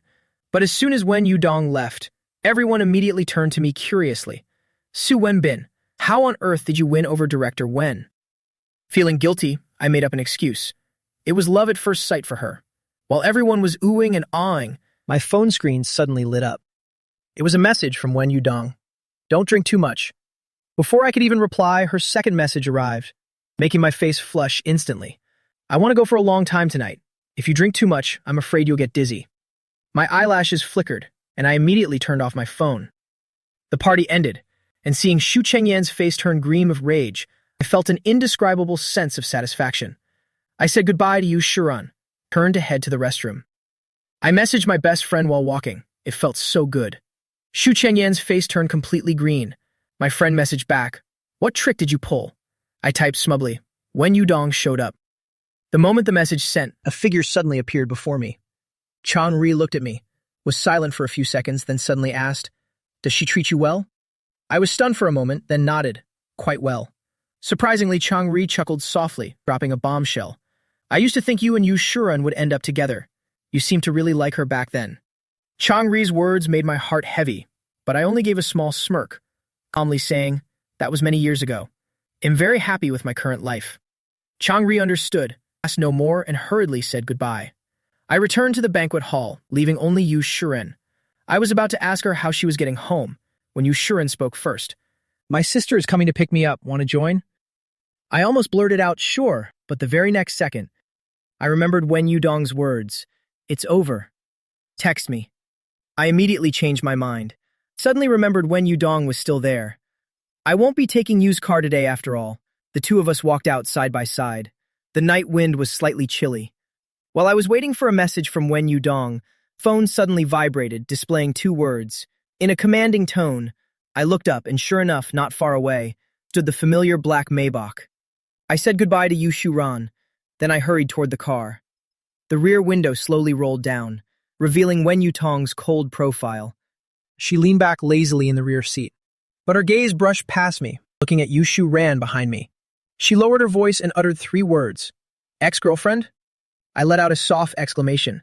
Immediately, I retorted, no. She's just a friend. Wen Yutong did not seem to care, just staring at me, just following your lead. My hand froze for a second. She's actually still holding a grudge over that. About that time, I called Ji Ming her ex-boyfriend. I quickly changed the subject. Thank you for today. To my surprise, she gave a light chuckle. Her eyes suddenly turned suggestive. Don't mention it. We can talk more once we are in bed. My cheeks flushed deep red. I instinctively glanced at Secretary Joe, who was driving. Then I lowered my voice. Could you? There is someone else here. Wen Yutong only chuckled and said nothing more. As soon as we got home, I quickly kicked off my leather shoes. I was about to head upstairs to wash up, but Wen Yutong's footsteps echoed right behind me. She reached out to loosen my neatly tied necktie. Her voice was low. No need for this, you look very handsome. Then the world turned upside down. She actually picked me up in a princess carry. Instinctively, I wrapped my arms tightly around her neck. I said in a panic, don't you have to wake up early for work tomorrow? But she interrupted me. Her voice was slightly hoarse. Right now, I only want to love you. Before she finished her sentence, she had already laid me down on the bed and leaned in gently. Her voice was deep and filled with desire. You can try to struggle, but it will probably hurt. Afterward, I lay on the bed, completely drained of strength. I tilted my head toward the window. Wen Yutong was wearing only a black camisole. There was a bright red scratch on her neck. That was the masterpiece I had just left behind. She slightly lowered her eyes. She seemed to be looking at something. She bowed her head to light a long, slim cigarette. Wen Yutong looked up, and I immediately met her gaze. But then I quickly looked away. I lay on her bed for a long time. Finally, I propped myself up. Several buttons on my shirt had been ripped off. It was pretty much ruined. I grabbed the shirt she had tossed aside and threw it on haphazardly. Unexpectedly, Wen Yutong stubbed out her cigarette. She stepped to the bedside and asked, not staying a bit longer. The corners of my eyes were flushed. I looked up at her. I want to go back to my room. I scrambled out of the bed. Without looking back, I ran straight into the bathroom of my own bedroom. In the mirror, my lips were slightly swollen. They looked rather red. I lay in the bathtub. The soreness in my body finally began to fade, but a thought suddenly flashed through my mind. Ever since I said light-colored shirts shouldn't have hickeys, she really hasn't left any marks on my body. Maybe it's because I scratched her a few times instead. The next morning, I was woken up by phone notifications. The ringing lasted for a full 10 minutes. Irritated, I grabbed my phone, turned on Do Not Disturb, and rolled over to go back to sleep. By the time I was fully awake, I discovered the group chat was at 99+. Everything was about yesterday's gathering and Wen Yutong. I immediately muted the group, but then saw a message from my best friend, Song Siyun. Wenbin, you have so much influence now. How about putting in a word with your wife about the Song family project? My dad said if she signs, he'll buy me a car. My eyelid twitched uncontrollably. I refused immediately. Are you trying to get me killed? I don't have that much sway. Everything comes with a price. Every time I closed my eyes, last night's scene played back. She squeezed my cheeks. Using a deep, commanding voice, Su Wenbin, don't close your eyes, look at me. Just then, a message from my younger sister, Su Ruokshi, popped up, asking when I was coming home. I stared at the message for a long time.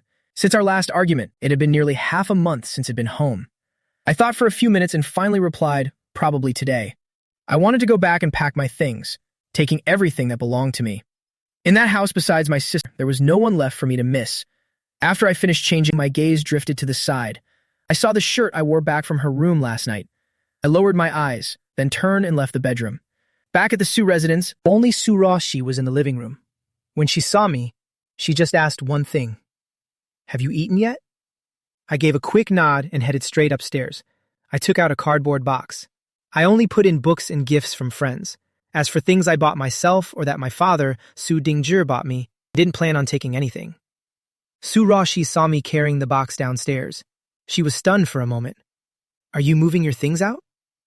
Just as I nodded, the golden retriever named Dan Huang rushed over to nuzzle against me. Su Roshi looked at the excited Dan Huang. Suddenly she said, maybe you should take Dan Huang with you. Sun Yen doesn't like him. Every day he waits for me, then waits for you. It's better if he goes with you. I knelt down to look at Dan Huang. I insisted on raising this golden retriever after dropping out of school. At that time, my father wanted to buy me a Westie, but I was determined to raise a golden from a puppy. I said watching it grow would give me a sense of accomplishment, so I chose Dan Huang. But when I got married, Su Dingji wouldn't let me take him. I didn't even know if Wen Yutong liked dogs, so Dan Huang was left behind at the Su house. Seeing Dan Huang constantly nuzzling me now, my heart softened. All right. I put all my belongings into the trunk. Immediately after, I sent a message to Wen Yutong. I'm bringing a dog home, okay? But before I could even put my phone down, a new message appeared. It was from the Wen family matriarch, Yao Wan. She asked me to come to the Wen residence for dinner tonight. I stared at the screen for 2 seconds, then replied, "Yes, ma'am." I led Dan Huang into the car. We arrived at the villa. Dan Huang adapted to the new environment very quickly. He bounded excitedly all over the living room. I looked at him, then turned to head out again. I asked Uncle Chang to drive me straight to the Wen residence. At that moment, in the Wen family backyard, Yao Wan was chatting with Wen Shiyu. I could only sit to one side, aimlessly scrolling through my phone. Just then, Wen Yutong walked in from the front courtyard. Wen Chang he immediately hung up the phone when he saw her. He said with a bright smile, "Yutong, that Jai boy is back. He asked when you'd be free to meet up." Wen Yutong gave a non-committal hum. Uncle Jai wants him to develop his career here. I heard that name. I was stunned. Jai Ming is coming back? It turned out Wen Chenghe had been on the phone with him all along.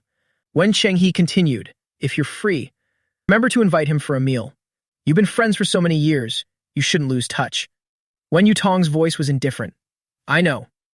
Only then did Wen Chenghe shift his gaze toward me in the corner. "Wenbin, why are you just sitting there? Go to the backyard and find Shiyu to play. You're the same age, so you must have plenty to talk about." I had to reluctantly obey. I looked up to glance at Wen Yutong, then walked slowly toward the backyard. In the backyard, Wen Shiyu was sitting on a swing, laughing while talking to someone on his phone. I didn't dare get close, so I crouched by a flower bed alone. Unexpectedly, Wen Shiyu approached me. "Su Wenbin, why are you with my sister?" I looked at him, slightly surprised.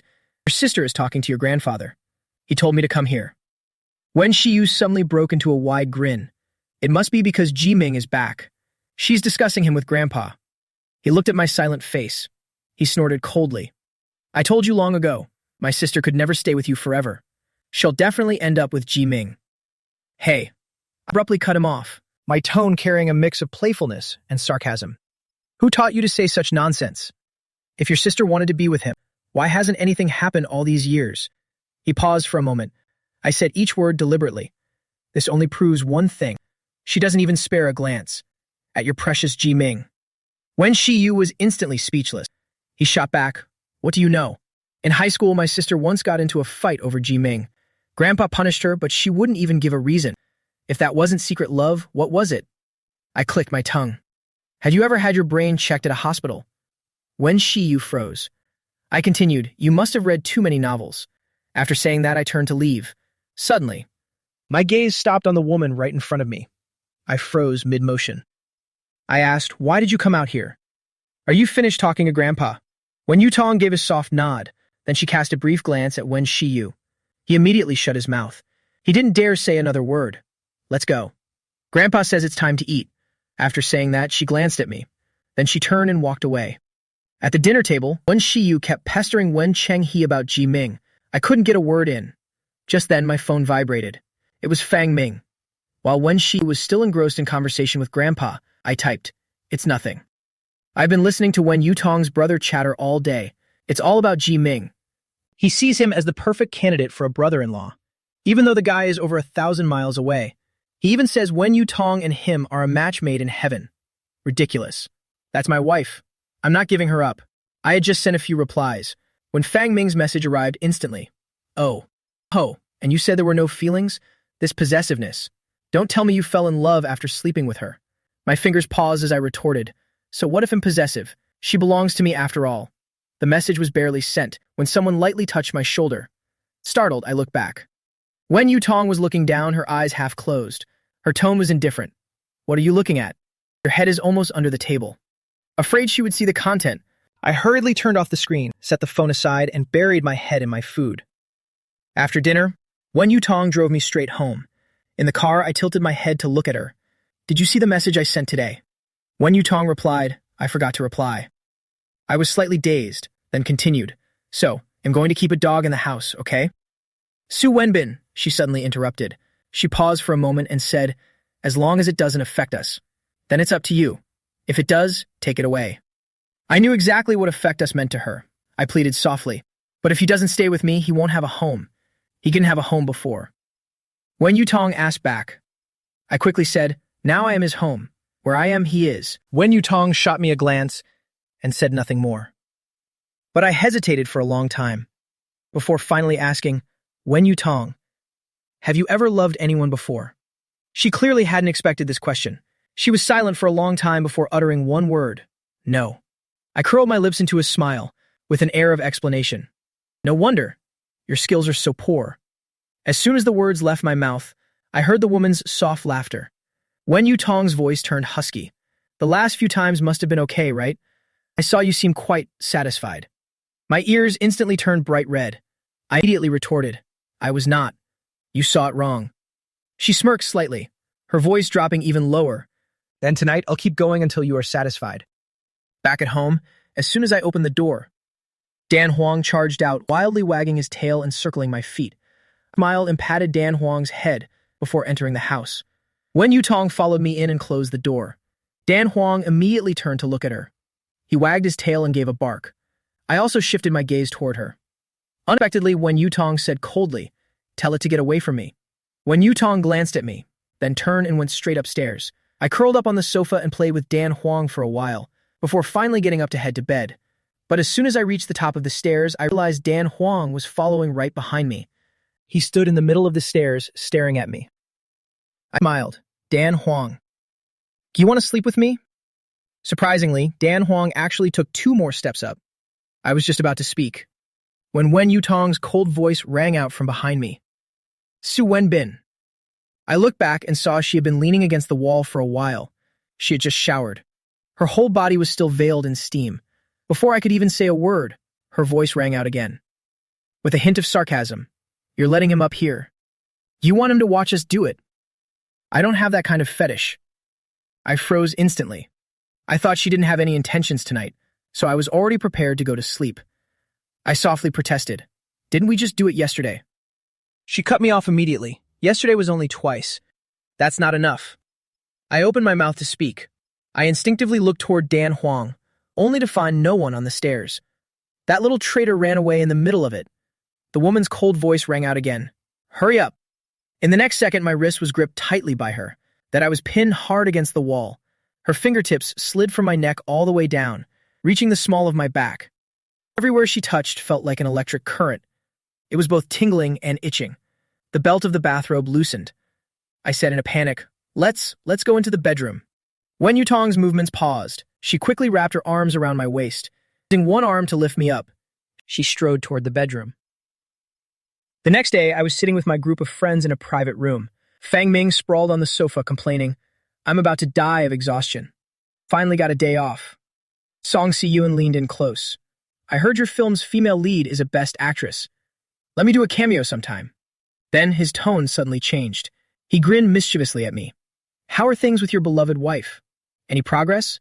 Have feelings developed yet? I sighed. You don't know anything. We're in the heating up the relationship phase. Oh ho, Fang Ming and Song Si-yoon exchanged a look that said they understood perfectly. Just then, Song Si-yoon cleared his throat. He said mysteriously, I have a big surprise today. To help Fang Ming relax a bit. Fang Ming immediately perked up. What kind of surprise? Song Si-yoon lowered his voice. Did you want a sweet romance? I found some really pretty girls for you. Fang Ming's pupils dilated. How beautiful. Well, Song Si-yoon was about to continue, when he suddenly looked toward me. Young Master Su, the married man. For today's activities, you're only allowed to watch. I quietly shifted further into the corner. Had I known, I wouldn't have come. Less than 2 minutes later, Fang Ming went to the restroom. Song Si-yoon suddenly sat up. They're here. They're here. The girls are here. The door to the private room was pushed open, and 3 or 4 girls in their 20s walked in. I instinctively looked up. But I was stunned when I looked toward the door. This girl, I feel like I've seen her somewhere before. Song Si-yoon sat up straight. He smiled so wide his eyes nearly closed. Hello, ladies. 2 of the girls sat down next to him, calling him Appa with every sentence, making Song Si-yoon beam with joy. He glanced at the sexy curves of the girl beside him. He teased with a raised eyebrow. Do you hit the gym too? The girl smiled. Appa. Do you want to feel my abs for a bit? Song Siyun's mouth said, oh, that's embarrassing. But his hand was very honest as it reached out to touch. However, just as his fingertips touched those firm abs, the door was suddenly kicked open with a loud bang. A group of uniformed police officers rushed in. A stern voice shouted, freeze.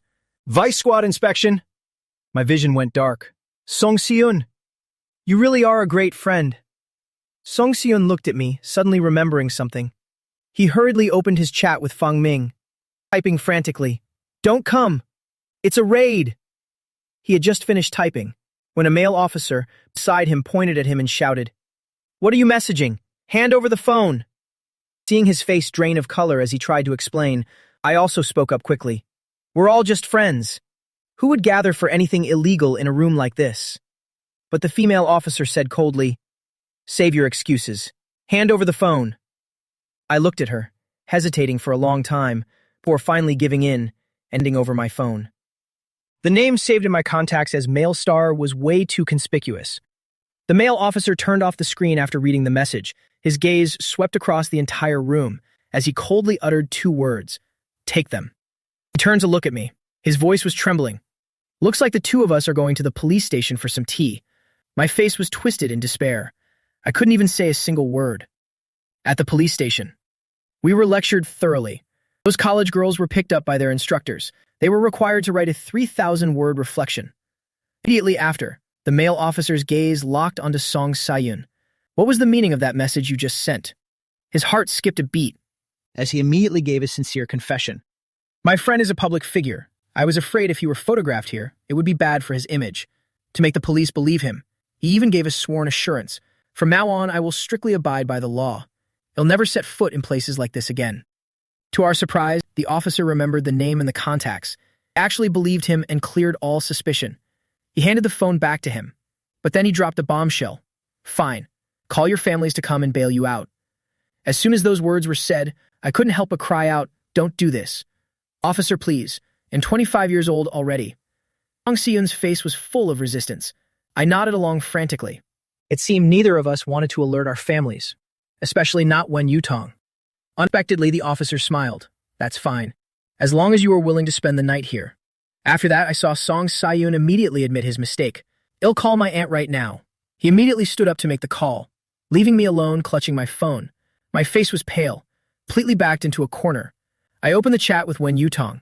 The screen was still on the message she sent yesterday. Now, it seemed, Wen Yutong was my only lifeline. I typed and deleted in the input box repeatedly. I fumbled for 5 minutes. Finally sent one sentence. Are you free right now?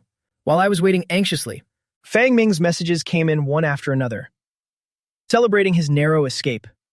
I had just finished chatting with Fang Ming when Song Siyun returned. My aunt is coming to bail me out soon. Luckily, she wasn't asleep yet.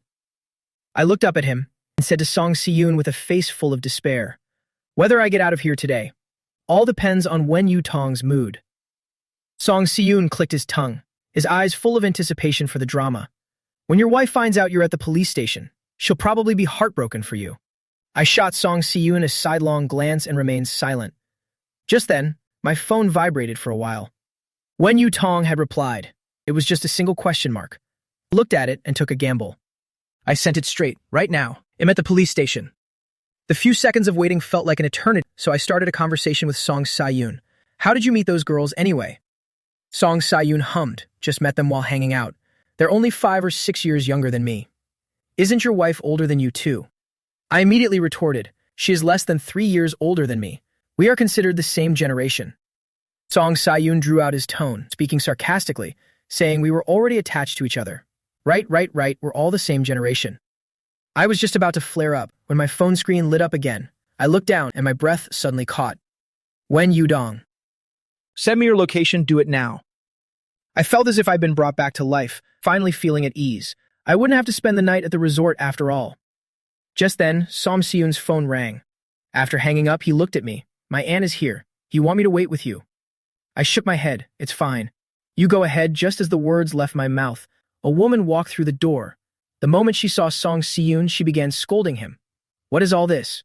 Are you really not afraid of your father's wrath anymore? Song Si-yoon let out a groan, then rushed over to grab her arm.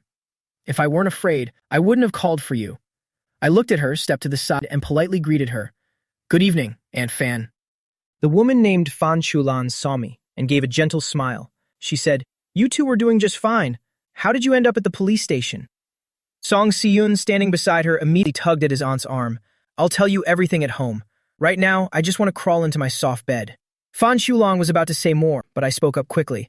Aunt Fan, please go ahead. Someone is coming to pick me up soon. After they left, I was left all alone in the vast, empty lobby. About 5 minutes later, the officer suddenly called out to me. Haven't you called your family yet?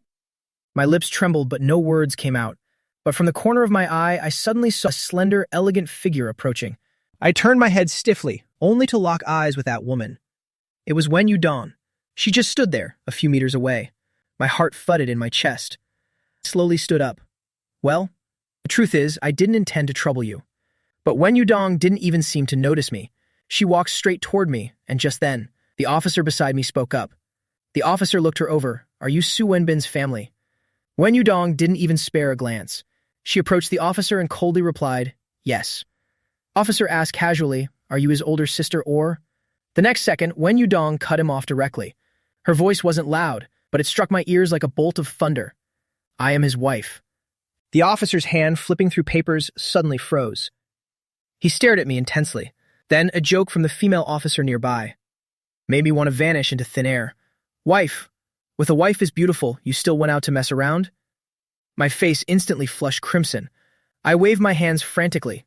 No, it's not like that. Really, it's not. I didn't do anything. Wen Yudong only gave me a chilling glance. She didn't say a word. After signing the papers, in a cold, aloof tone, she called my name and walked straight out. I stood dazed for a moment. Then I quickly grabbed my coat and chased after her. As soon as I stepped out of the station, a wave of cold air hit me. I watched her back as she reached for the car door and mustered the courage to call her, Wen Yudong. Her movements stopped. She turned to look at me, her gaze icy. I rushed over to explain. Everything today was a misunderstanding. I was just. Unexpectedly, she cut me off, saying two things that made me feel like I'd fallen into an abyss. Do you prefer younger girls, or do I just not satisfy you? I was instantly choked up, unable to utter a single word for a long while. She looked down at me, her voice calm, but carrying an undeniable command. Su Wenbin. There won't be a next time. I looked up at her slightly, still wanting to explain that this was all a misunderstanding. Those girls had only just arrived, but Wen Yudong didn't want to hear it at all. Interrupting directly. Get in the car first. With that, she opened the car door. I had no choice but to walk around to the other side. Just as I sat in the passenger seat and buckled my belt, my phone vibrated. I looked down to check. It was from a WeChat account with no saved name. Only a single letter, followed by Oppa. I'm sorry for bothering you. Did you make it home okay? Looking at the message, I was stunned. Then it hit me. Wasn't this the girl who lost the dare game last time? Is that why she asked for my WeChat? As I was lost in my own thoughts, a cold, mocking sneer sounded beside my ear. Wen Yudong's voice rose gloomily. Oppa, you certainly aren't strangers, are you? She doesn't even bother using your name. My entire body stiffened as I turned to look at her. Listen, this is actually just a coincidence. It's from last time. Unexpectedly, she cut me off, her voice dripping with sarcasm. It seems Mr. Su is quite the mysterious player. I opened my mouth, ready to fight to the end, but she shut me down with a single sentence. Whatever you want to say it in bed. The words had barely left her lips when the car came to a halt. Wen Yudong was already out of the car. She yanked my car door open and hauled me out from the inside. She threw me over her shoulder and marched straight into the house. Once inside the door, she let go. Then she spun around and pinned me against the wall. Her voice was slightly husky. Do you really enjoy being called Oppa when we do it? My neck immediately turned bright red. The flush spread all the way to the back of my ears. The next second, Wen Yudong's hand slid under my shirt. She whispered into my ear, What a coincidence. I also like to be called Nuna. Call me that enough to please me tonight, and I might spare you.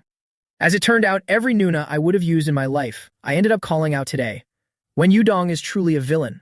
My throat was almost hoarse, yet she kept pretending not to hear, demanding that I call out even louder.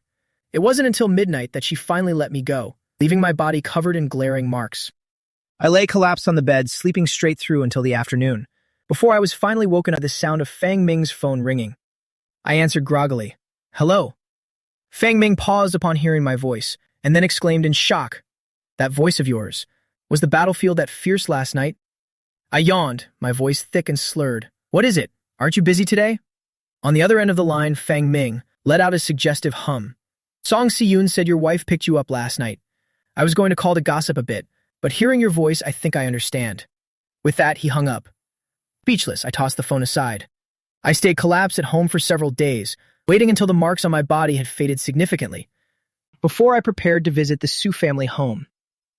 To my surprise, when I arrived, the living room was completely empty. I went straight upstairs to Su Ruoxi's bedroom.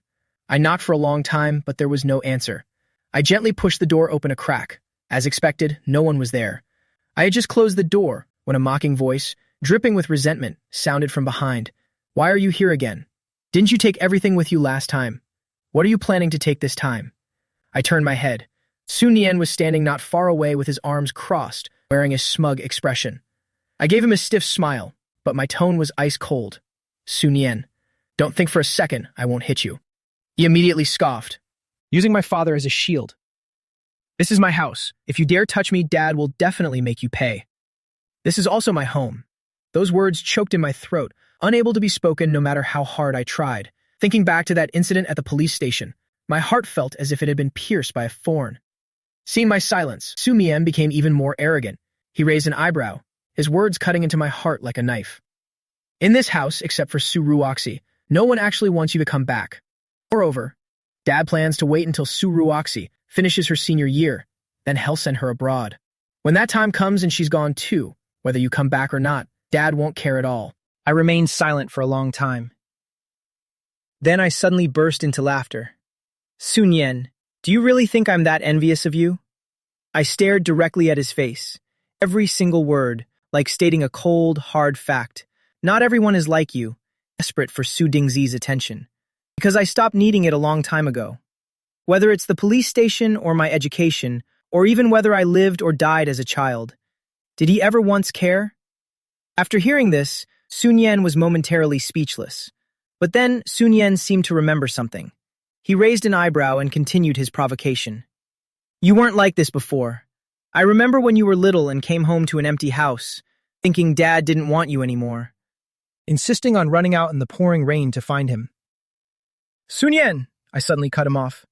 My fists clenched tightly, my voice dropping so low it felt heavy. "Do you think you know everything? Talking as if you actually saw it with your own eyes."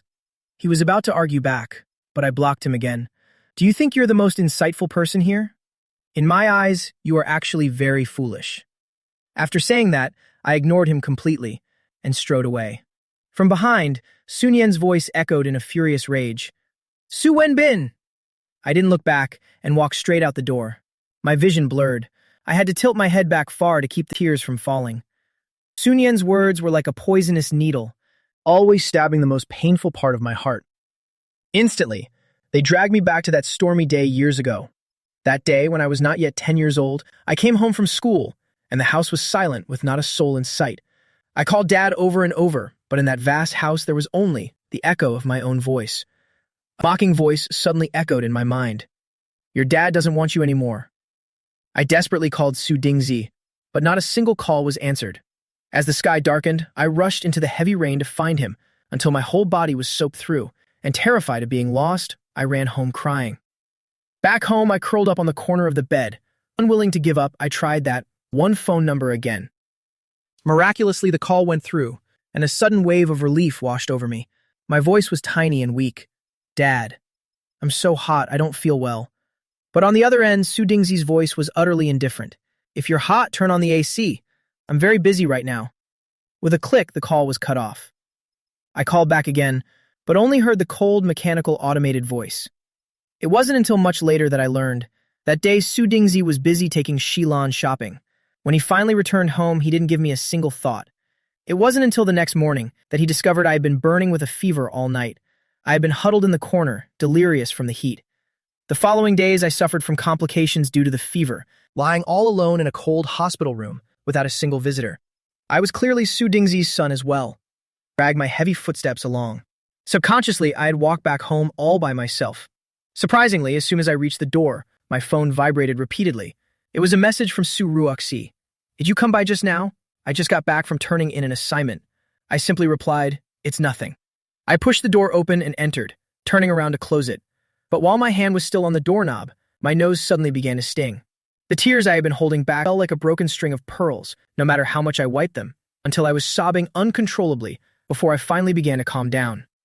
But the moment I turned around, a towering figure appeared before my eyes.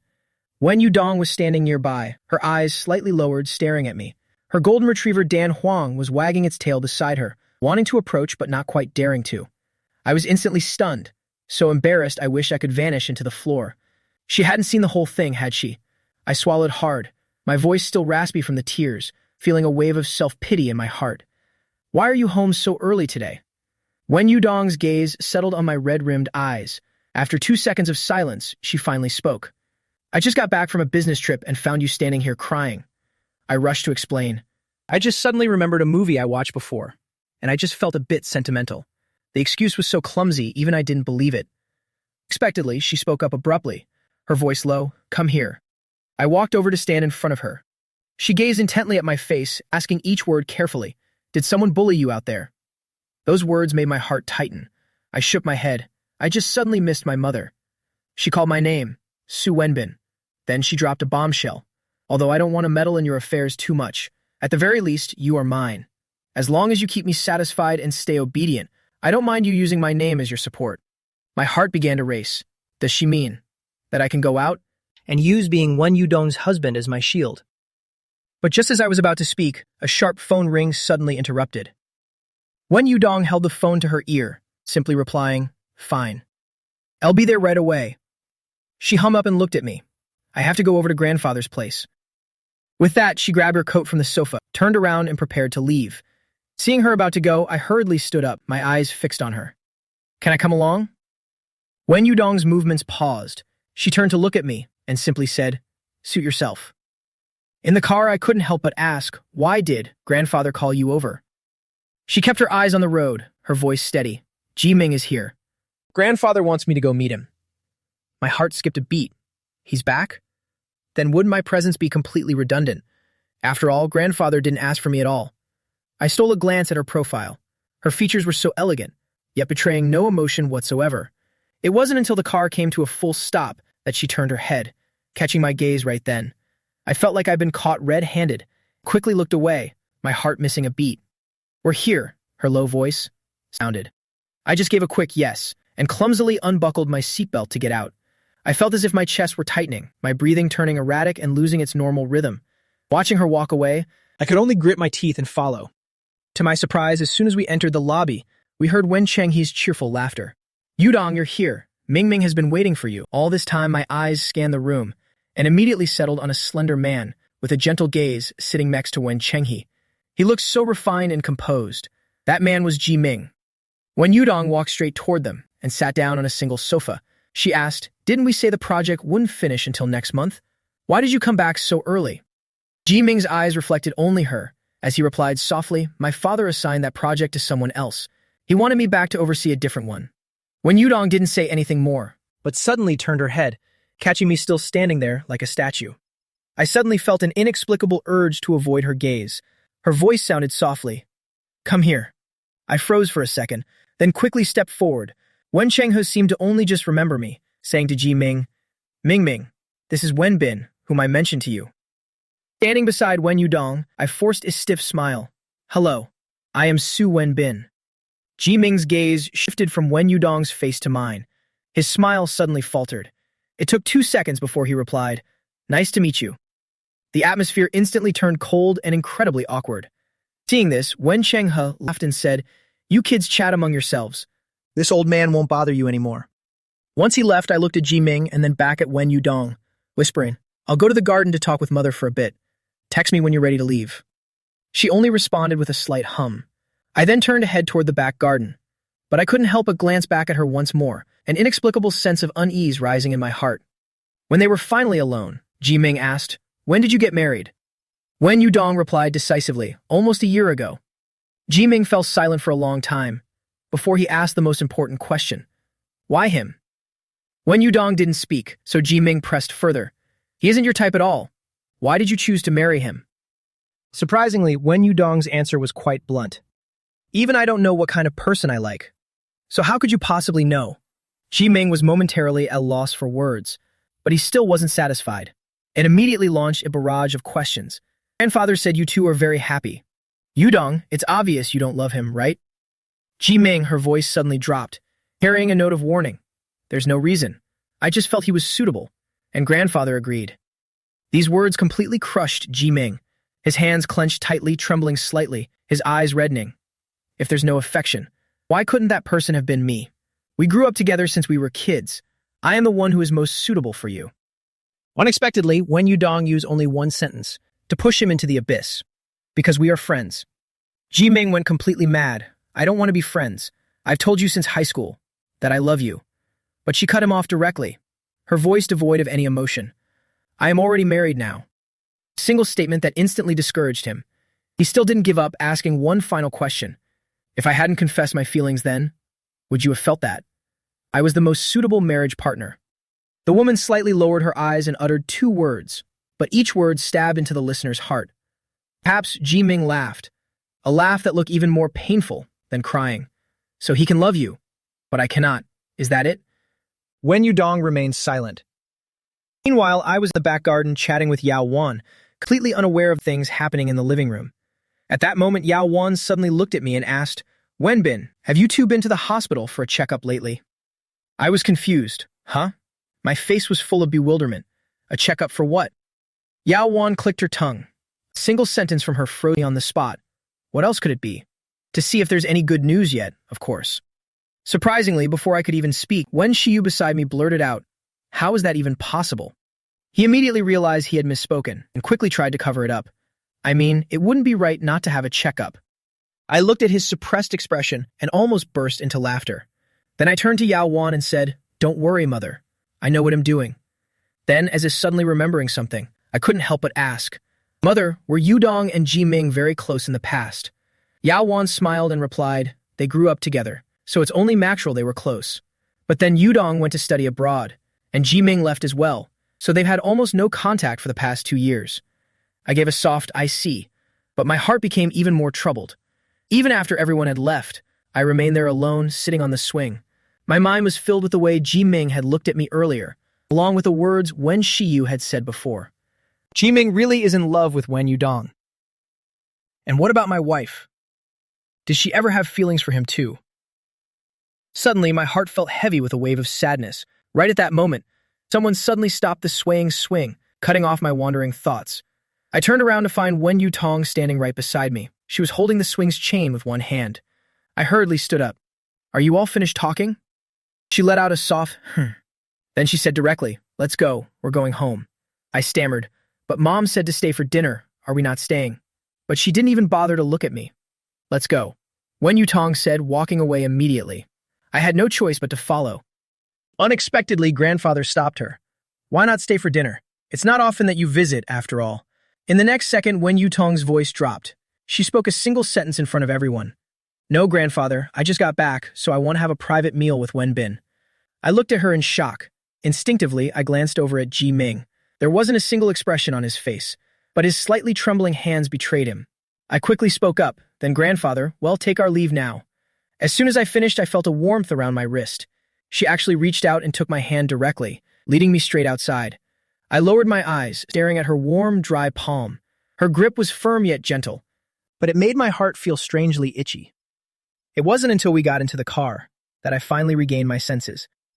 But then a thought occurred to me. She held my hand in front of everyone just now. Was it because of Ji Ming? Did she want to use me to make him jealous? At that thought, my heart suddenly sank. Am I nothing more than a tool to her? I stayed silent for 2 seconds, then called her name directly. Wen Yutong.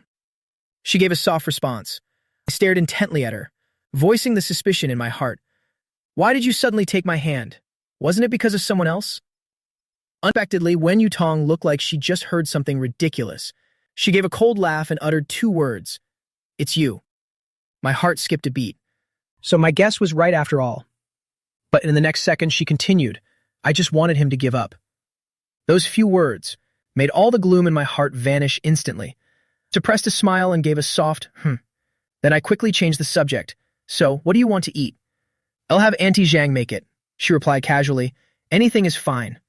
I lowered my head and immediately messaged Auntie Zhang. Back home, looking at the table full of food, I suddenly ran straight upstairs. Then I picked up the perfume bottle on the table and gave my neck 2 strong spritzes. This was the first time the two of us were having a proper meal alone together. I fixed my hair and headed back downstairs. Wen Yutong was already at the table, head down, sipping soup. She rarely spoke while eating. During this meal, even Dan Huang lay obediently at my feet, not daring to make a single sound. After we finished eating, I watched Wen Yutong as she sat on the sofa reviewing documents. The light reflecting off her face gave her a cold aura. I sat at the table, my mind a tangled mess. I looked down and texted my best friend, Fang Ming. I think I'm doomed. Right then, Wen Yutong suddenly snapped her laptop shut. She looked up at me and called, Su Wenbin. My heart thudded wildly. I put away my phone and walked over. The next second, she pulled me right into her lap. I was caught completely off guard, sitting astride her thighs.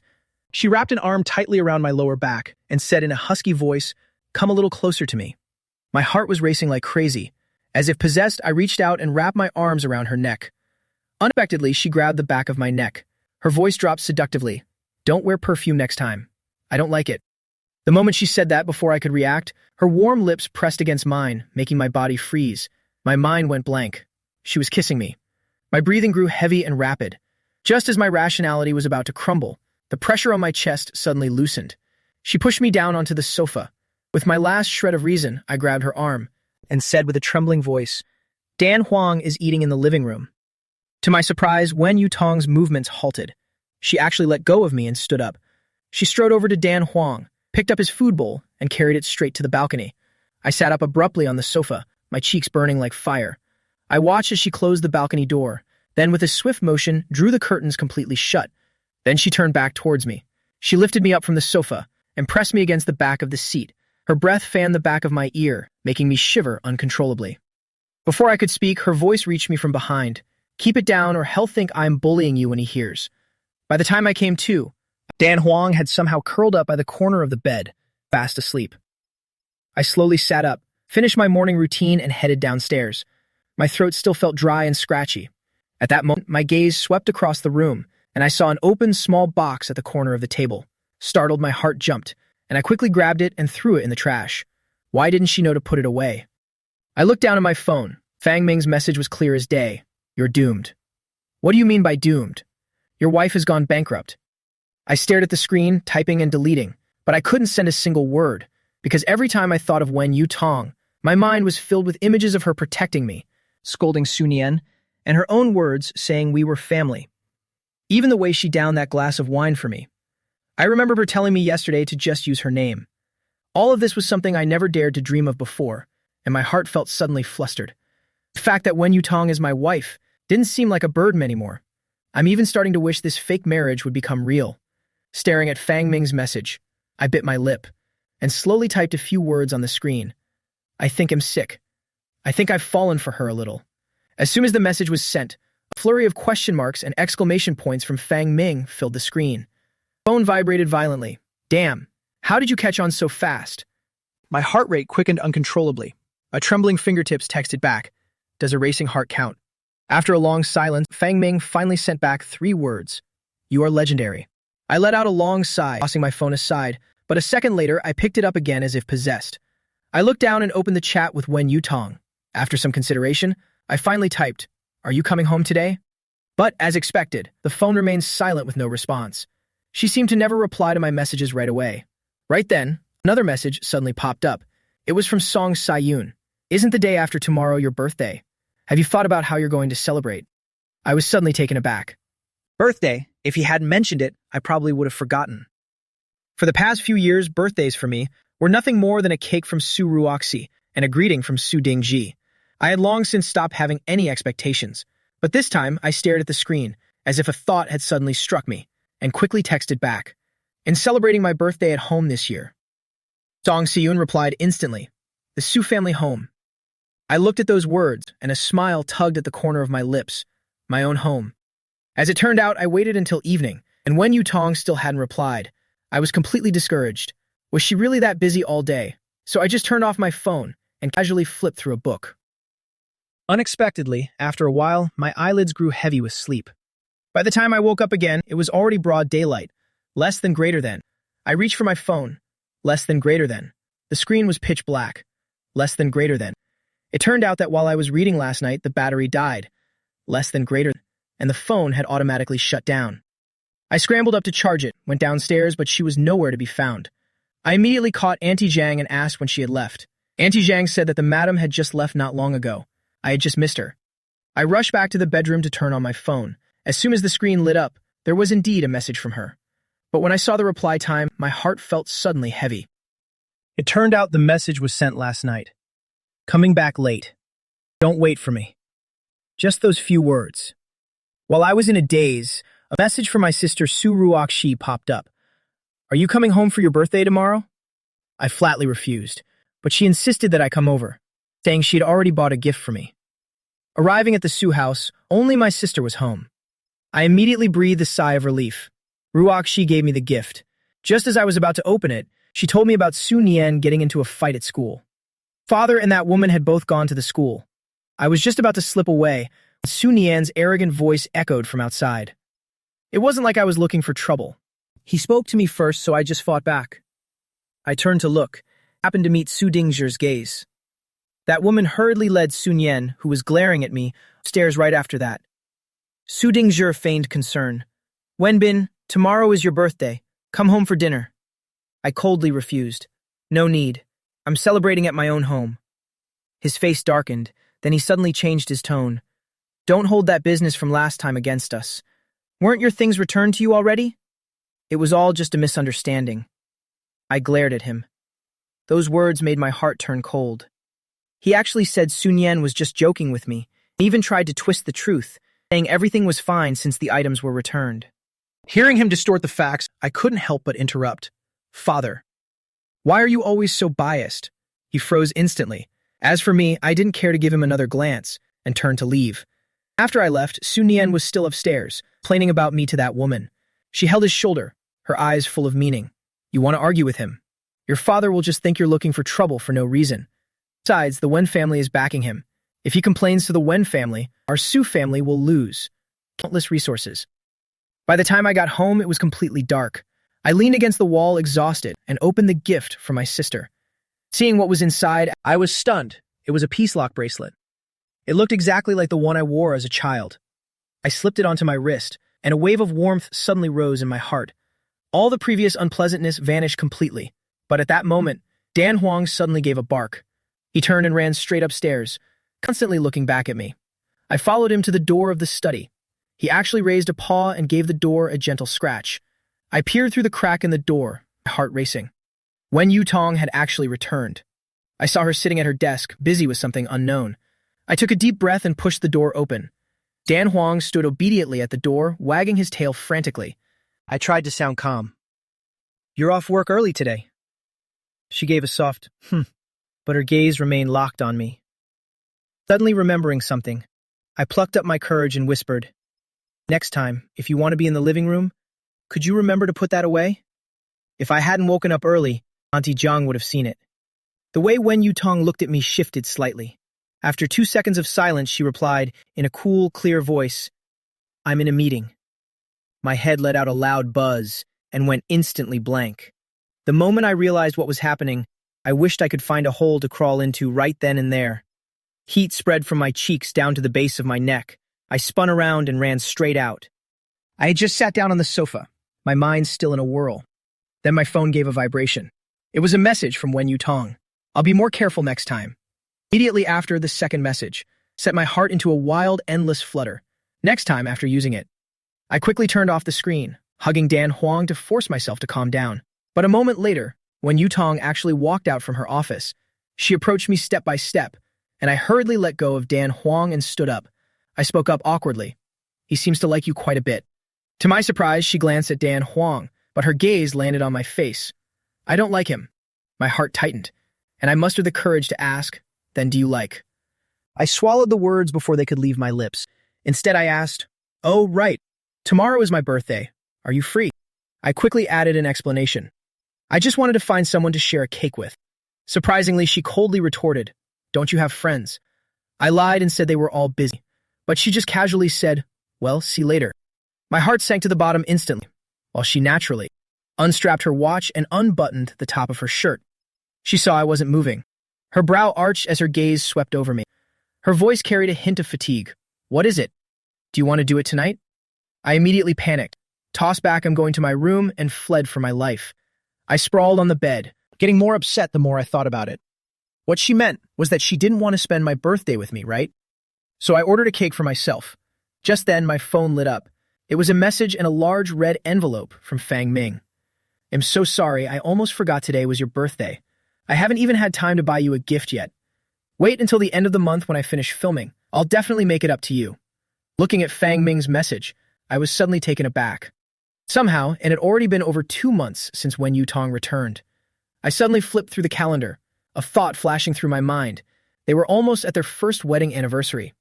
I immediately sent her a message. "What time do you get off work this afternoon?" She replied instantly, 11:30.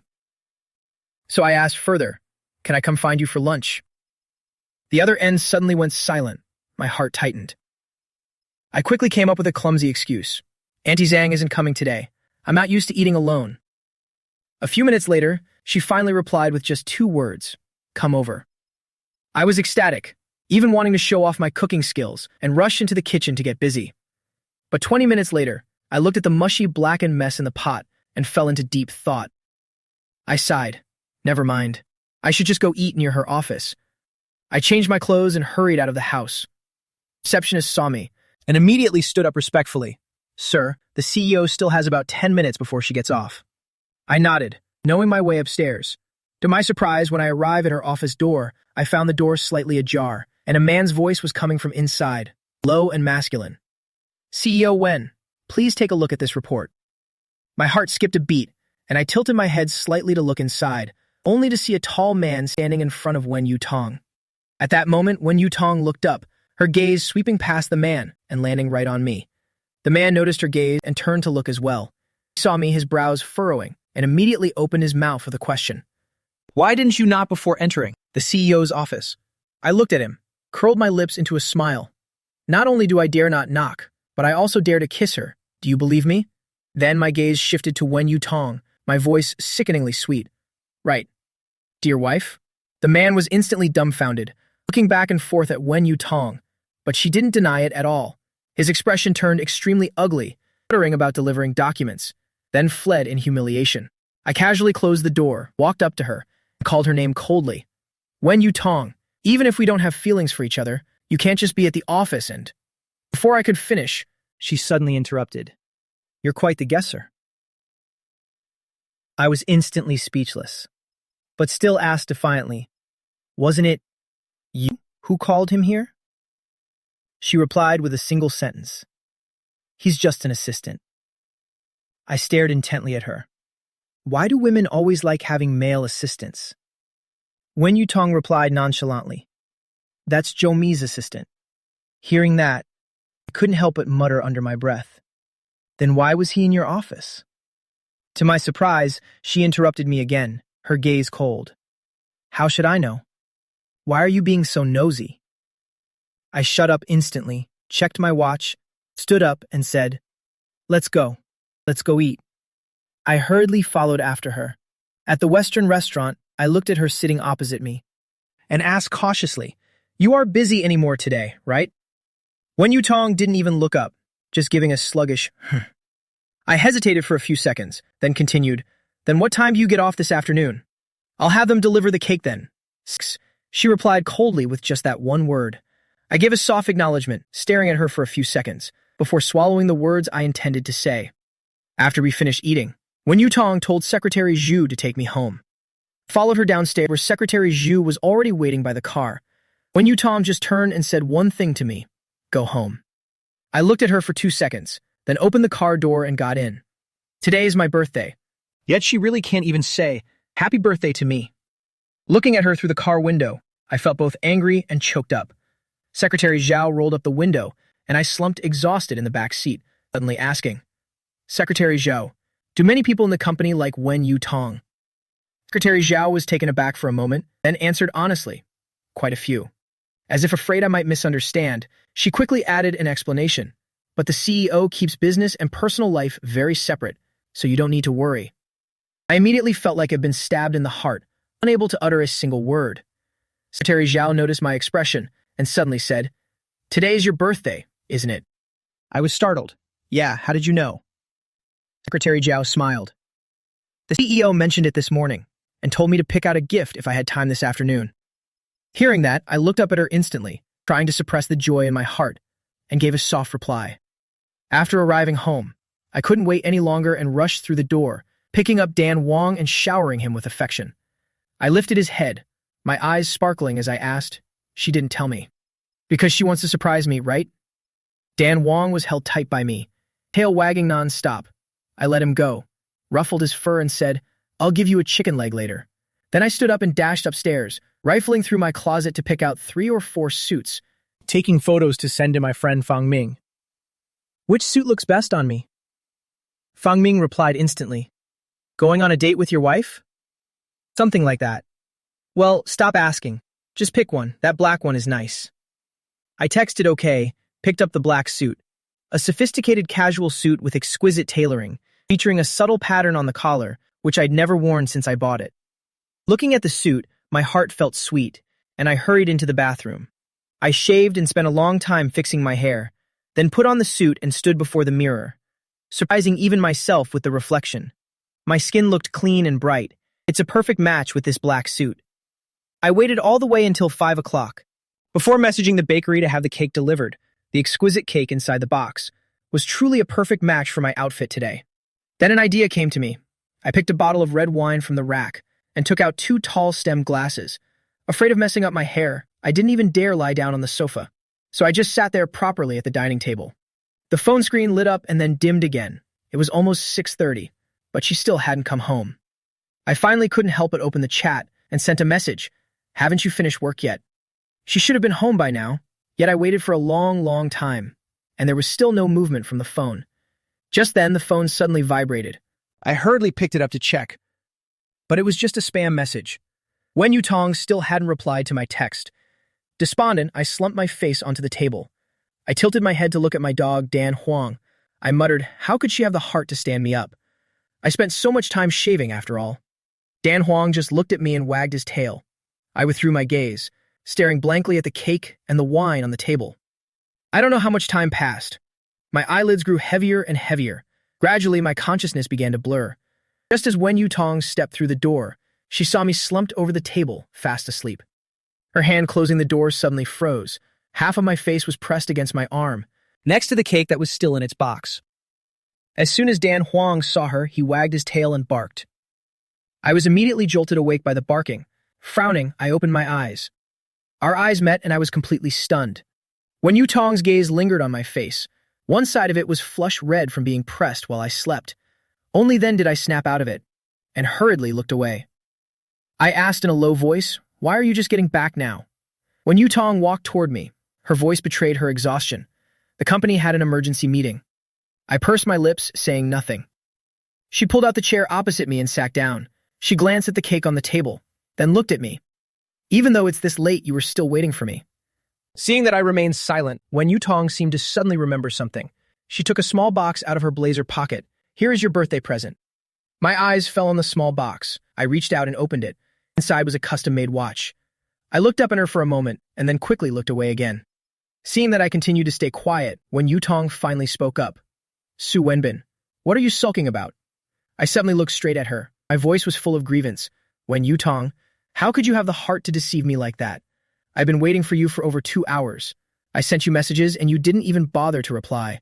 I thought something had happened to you out there. But Wen Yutong just looked at me for a long time and suddenly let out a soft chuckle. Her voice was elegant and pleasant. I'm certainly not dead. I'll make sure to check my phone first in the future. Hearing those words, my mood finally softened a bit. I opened the cake box and asked her, do you like sweets? She replied indifferently, they're okay.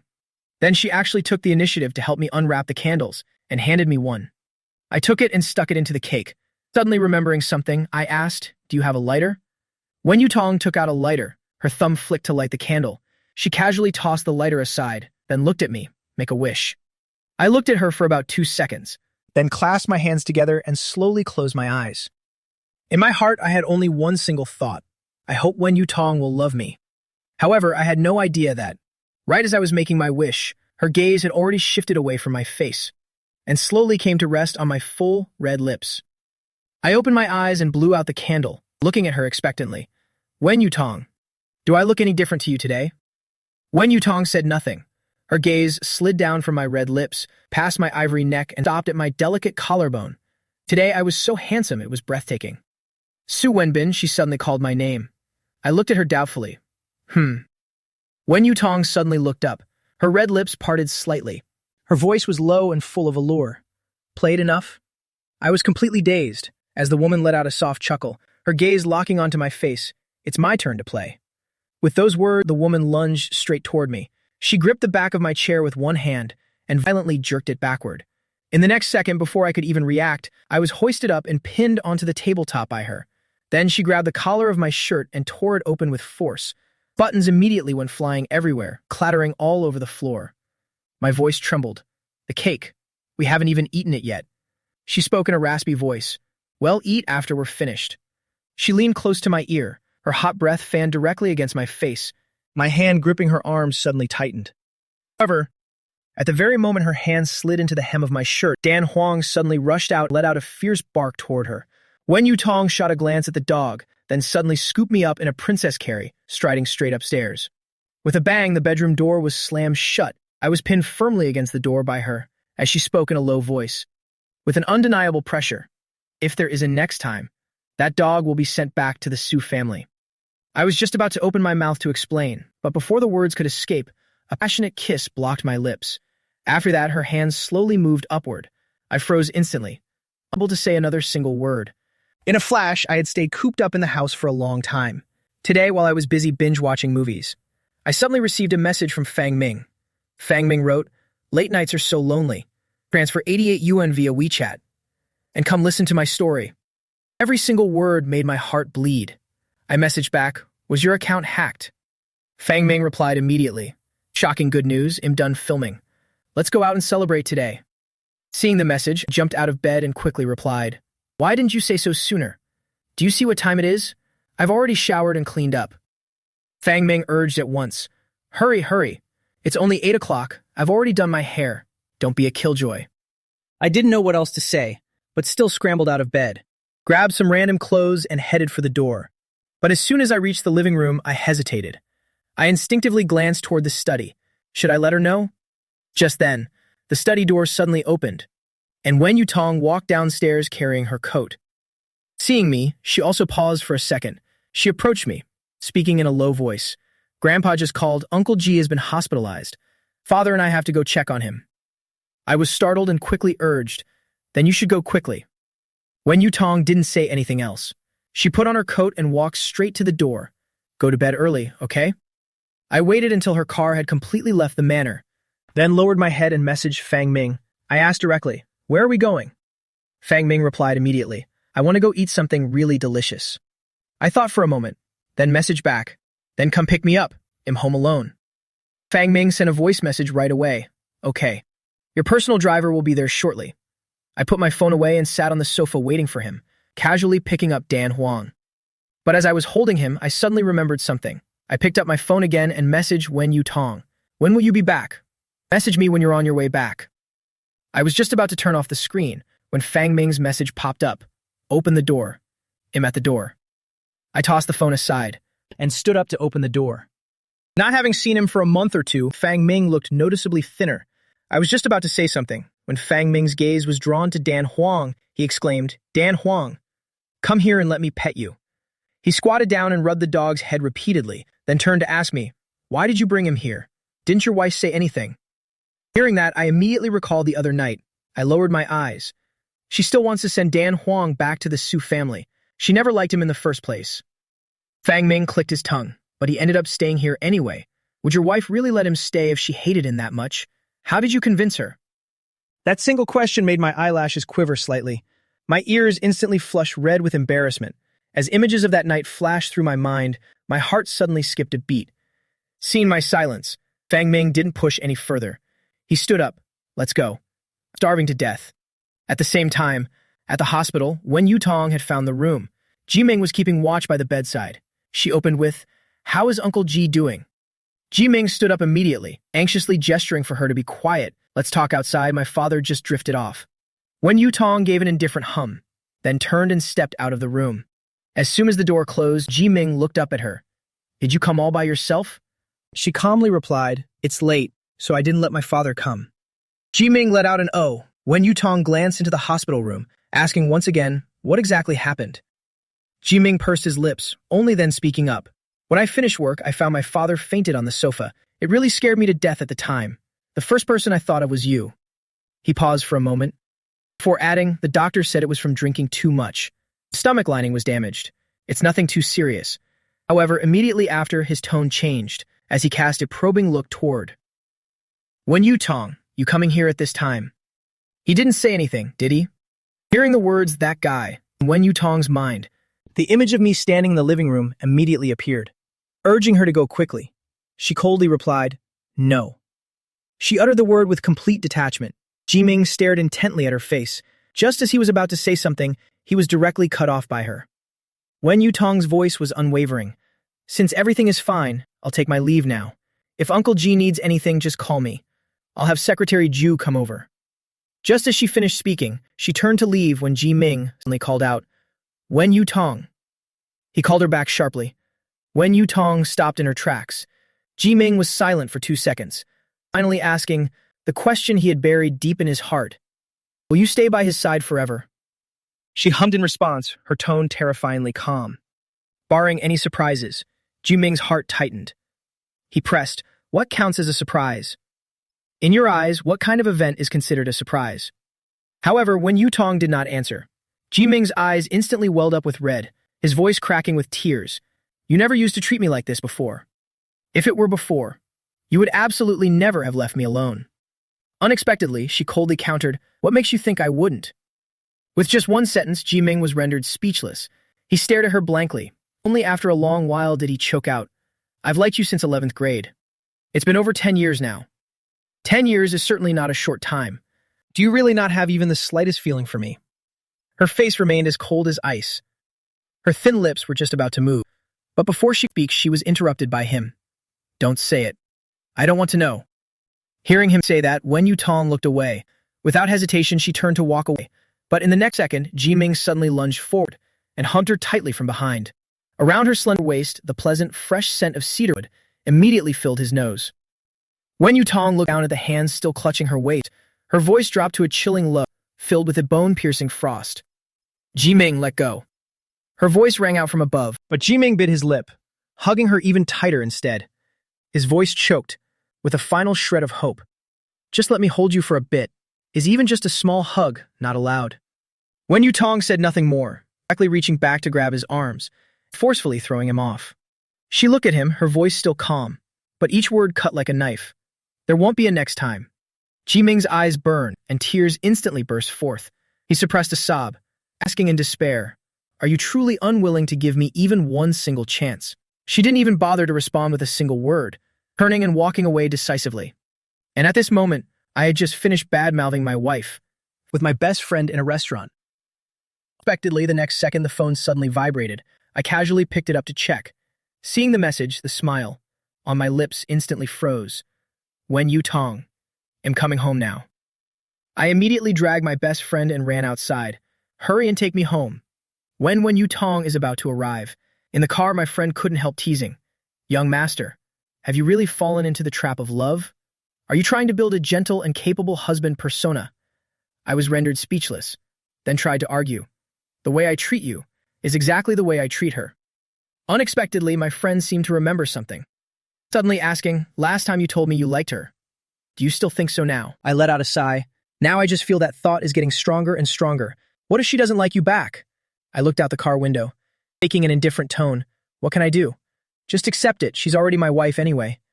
I don't need to care if she loves me or not. By the time I got home, Wen Yutong still wasn't back. I squatted down, hugged Dan Huang, and muttered, "Do you think I should tell her? But if I say it, will she even bother to look at me anymore?" While I was dazed, there was a sound at the door. Wen Yutong was home. She saw me squatting next to the dog and asked, "Why aren't you asleep yet?" I quickly stood up, clumsily explaining, I was just going to get some water. Wen Yutong said nothing, as she reached out to take off her coat. But the moment I walked toward her, an unfamiliar men's fragrance suddenly hit my nose. It wasn't my scent, nor hers. My head began to throb. I suddenly remembered her mentioning Uncle Ji. That's Ji Ming's father.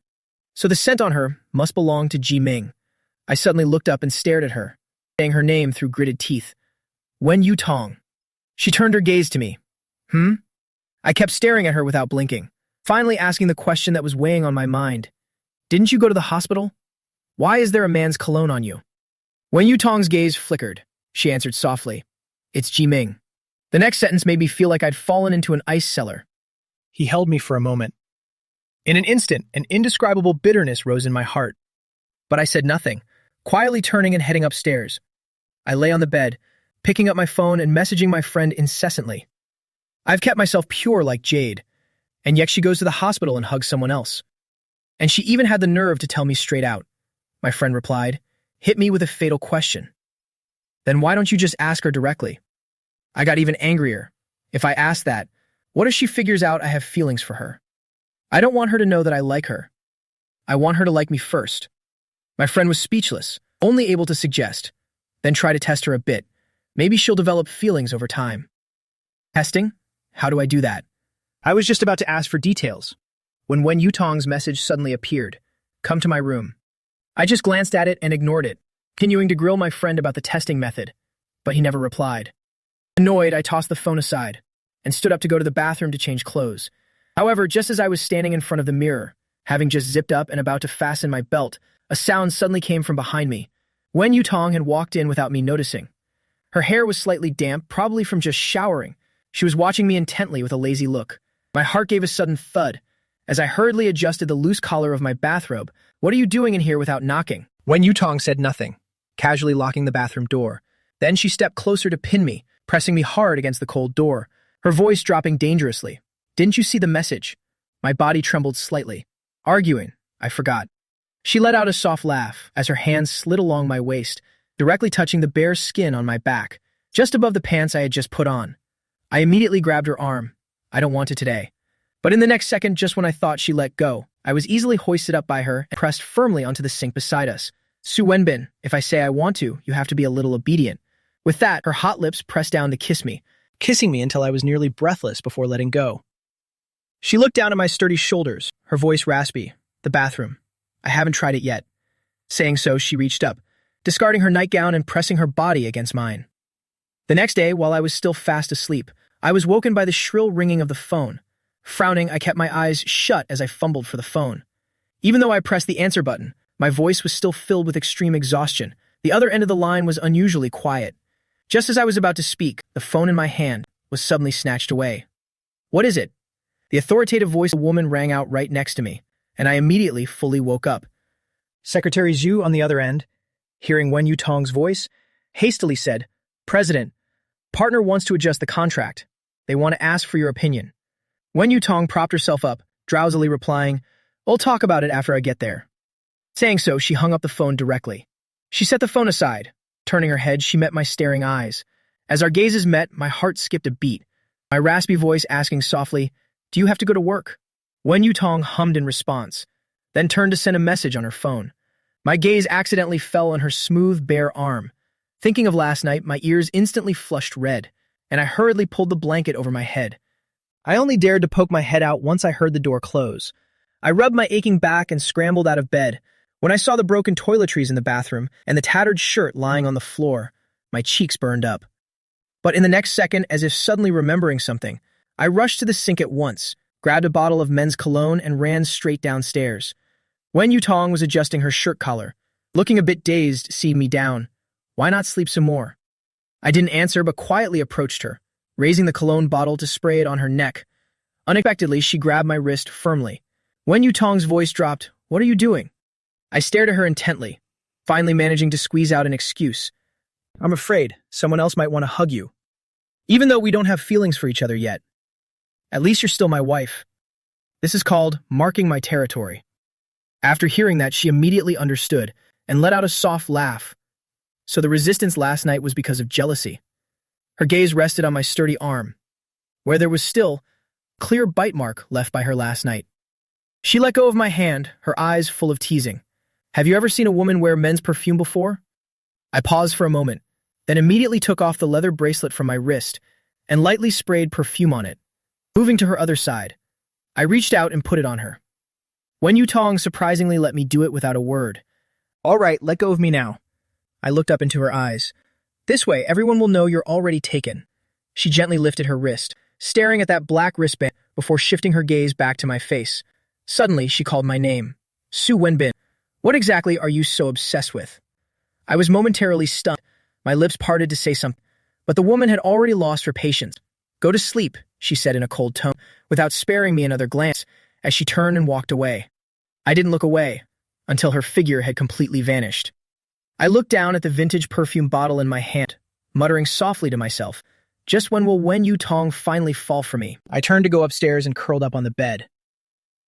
Who would have thought that the moment I opened Weibo, a flood of trending topics would make my hands and feet go cold? Fang Ming buys his way into the production. Fang Ming steals the male lead role from Han Yi, Fang Ming's sugar daddy. I randomly clicked on a keyword, and the comment section had completely exploded. Han Yi's fans and Fang Ming's fans were in a fierce war of words, wildly accusing him of having his sugar daddy backing him up, and saying he stole the lead in a major adaptation. My heart tightened. I frantically called Fang Ming, but no one answered. I then sent a message to Song Siyun, but there was no reply. Right then, I remembered the assistant, Li Xingxing, and hurriedly called her. The call was connected instantly. Xingxing, I saw the hot searches. Is Fang Ming okay? Li Xingxing hurriedly explained. He's fine. Don't worry too much. He's having breakfast now. I was afraid reading the comments would affect his mood, so I took his phone away. I had just breathed a sigh of relief when Li Xingxing handed the phone to Fang Ming.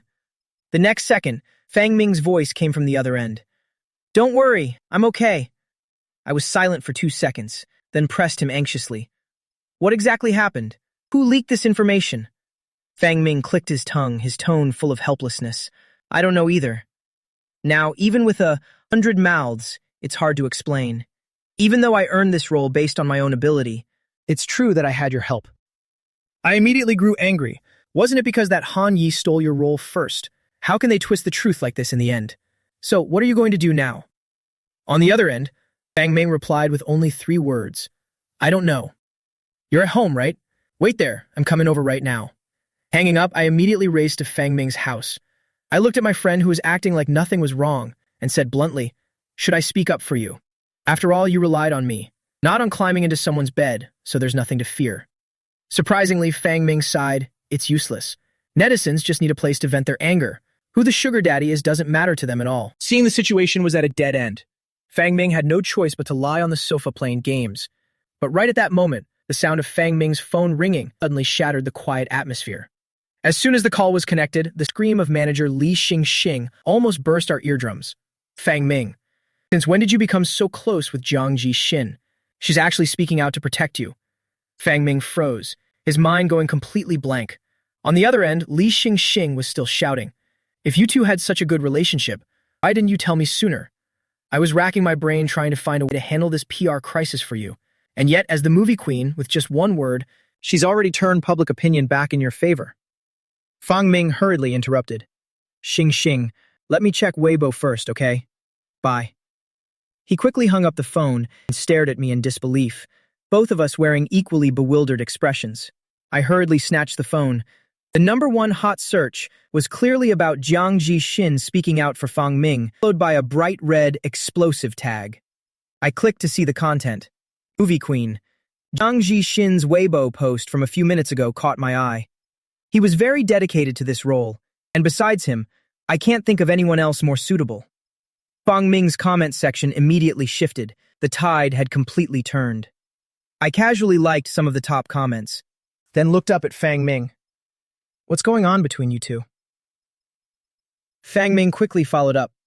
We're just normal acquaintances. At most, we're just friends. I was about to ask more, but was silenced by Fang Ming's confused look. At that very moment, Fang Ming, who was scrolling through the comments, suddenly cursed. I looked up. What is it? Fang Ming was silent for 2 seconds, then dropped a major bombshell. Hey, if the fact that you're married is completely exposed to the world, would your wife be furious? Before I could react, Fang Ming shoved the phone right in front of my face. I took the phone. The comment section had completely gone off topic. A netizen revealed that Fang Ming's role was obtained through a friend's help. Not a sugar daddy. Another hardcore fan added that the movie queen Jiang has a friend outside the industry named Su Wenbin. Someone recognized Su Wenbin as a wealthy young man who had been married for a long time, and his wife is the financial world mogul Wen Yutong, who is both beautiful and badass. Public attention immediately shifted from entertainment rumors to digging into the private lives of the elite. Fang Ming blinked at me. Su Wenbin, what now? Does your wife usually browse the internet? I looked up at him, and after 2 seconds, I struggled to say, don't ask anymore, honestly, and not really sure myself. At that moment, my phone suddenly rang. I glanced at it and saw the caller's name was Wen Cheng He. I immediately answered, Grandpa. On the other end, Wen Cheng has said with a laugh, Wenbin, are you free now? Come to the old house and have dinner with me. Later, Yutong and Ji Ming will also come over after work.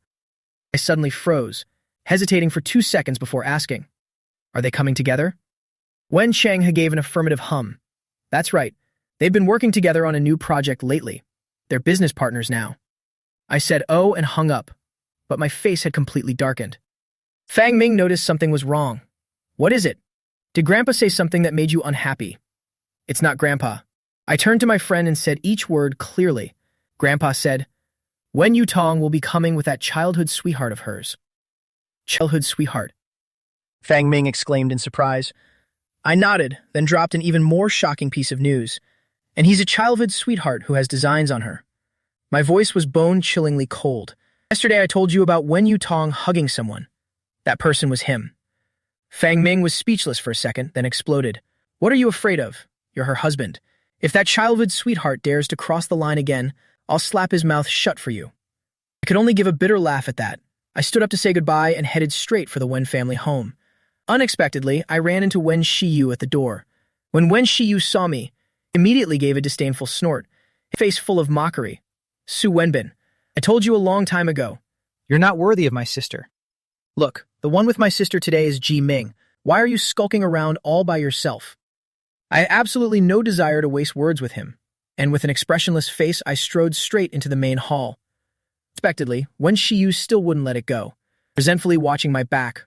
What's with all the pretension? But as soon as I walked through the door, Wen Cheng he greeted me with a bright smile. Wenbin is here. It's been a while since you visited. Only then did I crack a smile, walking over to sit beside Wen Cheng he. Grandpa, how has your health been these past few days? Wen Cheng he let out a sigh. My health is fine.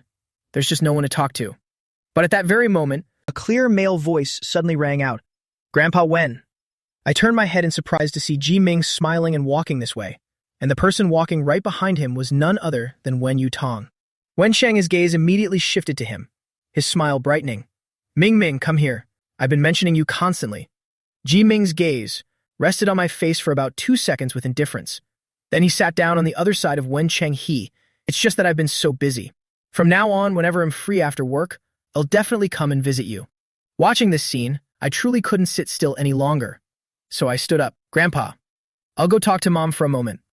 Turned to leave, not expecting that as I passed Wen Yutong, she would suddenly call me back. I'll go with you. Her voice betrayed no emotion whatsoever, and the two of us walked out to the backyard, one after the other. Seeing us, Yao Wan set down the flowers in her hand. Did you too arrive together? My footsteps faltered, while Wen Yutong calmly pulled out a chair, sat down across from me, and replied coldly, I came here with Ji Ming. Yao Wan gave an "oh," then turned to look at me. Isn't your wedding anniversary coming up soon? Yutong, have you thought about how to celebrate for Wenbin? Wen Yutong paused for a moment, then looked up into my eyes, her voice low. I have a business trip the day after tomorrow. I'll make it up to him when I return. A business trip? Yao Wan nodded. Are you going alone? Is Secretary Chu going with you? Wen Yutong hummed and immediately dropped a bombshell. Secretary Chu is going with me, and so is Ji Ming. I was instantly stunned. Ji Ming is going too. Yao Wan, however, didn't notice anything unusual, telling her to come back early, since an anniversary only happens once a year. By the time dinner began, Ji Ming was extremely attentive at the table, picking up a piece of shrimp for Wen Cheng he. I still remember that Grandpa Wen likes shrimp the most. Jiming then turned to Wen Yutong, his tone incredibly intimate. I still remember Yutong couldn't eat spicy food at all, but today at lunch, I saw you can handle a little bit now. So tomorrow they would be together all day, and were even eating privately together. My heart suddenly tightened with discomfort, and I kept poking at my rice with my chopsticks. Just then, someone lightly touched my arm. Wen Yutong lowered her voice, cold voice whispering in my ear, "Behave." My hand that was poking the rice stopped immediately, and I was forced to obediently eat the rest. Throughout that entire meal, I didn't take the initiative to say another word, and it felt like an eternity until it was over. Watching Jiming chatting animatedly with Wen Chenghe, I finally couldn't hold back anymore and turned to ask her, "Shall we go home?" Wen Yutong gave a cold yes, but a second later, her gaze shifted back to Jiming. Jiming not only stayed, but right in front of me, he told her, "The day after tomorrow, just have Secretary Chu pick you up. Remember to bring the project plan." My heart felt bitter, and I turned and walked straight out, not waiting for her for even a second. Wen Yutong stared intently at his back. Standing beside her, Yao Wan gave her a gentle nudge, lowering her voice, "See, Wenbin is angry. I know you and Ming Ming only have a working relationship, but today you ignored Wenbin, and even said you'd be going on a trip with that boy. It would be strange if you weren't jealous." Wen Yutong was silent for 2 seconds, then lightly raised her eyelids and said coldly, "I'm leaving now." With that, she strode out after me. As a result, from the moment we got in the car until we reached home, the atmosphere was dead silent. I opened the car door and went straight upstairs without looking back. After showering, I lay on the bed, staring at my phone. More than half an hour passed, and she didn't say a single word, nor did she bother to send a single message. Frustrated, I was about to turn off the phone and sleep when it suddenly vibrated in my palm. "Wen Yutong, come to the study." I resentfully typed, "I'm not going, I'm already asleep." A second later, her message appeared again, with an undeniable command, "If you're not here in 2 minutes, then expect me to come there and find you." I was so angry, I threw the phone onto the bed, but in the end, I still had to sluggishly crawl out of bed and head to the study. I pushed the door open and entered, asking coldly, "What is it?" Wen Yutong stopped her fountain pen, lightly raised her eyelids to look at me, and asked in a low voice, "Are you still angry?" I was choked up but still forced a retort, "Am not." But in the end, I couldn't help myself, and cautiously asked, "You and Jiming." "I don't like him, it's just business." She interrupted suddenly, her eyes locking onto mine. The anger in my heart vanished by half instantly, so I mustered my courage and pressed further. "Then do you now? Like, what kind of person do you like?" "Su Wenbin." She interrupted me again, looking down at the pen in her hand, her tone devoid of any emotion. "You can be a bit more obvious." My heart thundered. Right after that, she looked up again, saying each word so deliberately that I felt like I'd fallen into an ice cellar. "Just don't let Grandpa find out. Otherwise, you can do whatever you want." I blurted out, "How did you know?" Wen Yutong pronounced each word like a sentence. "Su Wenbin, you don't know how to hide your feelings at all." Only then did I notice her wrist was bare. The bracelet I had put on her myself was nowhere to be seen. "Did you take the bracelet off?" "It got wet when I washed my hands this afternoon. It was uncomfortable, so I took it off." My heart tightened, and I lowered my voice to ask, "Did you throw it away?" Wen Yutong stared at me, only responding after 2 seconds, "It's at the office." I gave an oath, but my heart felt as if it were being squeezed. After agonizing for a long time, I finally decided to take a gamble. "Wen Yutong, what kind of person do you see me as? Will you ever like me?" Unexpectedly, the only answer was a scoff. Wen Yutong looked at me, her voice dropping into a seductive tone, her eyes full of ambiguity. "I actually quite like." She paused deliberately, "Going to bed with you." Before I could react, Wen Yutong reached out and pulled me. I fell right into her lap. She slightly lowered her eyes, looking extremely charming. "Su Wenbin, do you like me? Then when we do it, do you feel more excited?" She looked at my trembling eyelashes, chuckled softly. "Let's find out." With those words, she actually picked me up in a bridal carry and strode straight toward the bedroom. When I woke up the next morning, there was no one beside me, but the warmth still lingered, as if she had only just left. Sure enough, I saw her in the living room, watching that woman who was tying a silk scarf. However, as I drew closer, I saw a bright red hickey on her neck, a handiwork from last night. I reminded her softly, "Aren't you going to cover your neck?"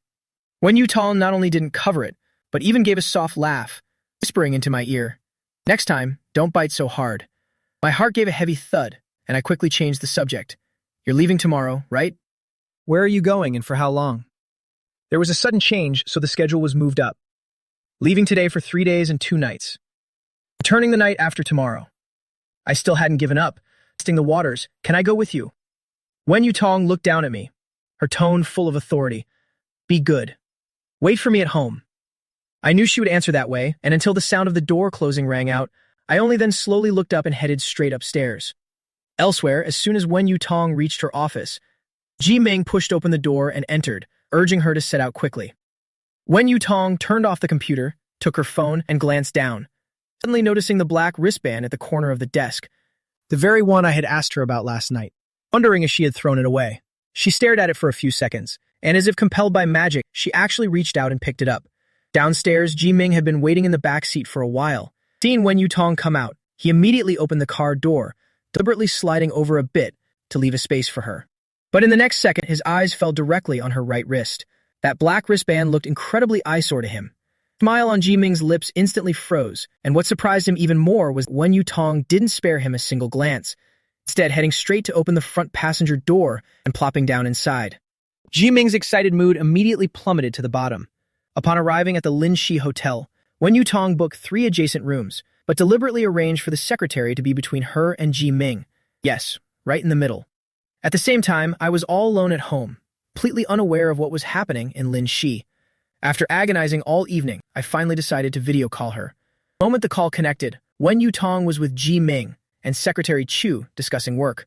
Just then, Wen Yutong's phone suddenly vibrated, the screen clearly showing a video call from Su Wenbin. Right in front of Ji Ming, she didn't hesitate for a second to answer. As soon as the video connected, I was about to ask, "Have you arrived?" Unexpectedly, Ji Ming's voice came through the speaker. "Yutong, I think we can use." My breath suddenly caught. I instinctively pressed the button to end the call. Why was he there? Wasn't it a hotel room? Were the two of them alone together? In that moment, 1,000 terrible possibilities exploded in my head. I hurriedly grabbed the phone, rapidly typing a message to Wen Yutong. "You are not allowed to be alone with him in a hotel room. No matter what you're doing, it's not allowed." After sending it, I felt something was off, so I hurriedly added, "Even if you have no feelings for me, you still have to be faithful to this marriage. Toxic women always come to a miserable end." Sure enough, a short while later, Wen Yutong's message arrived. "Secretary Chu is also here. This is her room." Reading this, I could finally breathe a sigh of relief. Meanwhile, at the hotel, Wen Yutong was called back by Ji Ming, who asked suggestively, "Was that him who just called you?" Wen Yutong's eyes instantly turned ice cold. "Ji Ming, don't try to be too clever." She tossed those words at him, then turned and went straight to her room, leaving Ji Ming behind. He stood there alone, his face darkened to the extreme. Soon it was the following evening, and as I lay out on the balcony, I suddenly remembered something. The day after tomorrow is our wedding anniversary. I stared at our message history, hesitating for a long time, before finally sending a message. "What time are you coming home tomorrow night?" However, I waited and waited, but the phone remained deathly silent. Even when friends called me to go drinking, my mind wasn't in it. Until almost midnight, Wen Yutong still hadn't replied. Frustrated, I tossed the phone aside and pulled the blanket over my head to sleep. I slept straight through until morning. Suddenly remembering something, I hurriedly grabbed my phone, only to find that Wen Yutong had sent a reply at dawn. "There's an issue with the project. I probably won't be able to come home tonight." My heart suddenly grew heavy. Staring at the screen, still unwilling to give up, I typed another line. "Then what about tomorrow? What time will you be back?" But this time, Wen Yutong replied very quickly, with only 2 words that felt as sharp and cold as a needle of ice. "Later." At this point, a flame of rage erupted within me, and I threw the phone onto the bed. Jerk. Did she completely forget? Tomorrow is our first wedding anniversary. In a fit of anger, I decided to ask the guys out for drinks to clear my head. As soon as I walked through the door, I saw the two of them sitting in their usual spot in the corner, chatting away quite lively. Seeing me, Fang Ming waved and called out, "Young Master Su, we were just waiting for you." Song Siyun stood by gossiping. "I've read all about your business online. Could it be that the movie queen actually has feelings for you?" The two of them only share a pure revolutionary camaraderie. "I'd bet Fang Ming's head on it," I declared firmly from the side. Fang Ming immediately protested, "If you want to swear, then swear, but why use my head as a sacrificial offering?"